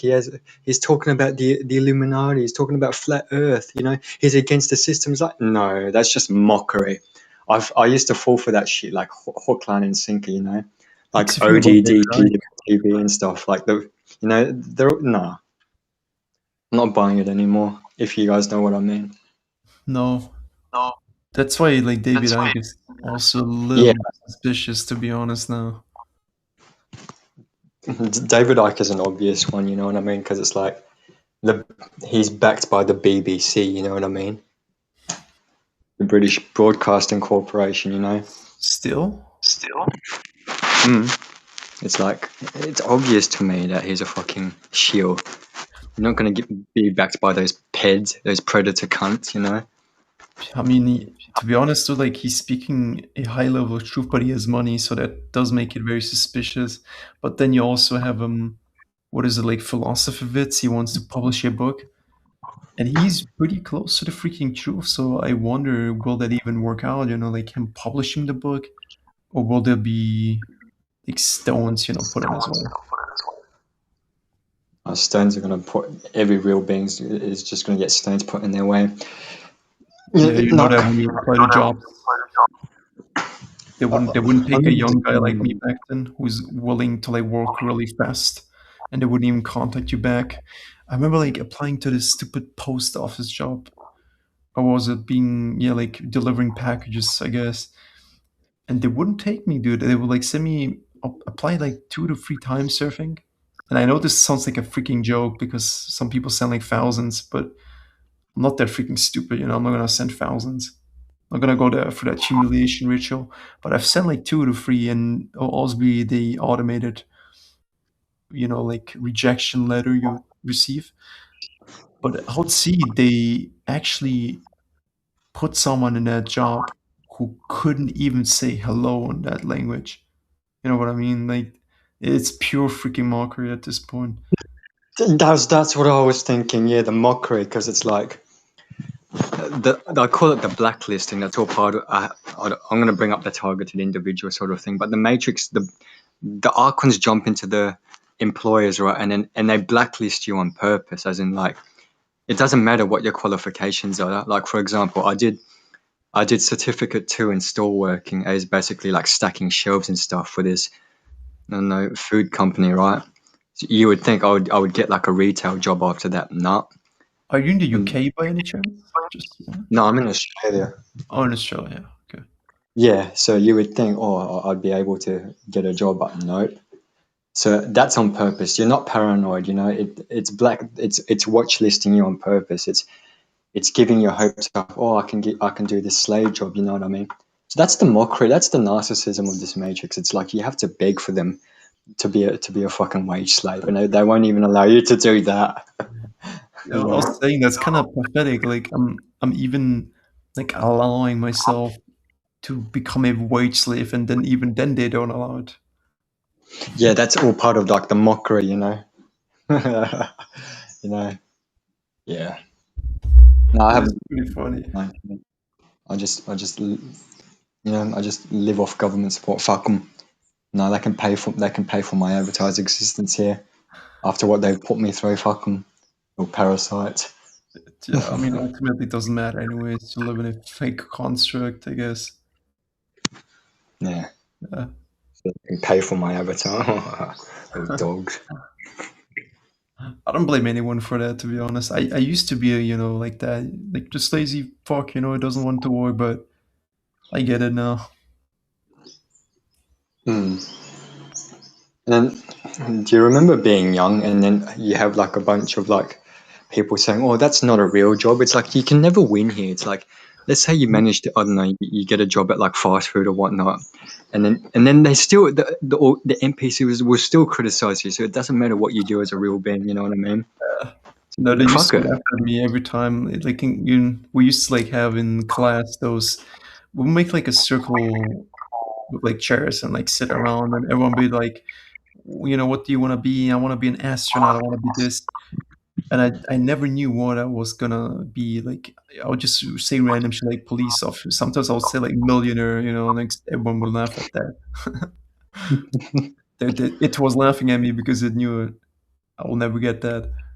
But yeah, I mean, I remember like even saying dumb shit because I didn't know. I was like, yeah, I'm just gonna freaking sell, you know, like sticks in the woods, like some illogical bullshit. And the nerds would laugh at me.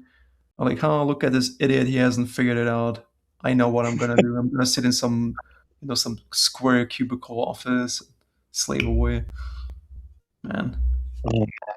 Our experience is parallel. It's like every real being gets put through the ringer. You know what I mean? Right. I remember sitting. It wasn't a circle, but I remember the teacher asking, "Oh, what are you going to be when you grow up?" And I fucking said, "Oh, the president of Australia," as a joke. You know what I mean? You know, it's like, and what you said hits close to home. It's like that smoke that they make, as in like, it's like the Archon inside them is like, "You stupid human, don't you understand that this matrix is rigged against you?" You know what I mean? So yeah, It's I remember that. like, You have all the other kids. Oh, I want to be a firefighter or police. I want to be this and that. You know what I mean? It's like giving you the illusion that if you put your mind to it, you can accomplish it. but that is one of the worst gaslighting ever. This place. This place needs to fucking die for real. All a For matter real. of perspective. That's what they say. Matter of Fucking perspective. bullshit, bro.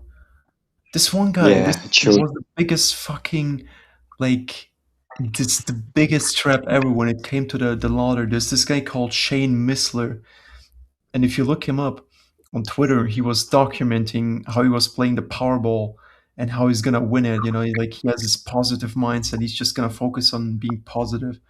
And in 2018, somewhere, I don't know, he posted a message, you know, that he won, and he did win like 452 million. So, you know, I was like manifesting as well on that point. I was like, what the hell am I doing wrong? You know, I've done everything. Being positive doesn't really seem to be the freaking solution, does it? Oh dear. Yeah, it's just. Yeah, I remember going down the manifestation rabbit hole in 2016. Oh, just elevate your vibration, and you can attract the things that you want. You can get a partner, or you can go off grid. You can do this X, Y, and Z. You know what I mean? It's just Yeah, I had that, dude, like with my dream car. I have it all on photos, like I have it all documented. I'll go, let's say I would drive around, see this dream car of mine, and it will be in red. And a few days later, I'll go in some grocery store that has like a garage that is underground, and I'll drive there, park my car somewhere where nobody is to my left and right. And as soon as I was done shopping groceries, I go down and that exact same red, like my dream car parks to my left side. And this would happen so many times of, like park somewhere randomly where it has like a capacity of fitting over 1,000 cars. And what happens is every time I would go outside the store, this dream car of mine would just park next to me randomly, right? And it always make me wow. think, oh, it must be like shit. Like this is a sign. I must play the freaking lottery now. I'm gonna win, or this and that. The manifestation is getting closer. It's freaking mockery. Yeah, yeah. It was mocking you. It was a Truman Show. It's like the arc was like, you're never gonna have this. You know what I mean? It's the mockery because it's the same script that I run on this renegade guy that I used to watch. He said that he used Oh, to be Renegade into One, cars. the black book guy with the long shot? There's a channel called Renegade that he deleted, and he had the same experience. Like the car that he wanted, the Matrix would put it in front of him as in like a carrot on the stick sort of thing, as in like you will never have this, like a mockery sort of thing. It runs the same script because it can't create anything new. It doesn't matter what real being it is; it runs the script. It's just yeah. No, I And instantly picked the yeah, Matrix was mocking big time. yeah. And what I said the other day, which was also really interesting. So imagine the thing you desire. For me, it's like I don't like what was presented in front of me the whole time, like this BMW M5. So imagine I actually created that at some point in some like prime, like outside this whole construct, and it's actually using my own creation to like mock me. That'll be peak comedy right there. Oh, you just brought up something because the Matrix does steal our ideas. Yeah, Um, it cannot imagine create. that. You probably did create it. Who knows? It's not far out. You probably did create that BMW design, and then the Matrix steals your ideas. It steals everything from us, like like hit songs and stuff. There are a Yeah. few songs that are like, and I have no evidence to back this up, but it's like, did I create this? I know it sounds, I know, a bit narcissistic or anything, but it's like, there's no way these NPCs wrote these songs. They have a way to scan our minds and steal our creativity. Because I was watching Disobey's live 2 months back, and it said there was a guy that came on me and said, I came up with a design for so and so, and then a few months or weeks went by, and then he's seen that design in the real world. You know what I mean? Hmm. So what you're saying is not far fetched. You probably created it, and it's mocking you with your own creation. Probably, it's fucked up. It really is fucked up. But yeah, like what you said about the music industry, it's open. Like everyone knows that. Let's say Taylor Swift, she's not writing those songs. I think it's someone else doing it for her. But who is it? Like I mean, some of those songs, when you play them backwards, it says like "Kill Jesus" or like it has, like the frequencies of those. Oh yeah, playing back. You mean reversing the songs? Yeah. Yeah.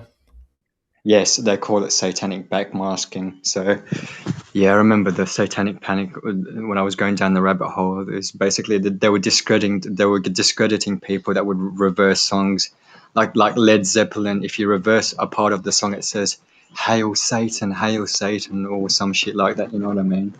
And then they would just gaslight them and say, "Oh, you're just making it up, you schizo." You know what I mean?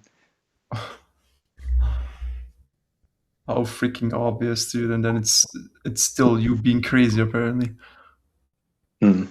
But on the topic of songs, now that we're on the topic, yeah, there's a lot of truth bombs in songs, like Hotel California. You can check out at any time, but you can never leave. You know what I mean?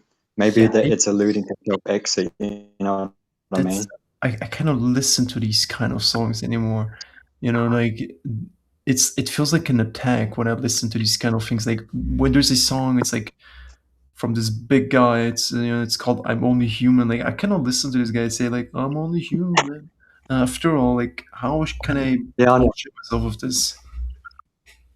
Can't. Yeah, there's also another song, the Supertramp, the Logical song, and it goes like this. I'll try to remember the lyrics to the best of my ability. When I was young, life was so wonderful, or some shit like that. You know what I mean? And yeah, some shit like that.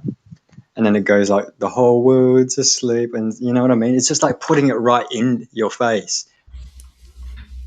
You know? And yeah, that is the exact reason why I kind of just, if I listen to something, it's some melodies, but that's really it. But even those, like, gotta be careful. They'll mess with the frequencies. They make you feel a certain type of way. Maybe it's not really that easy to do it. People like us who got to this kind of awareness. But you have to be careful. Some songs, they definitely can make you feel high or low.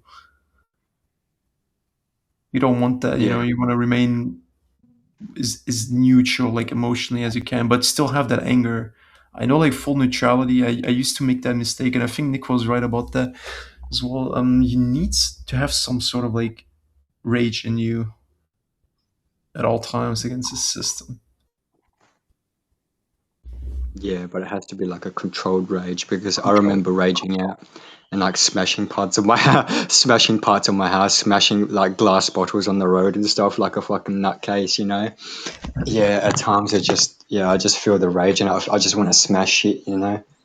But not that type of rage. But it has to be like a controlled rage, you know. Yeah, and I'm that's talking to exactly myself what as they well, want but to. They yeah, like to take that away from you. They punish you when you rage, when you hit someone, this and that. Everything gets punished. Wants yeah, to that's the protect your setup. phone. That's how the narcissist operates. It gets the reactive abuse out of you, and then they get you for the reaction instead of what triggered you. You know what I mean? That's how they operate. That's how this realm operates. Yeah, you know what's really freaking funny about like, this year, because I got nothing to do anymore, and since I was, like, into this whole PC tweaking stuff, and I've literally, like, spent, how much was it, like, 6 years at this point, and spending, like, hundreds of, like, euros into everything, to network cards, and I'll have, like, over 100, like, clean installs of, like, this operating system. I'll mess it up, test, find new things out, and it's weird. Like, when I in 2024 December, when I really decided to leave this place, I deleted everything on my phone, so that, including, like, my all my knowledge and the things I found out. So when I came back, as I said, in 2025, I didn't do anything for like 10 months, and in October 2025, when I got a new PC again, which I bought, like, used, it was worse than my old one, but it didn't really matter.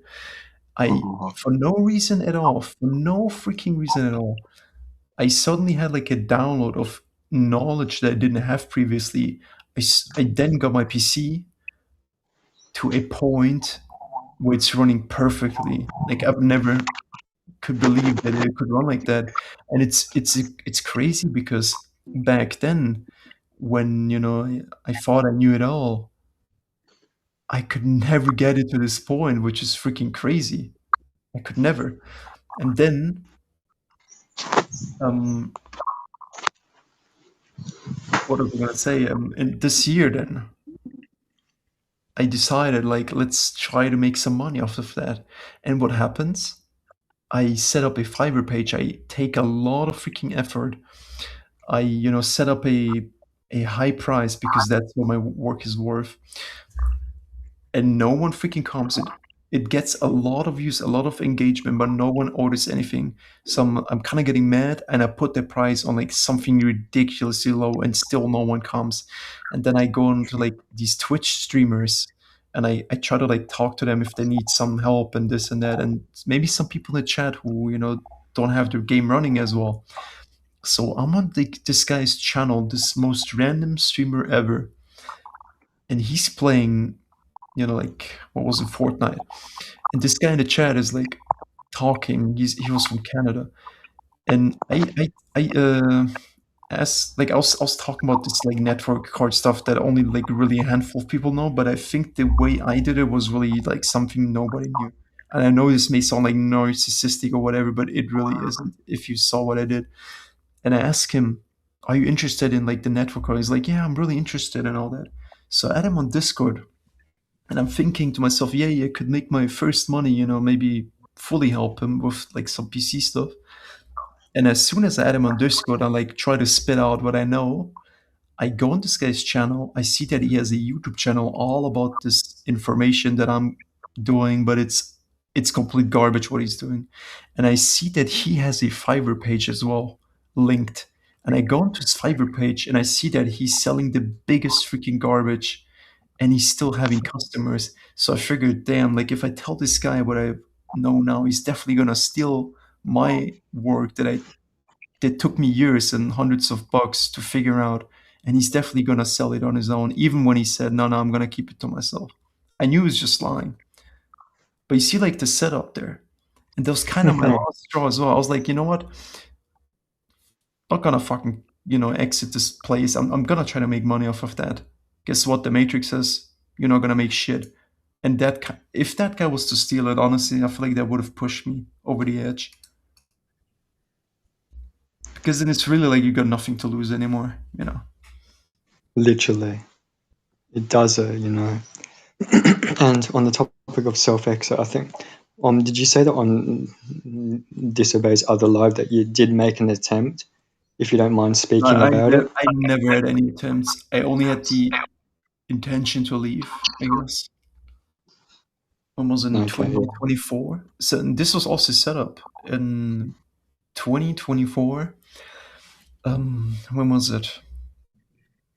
Was it like September, October? I think it was October, to be honest. Yeah, I think it was October 2024. I messed up my whole operating system because that was my hobby, like doing this, getting it to the lowest latency to its best performance. So I messed it up after getting it to a really nice state, and it took me 2 months, like I said, 2 months, and I messed it completely up, and that made me feel so down. Like I was having feelings that I never had before of like, shit, I want to fucking die. I messed everything up. And then my sister was doing some stupid shit to my brother. Like she locked him inside his like little room that he had. So he decides to like call the cops, and she like exited the apartment. She went to the school while he was locked in there. So I hear like the cops like knocking at the door, and I open it, and then I'm seen as the fucking criminal for no reason, and they interrogate me there and like, what's going on here and blah blah blah. And I'm like feeling like a freaking criminal in my own home, and like I'm trying to like reach for my briefcase to give him my driver's license so you can like take the data, and he's like constantly looking at me like I'm gonna reach for something. It felt like you're being a criminal. And then after all that was done, it was like, you know what, fuck all this freaking like stupid family and all the shit they're doing, and I messed everything up, and I'm sick anyways, like I don't have a good health, don't have money, future, nothing. I'm just gonna freaking end it on December in my home country. And that's when it happened, right? I went to like the home country with the house, and I had like a backpack with all the stuff. It's actually also ironic as fuck. That stuff I was gonna use to freaking end myself is the same stuff they put in our meat to like preserve it. Oh, I think I know what you mean. Yeah. I wonder if you could say it. But the nano is it tube. the hate? It's called. Yeah. I mean, if that's the like the formula. It's called nano 2. If you look it up, you'll easily know what it is. So it's the type of gas. Yeah, it's really freaking ironic. And it's funny, like even have those sausages right next to me right now, those dried sausages. Sometimes when I open a package, I could literally smell that preservative salt they use that actually causes cancer, and that you can actually use, for like self-exit as that method. But it's kind of like, it's also a form of mockery, right? Like you open the sausages and you smell that smell you were gonna use to like end yourself. But anyways, my sister then suddenly, even though she has a iPhone charger, she goes for my backpack because she also wants to charge her, like how do you call it, like a MacBook? Yeah, she also wants to charge her MacBook, so she needs two chargers, one for phone, one for MacBook. She goes through my bag and finds all that stuff, including a list of like how to do it, and I also put like don't even freaking bury me, just like burn the ashes. And she finds that stuff and like just crying a bit, and I guess that and that, and I said no, it's not that, peel off the sticker. I was smart enough to do that. Peel off the sticker, said no, you're wrong, I wrote that a long time ago. This is just like magnesium, right? I was like lying myself out of it, and I know they didn't fully believe it, of course they didn't, but Oh, I still have the stuff, to be honest. But yeah, and I still, the thing is, I still took a freaking pill of what I had to take, just so they keep you from throwing up. I just took like one, just because I didn't know what the fuck I was doing. So I took one and I went to sleep, and that whole plan was freaking ruined.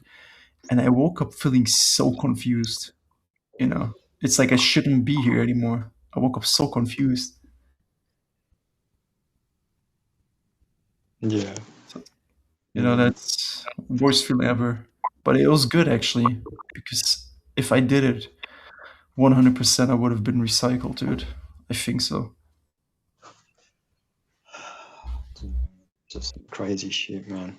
I know, dude. Like the shit we have to go through, and when I listen to James' story and like some others here, bro, like this shit not only resonate, but it also fucking hurts. It really does, dude. Some days it's hard. I have at times I do matrix stuff to distract. I know it sounds weird, but it's like, because not to make myself look good, but you do feel the suffering around you, even if you don't see it. Like, I don't care if they're NPCs. Like, you see the homelessness, the children being abused, and it's hard not to lash out and just start punching walls and shit. So I just go in and just try and decompress. You know what I mean? And on the topic of self-exit, there's a channel on YouTube called Schizoid INTP, and he tried to overdose on pills, and he managed to leave his body, and then he encountered an archon that mocked him, saying humans are not free, and then he was drifting in and out of consciousness in the ICU. You know what I mean? So many experiences like that. And I spoke to another guy. He is from Punjab, India. I think he's in Canada, and his name is Viru85. He told me he took enough substances to kill a horse, and he manages to wake up the next day just fine. He also tried to drown himself in a lake, and he said, quote, "These Matrix Skynet drones came above me, and they beamed messages into my head telepathically, telling me I need to live, and if I die, my family's going to be upset." So he swam back to the shore with heart palpitations. You know what I mean? Isn't that quantum immortality, you think? Because my experience when I was in that house and I woke up confused, because like I said, I just took like one pill of those, and they kind of prevent you from throwing up, which is the case when you drink that freaking poison. You don't want to throw up. But I woke up confused, and I had like this weird smell on me. I cannot even explain. It was sort of like a chemical smell on me, and I'm really thinking if I didn't actually do it and it was just quantum immortality. Because what is really strange is when I cleaned up my room here in October last year, my microphone, it had like these two black like screws, right, to like fixate it on like some stand. And back then I was looking for it because I wanted my mic to be on the desk, and I only found one, and I looked for the whole package, and it was only one. So when I came back here and cleaned up the room and everything, I found the second one inside that same box. So I was like, it just appeared out of nowhere, right? It's like you died and switched to some parallel freaking universe, I guess. And Yeah, it's crazy shit, man. yeah, Not this living whole in the reality, real we world. always say that it's the biggest mind fucker, because the amount of layers, like how deep this goes, it is so fucking insane.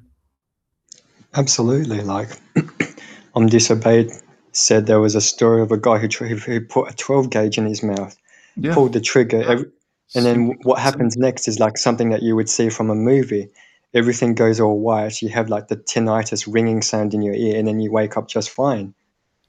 Like, in that's- what world does that make sense? You put a 12 gauge in your mouth, your head should be exploded like watermelon. You know what I mean? I'm not sure if I could say that on YouTube, but fuck YouTube censorship. But you know what I that's mean? that's something my grandma took his life not too long ago, right? And it's also funny because when we went to his grave, I was actually cussing it out. I was like, "Oh, what a bitch," you know. And then like this freaking wind started coming out of nowhere, like really strong. Oh, so yeah, my bad. I missed it. I'm so. One of your friends took his own life, and then you went to his grave or something. No, My no, bad. not I my missed it. friends. I just said like that's how my grandpa took his life not too long ago. I think a year ago or so. No idea. Yeah, he was lonely and he, like blew his dad off with a shotgun as well. And we even visited his grave like just once, and I cussed him out. I was like, "Yeah, what a bitch," and all that. And I felt like the wind was really strong for no reason. It's almost like as if it was reacting. But yeah, it makes you think, did he experience the same, like blew his head off and it was just quantum immortality, just wake up in his bed again, You don't know.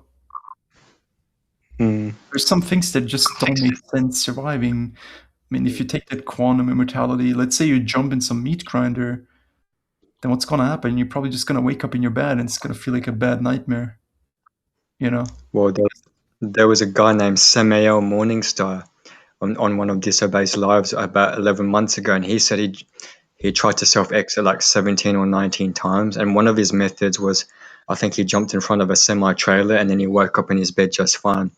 Don't quote me on that. I think that's what happened. You know what I mean? It's like, it does not make fucking sense. And yeah, And I mean, it uh, doesn't. It doesn't. It's freaking stupid. Like that's the example I just gave with jumping in a meat grinder. 0%, of like ever surviving that. But you would probably just wake up in your bed and mistake it as a nightmare. it's shit that you see in the movies. There's a movie that I'll recommend to you. I understand that you're awake and whatnot, but still, it ties into what we're discussing right now. It's called The Endless, and it came out in 2017.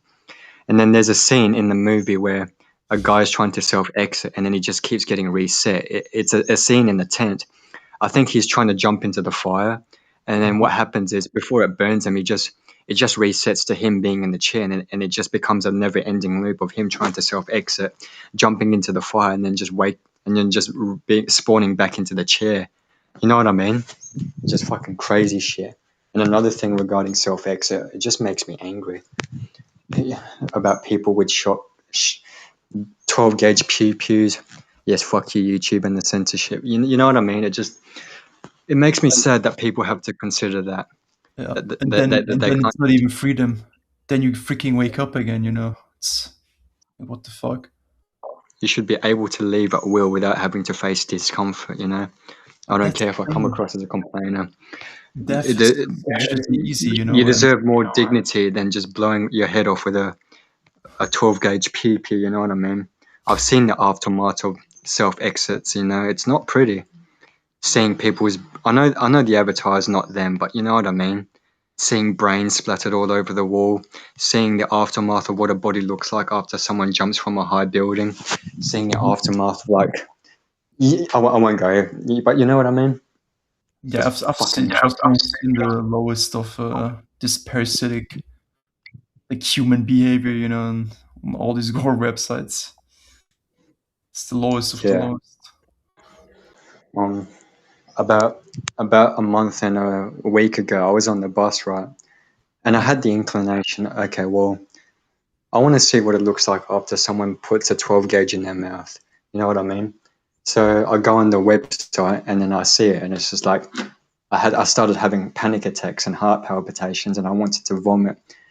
It's just like far out. I mean, I've already seen gore. You know what I mean? I've seen gore back in 2018, so I know what death looks like. But it's like it just hit me. It's just like far out. It's just like it's just my nervous system started playing up. It's like it's just so sickening seeing brain splattered all over the wall. It's like you deserve a better exit than that. You know what I mean? I don't know. I'm pretty desensitized when it comes to that, but the only reason when I see those videos, like I don't really feel anything, except for like, wow, this place is really dark. No, far. Yeah, it affects us differently. For me, I'm very sensitive to that sort of stuff. Yeah, the worst ones are really the cartels. Like they get their Oh. hearts cut out, and like they're like being flayed alive and skinned alive, and I've seen the worst of the freaking worst, dude. And it really makes me think, like, show this to all these new age retards. I'll just say it how it is. And show me what freaking lesson there is to be learned, like when your head gets skinned alive or your whole body, torn apart. Exactly fucking right. Oh, let me just come to Earth for this wonderful experience. I want to be a warthog that gets killed by lions and eaten alive. I want to be a cartel victim. Fuck that shit. Fuck that shit. Yeah, but then the excuse will probably be like, yeah, but you don't know, how it feels like that pain. It's something new. Oh wow. There's I so know they're full many of excuses.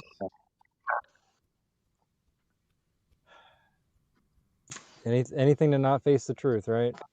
Well, that's not comfortable. It's not happening to me, so that's your fault for paying attention to it. It's your fault for paying attention to it. Yeah, just look away. It's gonna go away. That's how I remember when I told my mom about her, praying to a black cube, and like I showed it all to her, like in the most obvious ways that she should be sovereign, not praying to some freaking Allah bullshit. And she looks at me with those eyes. She's like, "But no, that's not true." Like you could see that she knows it's true. Like you see the. How do you even explain this? You see like the rejection, like the refusal of the truth. They just don't want to have it. And it's all there. It's so obvious. I hope all of this is me with his brides, you know what I mean? Honestly, if something pisses me off so much, it's Muslims. It's not a religious stupid cult, but it's why that is mostly because I feel like their indoctrination is also like one of the most aggressive, and they're even willing to kill you, like the hardcore ones. And I just hate it's that really pisses you off, like when you were a child and like it'll start there'll be like a thunderstorm outside and your mom would stop praying, and you would also be scared of the thunderstorm, and you think praying helps you not be hit by lightning strikes or some stupid shit like that. Just a form manipulation, it pisses you off, dude. And especially what it did to me when I questioned my first time. I never believed in this crap, even when I wore the badge. I'm like, yeah, whatever. And I was still eating, like some forbidden shit, like the pig meat, what they don't allow, and I just never believed in this shit anyways. I just wore the badge, like I said, and when I truly like questioned it, why am I even wearing the badge? I was lost for a few years in no man's land, so I call it. I was like, so what now? I don't want to believe in this shit. What else is there? And that's how they also get you. Then you go to New Age, you go to this, and even if you come really close to the truth, you're still not there yet.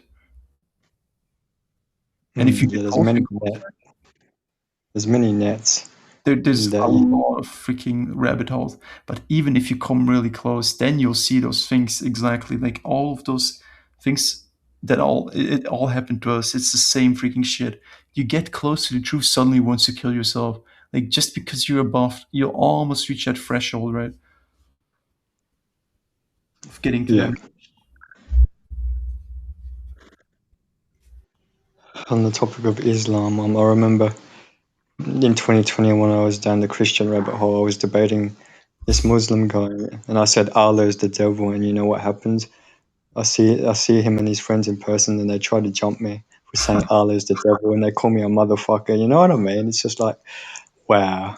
You got to be careful of those people, because the thing is, they don't think clear, and in their eyes, if they stab you to death, for them it's a thing of pride, and they, help their lost soul or something. That's how they think. They're sick in their head, No, yeah. Seen it. I'll still talk shit to them, even if they have knives. I'll be like, yeah, fuck your stupid, cult, bro, and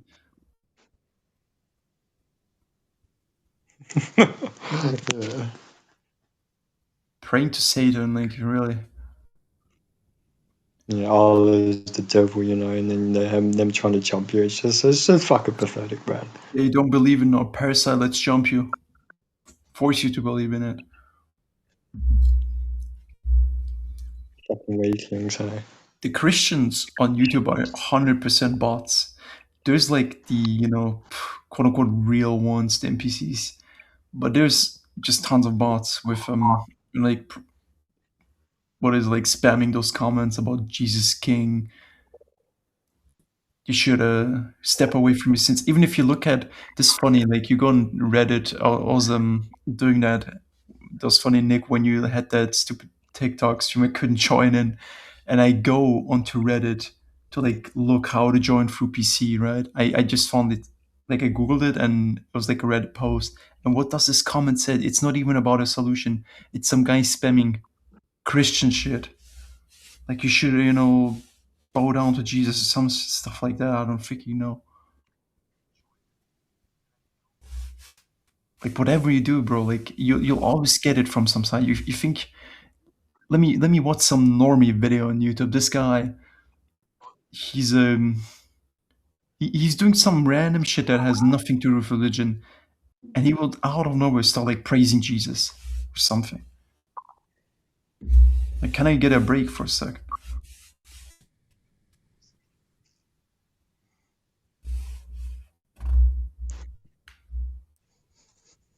I was looking for this video, Jay, because you brought up the reverse speech, and man, there was such a good one I found a couple weeks ago, and I wish I could remember it, dude. It was one of the funniest ones ever. It was like, I can't remember, dude. It was a Christian song, and all these kids were singing it, and it was like something about, Jesus, obviously, but then you played it backwards, and it was like, we're in Satan's army now, or something like that. It was just like, it's a good cop, bad cop, the classic bullshit. Oh dear. You know That's what? You alright. could really, if you want a good laugh, Nick, about this place, look up these. Probably shouldn't even listen to it on, like just mute it. But look up these like music industry puppets. Their songs are so obvious. They're literally called Demon. I think it's from like Cardi B, I think, or something. And it's called Demon, that song. And that video, you see how the demon is like walking on the wall, right? And everyone in the comments like, "Oh, that's so scary, this made me go back to Jesus and this and that." Wow. It is pretty funny. It is pretty funny. It's again the freaking bad cop in the video, the demons, and then everyone's scared and then go to Jesus, which is the same address. The bad cop scared me into the arms of the good cop. And ever since then, I've been rewarded for spreading his propaganda to your ears. Mm-hmm. But that's a really good way how to get you. You could be an actual Satanist, right? And then it's insane how they do it. But then suddenly you'll find Jesus, and now you're successful selling books, and it's unbelievable.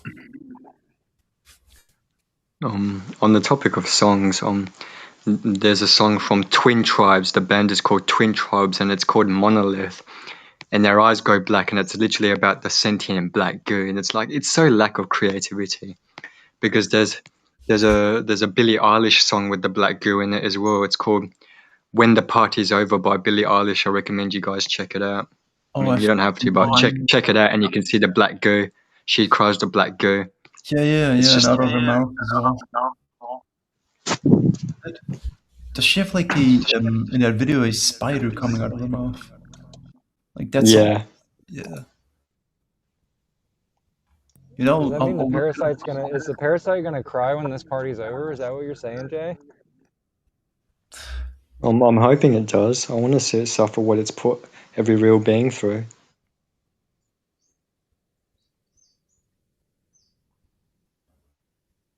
Yeah, can an artificial construct suffer? That's the question I think we'll eventually find the answer to. I can only hope when this construct disintegrates, it's like a toilet flush sound effect. I want you to add that, Jay. That'll be your sound effect. Yeah, definitely. I'll focus my energy on that egregore. Just a toilet flush sound. When is the Christina would be the fake piece of shit with the top hat. Remember that one? That one's a good one. Yeah, we're still working on that one.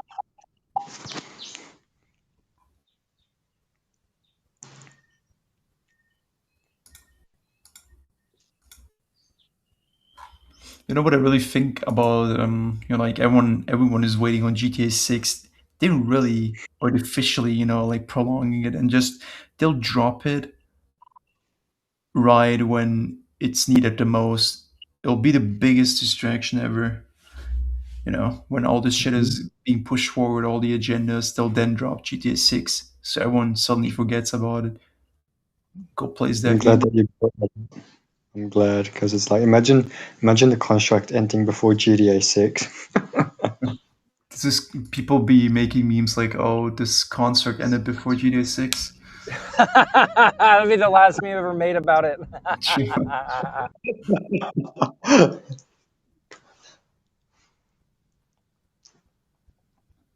But really, yeah, somebody will make the GTA 6. You know what I mean? Like VR, you know, reality experience after this construct's gone. Like, look, this is justice for never actually getting it.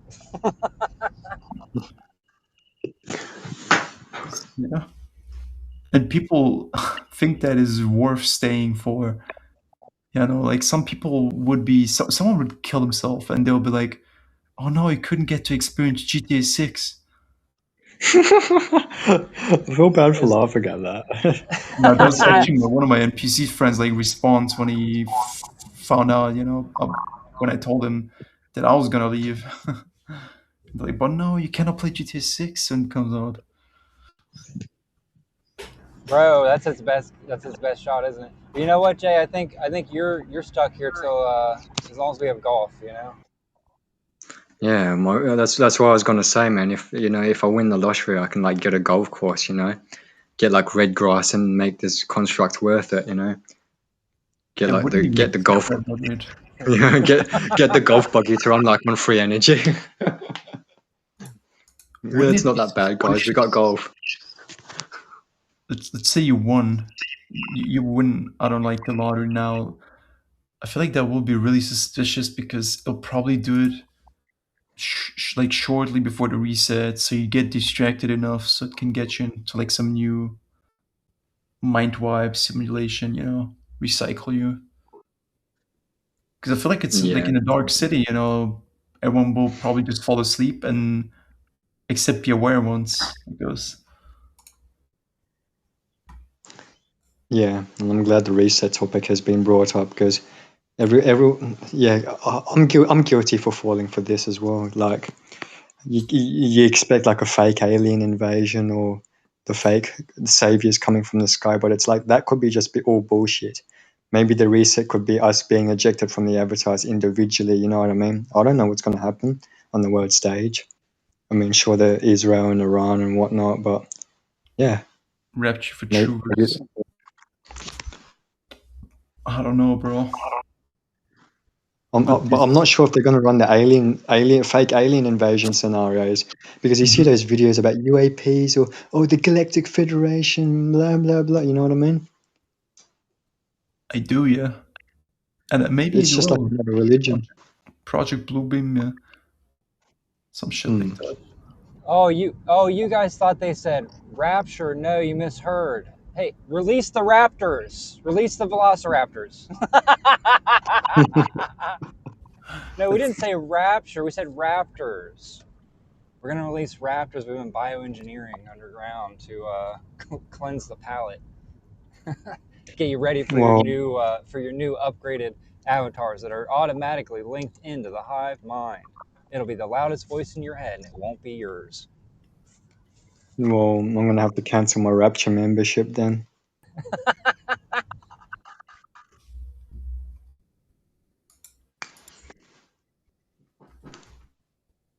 I feel like, Hold on, I'll dude, be back. this maybe, I don't know, this summer or like just the weather in general will be a lot colder than it should be. And I mean, I guess those AI data centers, they have to keep running in order to produce this freaking like AI slop videos.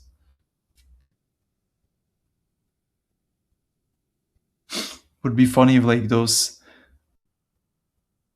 data centers actually produce that AI slop and they somehow insert those in our dreams, right?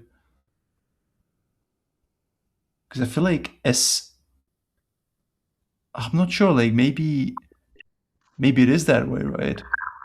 When this AI bullshit came out, I feel like the dreams are way more illogical than they were before.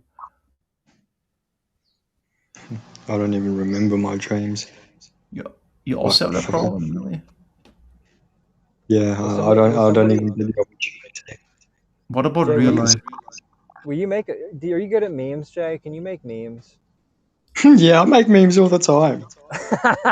Will you make me a rapture raptor meme with a velociraptor that's holding like the Pope's scepter, wearing like the Pope's hat? I promise you that, and I'll add like a Cybertruck in the background as well. Yes, cherry on top. I have Yeah. an okayish meme. If you want to check it out in the Telegram, I'll post it right now. Yeah. It's not that crazy good, but it's sort of okay. It's this one. Are you in the Telegram group? Velociraptor. Yeah, I got Telegram. I got to install it on this phone. Yeah, you should install it. So like even outside of the show, you can like private text me and like share our memes around and all that stuff. Just make fun of the realm, you know. Yeah, I'll add your Telegram. Yeah, no, I love making fun of this realm. It's very healing. Yeah. I don't. The craziest thing is like it has nothing now, which it can make me fall for. You know, it kind of had the cars for a long time because this character was, like it really wanted this nice Beamer and some money, but like when you see for what it is, you take that away from it, like for real. And now it has Yeah, nothing. it really just shoots itself in the foot. Now it really just has the avatar and the nervous system, and it can threaten you. Oh, we're going to dismember you alive. We're going to do this and that to your avatar. You know what I mean? That's what it does to me. It's like the fear of leaving in a painful manner. You know, like being burnt alive or whatnot. Yeah, as gruesome as that sounds. it's also program design, right? All the accidents, Yeah. cartel videos. Them motherfuckers. It's just fuck shit, man. Yeah, I don't want to go into details, but I've seen messed up videos. You know, you would think that would traumatize your psyche, but it's like, huh? You know. Well, I mean, I was going somewhere with that, but it's just, yeah, it's just crazy shit. Jay, does this mean you're going to be able to join the Rumbles from now on? Absolutely. Sweet. Well, I'm glad you came on, buddy. We stayed on for like 2 hours longer than I anticipated, and I did it just for you. No, I appreciate it. Yeah. No, I was just, I was enjoying my chats with Amel. Then I forgot that you guys were even on here. It's just wow. It's just like when you encounter another real being that gets it's like, oh yeah, our experience is parallel. This matrix is shit. Oh yeah, we're gonna have some more good chats for sure. Imagine I'm just an agent, super advanced. we always gotta keep it in mind, you know. I question myself too. Am I the agent? Really? I believe everyone here. I really do. You gotta I just question feel it, everybody, man. Even yourself, you know, your own thoughts, everything, all of it. Question it all, and see if there's a pattern that serves the matrix. I did notice that with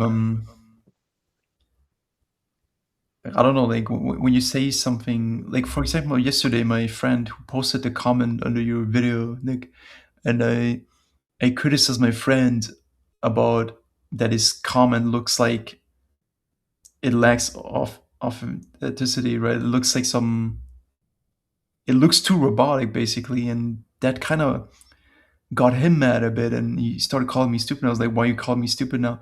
And then I also like figured like, why did I even start this, you know, like why did I even say it to him like that? Like why didn't I just shut up about it? Yeah, I mean, sometimes I like to watch it play out and see like how far can the mimicry go, you know. I'm gonna let you think you're infiltrating, and let's see what you got. Show me your tricks. But I don't get that sense with you. I don't get that sense at all. But you know, the thing is, I feel things before you even say it. Sometimes it's a crazy thing. Like, you know how many times I've had that right now? Not even with you, but also with some others. But with you, it was most, I think. When you tap in, man, you can feel it. You can feel what's real, and you can feel what's not real. And you cannot mimic that. Right. Sometimes I question myself if I'm just like a self-aware NPC. You know what I mean? Because I always get this thought. Do that? I don't think what so. am I doing to serve the matrix? I think an NPC could mimic doing that, but if you're genuinely doing that, fear not, right? I think NPC could put on a play like it's doing that. Well, it's only the NPC is going to know if they're putting on a play or not. Am I really trying to figure this out, or am I just trying to fit in with the crowd? They have something with their eyes, if you have noticed. Like, they're always like glossy and they just look dead. There's something about their eyes. You got to give them some more loosh and you'll watch them perk right up. Oh shit, guys, I really do need to jump off. I got some stuff I gotta take care of, but yeah, maybe it's around same time tomorrow. If you guys are around, we can chat it up again. Anybody else that'd like to be on the show, you just send me an email. The email's in the description on the channel, and we can have a nice chat. You know, yeah, everybody's welcome to try once at least. You know, everybody gets one at least. Join the Telegram if you want to contact her, you know, for some funny memes or some stuff like that. Yeah, we gotta be on the show first. You gotta be on the show first to join the Telegram. It's not like an open invite thing. It's for but Joseph is, we know him, or you know him long enough. Oh yeah. Jay's all around. He's got his eyes on everything, right, Jay? Not eyes on everything. Fuck. I'm just kidding, dude.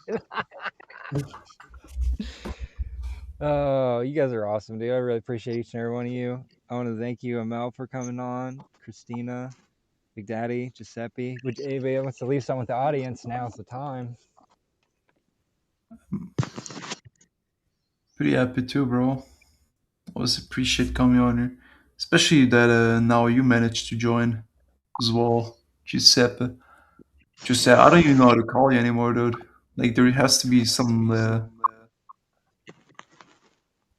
how do they call you? Giuseppe? Is that how you say it? Oh, it's an Italian name, but you can call me Joseph if you want. It doesn't matter. It's just a matrix. I did have a Italian friend who was a snake, to be honest, but yeah. That's how you call yeah, it. also, and also, yeah, just let me know what your Telegram is, and I'll add you. And yeah, Wait, are you actually from Italy? me from the Netherlands? No, I'm not from the Netherlands. I'm from the Philippines. My avatar. Oh. Manufactured in the Philippines. Yeah. This model of avatar. Mine was manufactured in Cincinnati, Ohio. Ohio. Oh, shit. That Yeah. place is being made fun of so much. You know, like all the memes. It's a black hole, man. It's a black hole for sure. You try to leave and it just They pulls you put back the in. realest being in Ohio, like really. It just pulls you back in. Oh man, yeah, it's a good time. We're having so much fun that we can't wait to see it how it ends. Must be fast. Can't wait on this shit anymore. Every day you wake up is like, no, I'm fucking in this bullshit again. Like, when can it stop? Collapse is inevitable. It's just coherence helps to hasten that collapse. You know, the more aware you are of the foundation of the tricks and everything, so you're just setting a few more charges, you know, on the beams of this construct. It's great. I love it. I love to watch it crumble and for truth to be revealed. Truth and the construct are not compatible, so I No. choose truth over this fake ass world. Same. Don't look for comfort like all the NPCs. Yeah, they have the illusion of comfort, but Yeah. I don't think anybody's really comfortable. Even the NPCs seem kind of miserable. Yeah. Everyone is. Yeah, I've noticed. Well, I won't keep you guys hanging because we're meant to jump off. So, what do I leave the audience? Fuck, what do I say? Oh, well, I don't really have a closing statement, but just The outro only stuff. trust your true, authentic self. Beings in the comment section. You know, as cliche as that sounds, because there's a lot of infiltration that comes in. I have lots of intrusive thoughts that I've got to constantly battle. You know, but yeah, and that's all I've got to say. So yeah. Sweet. Yep, the truth is within, the lie is without. It's external, is all invalidating and all consuming of your essence. It's bullshit. Doesn't You know what matter. the None of it funniest matters. thing was, before everyone goes? When I was once saying to an NPC in some like, I think it was some like live chat on, it was like on Twitch or something, back then when I was still like invested. And I told him, you know, like only the internal matters, everything external is a lie. And he's like, yeah, but you know, you cannot do that because if external this and that, we wouldn't have signs. And who the fuck says that shit?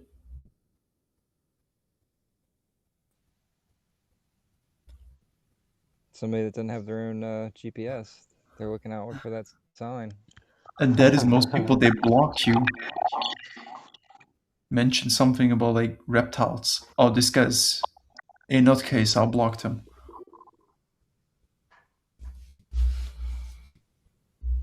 Yep.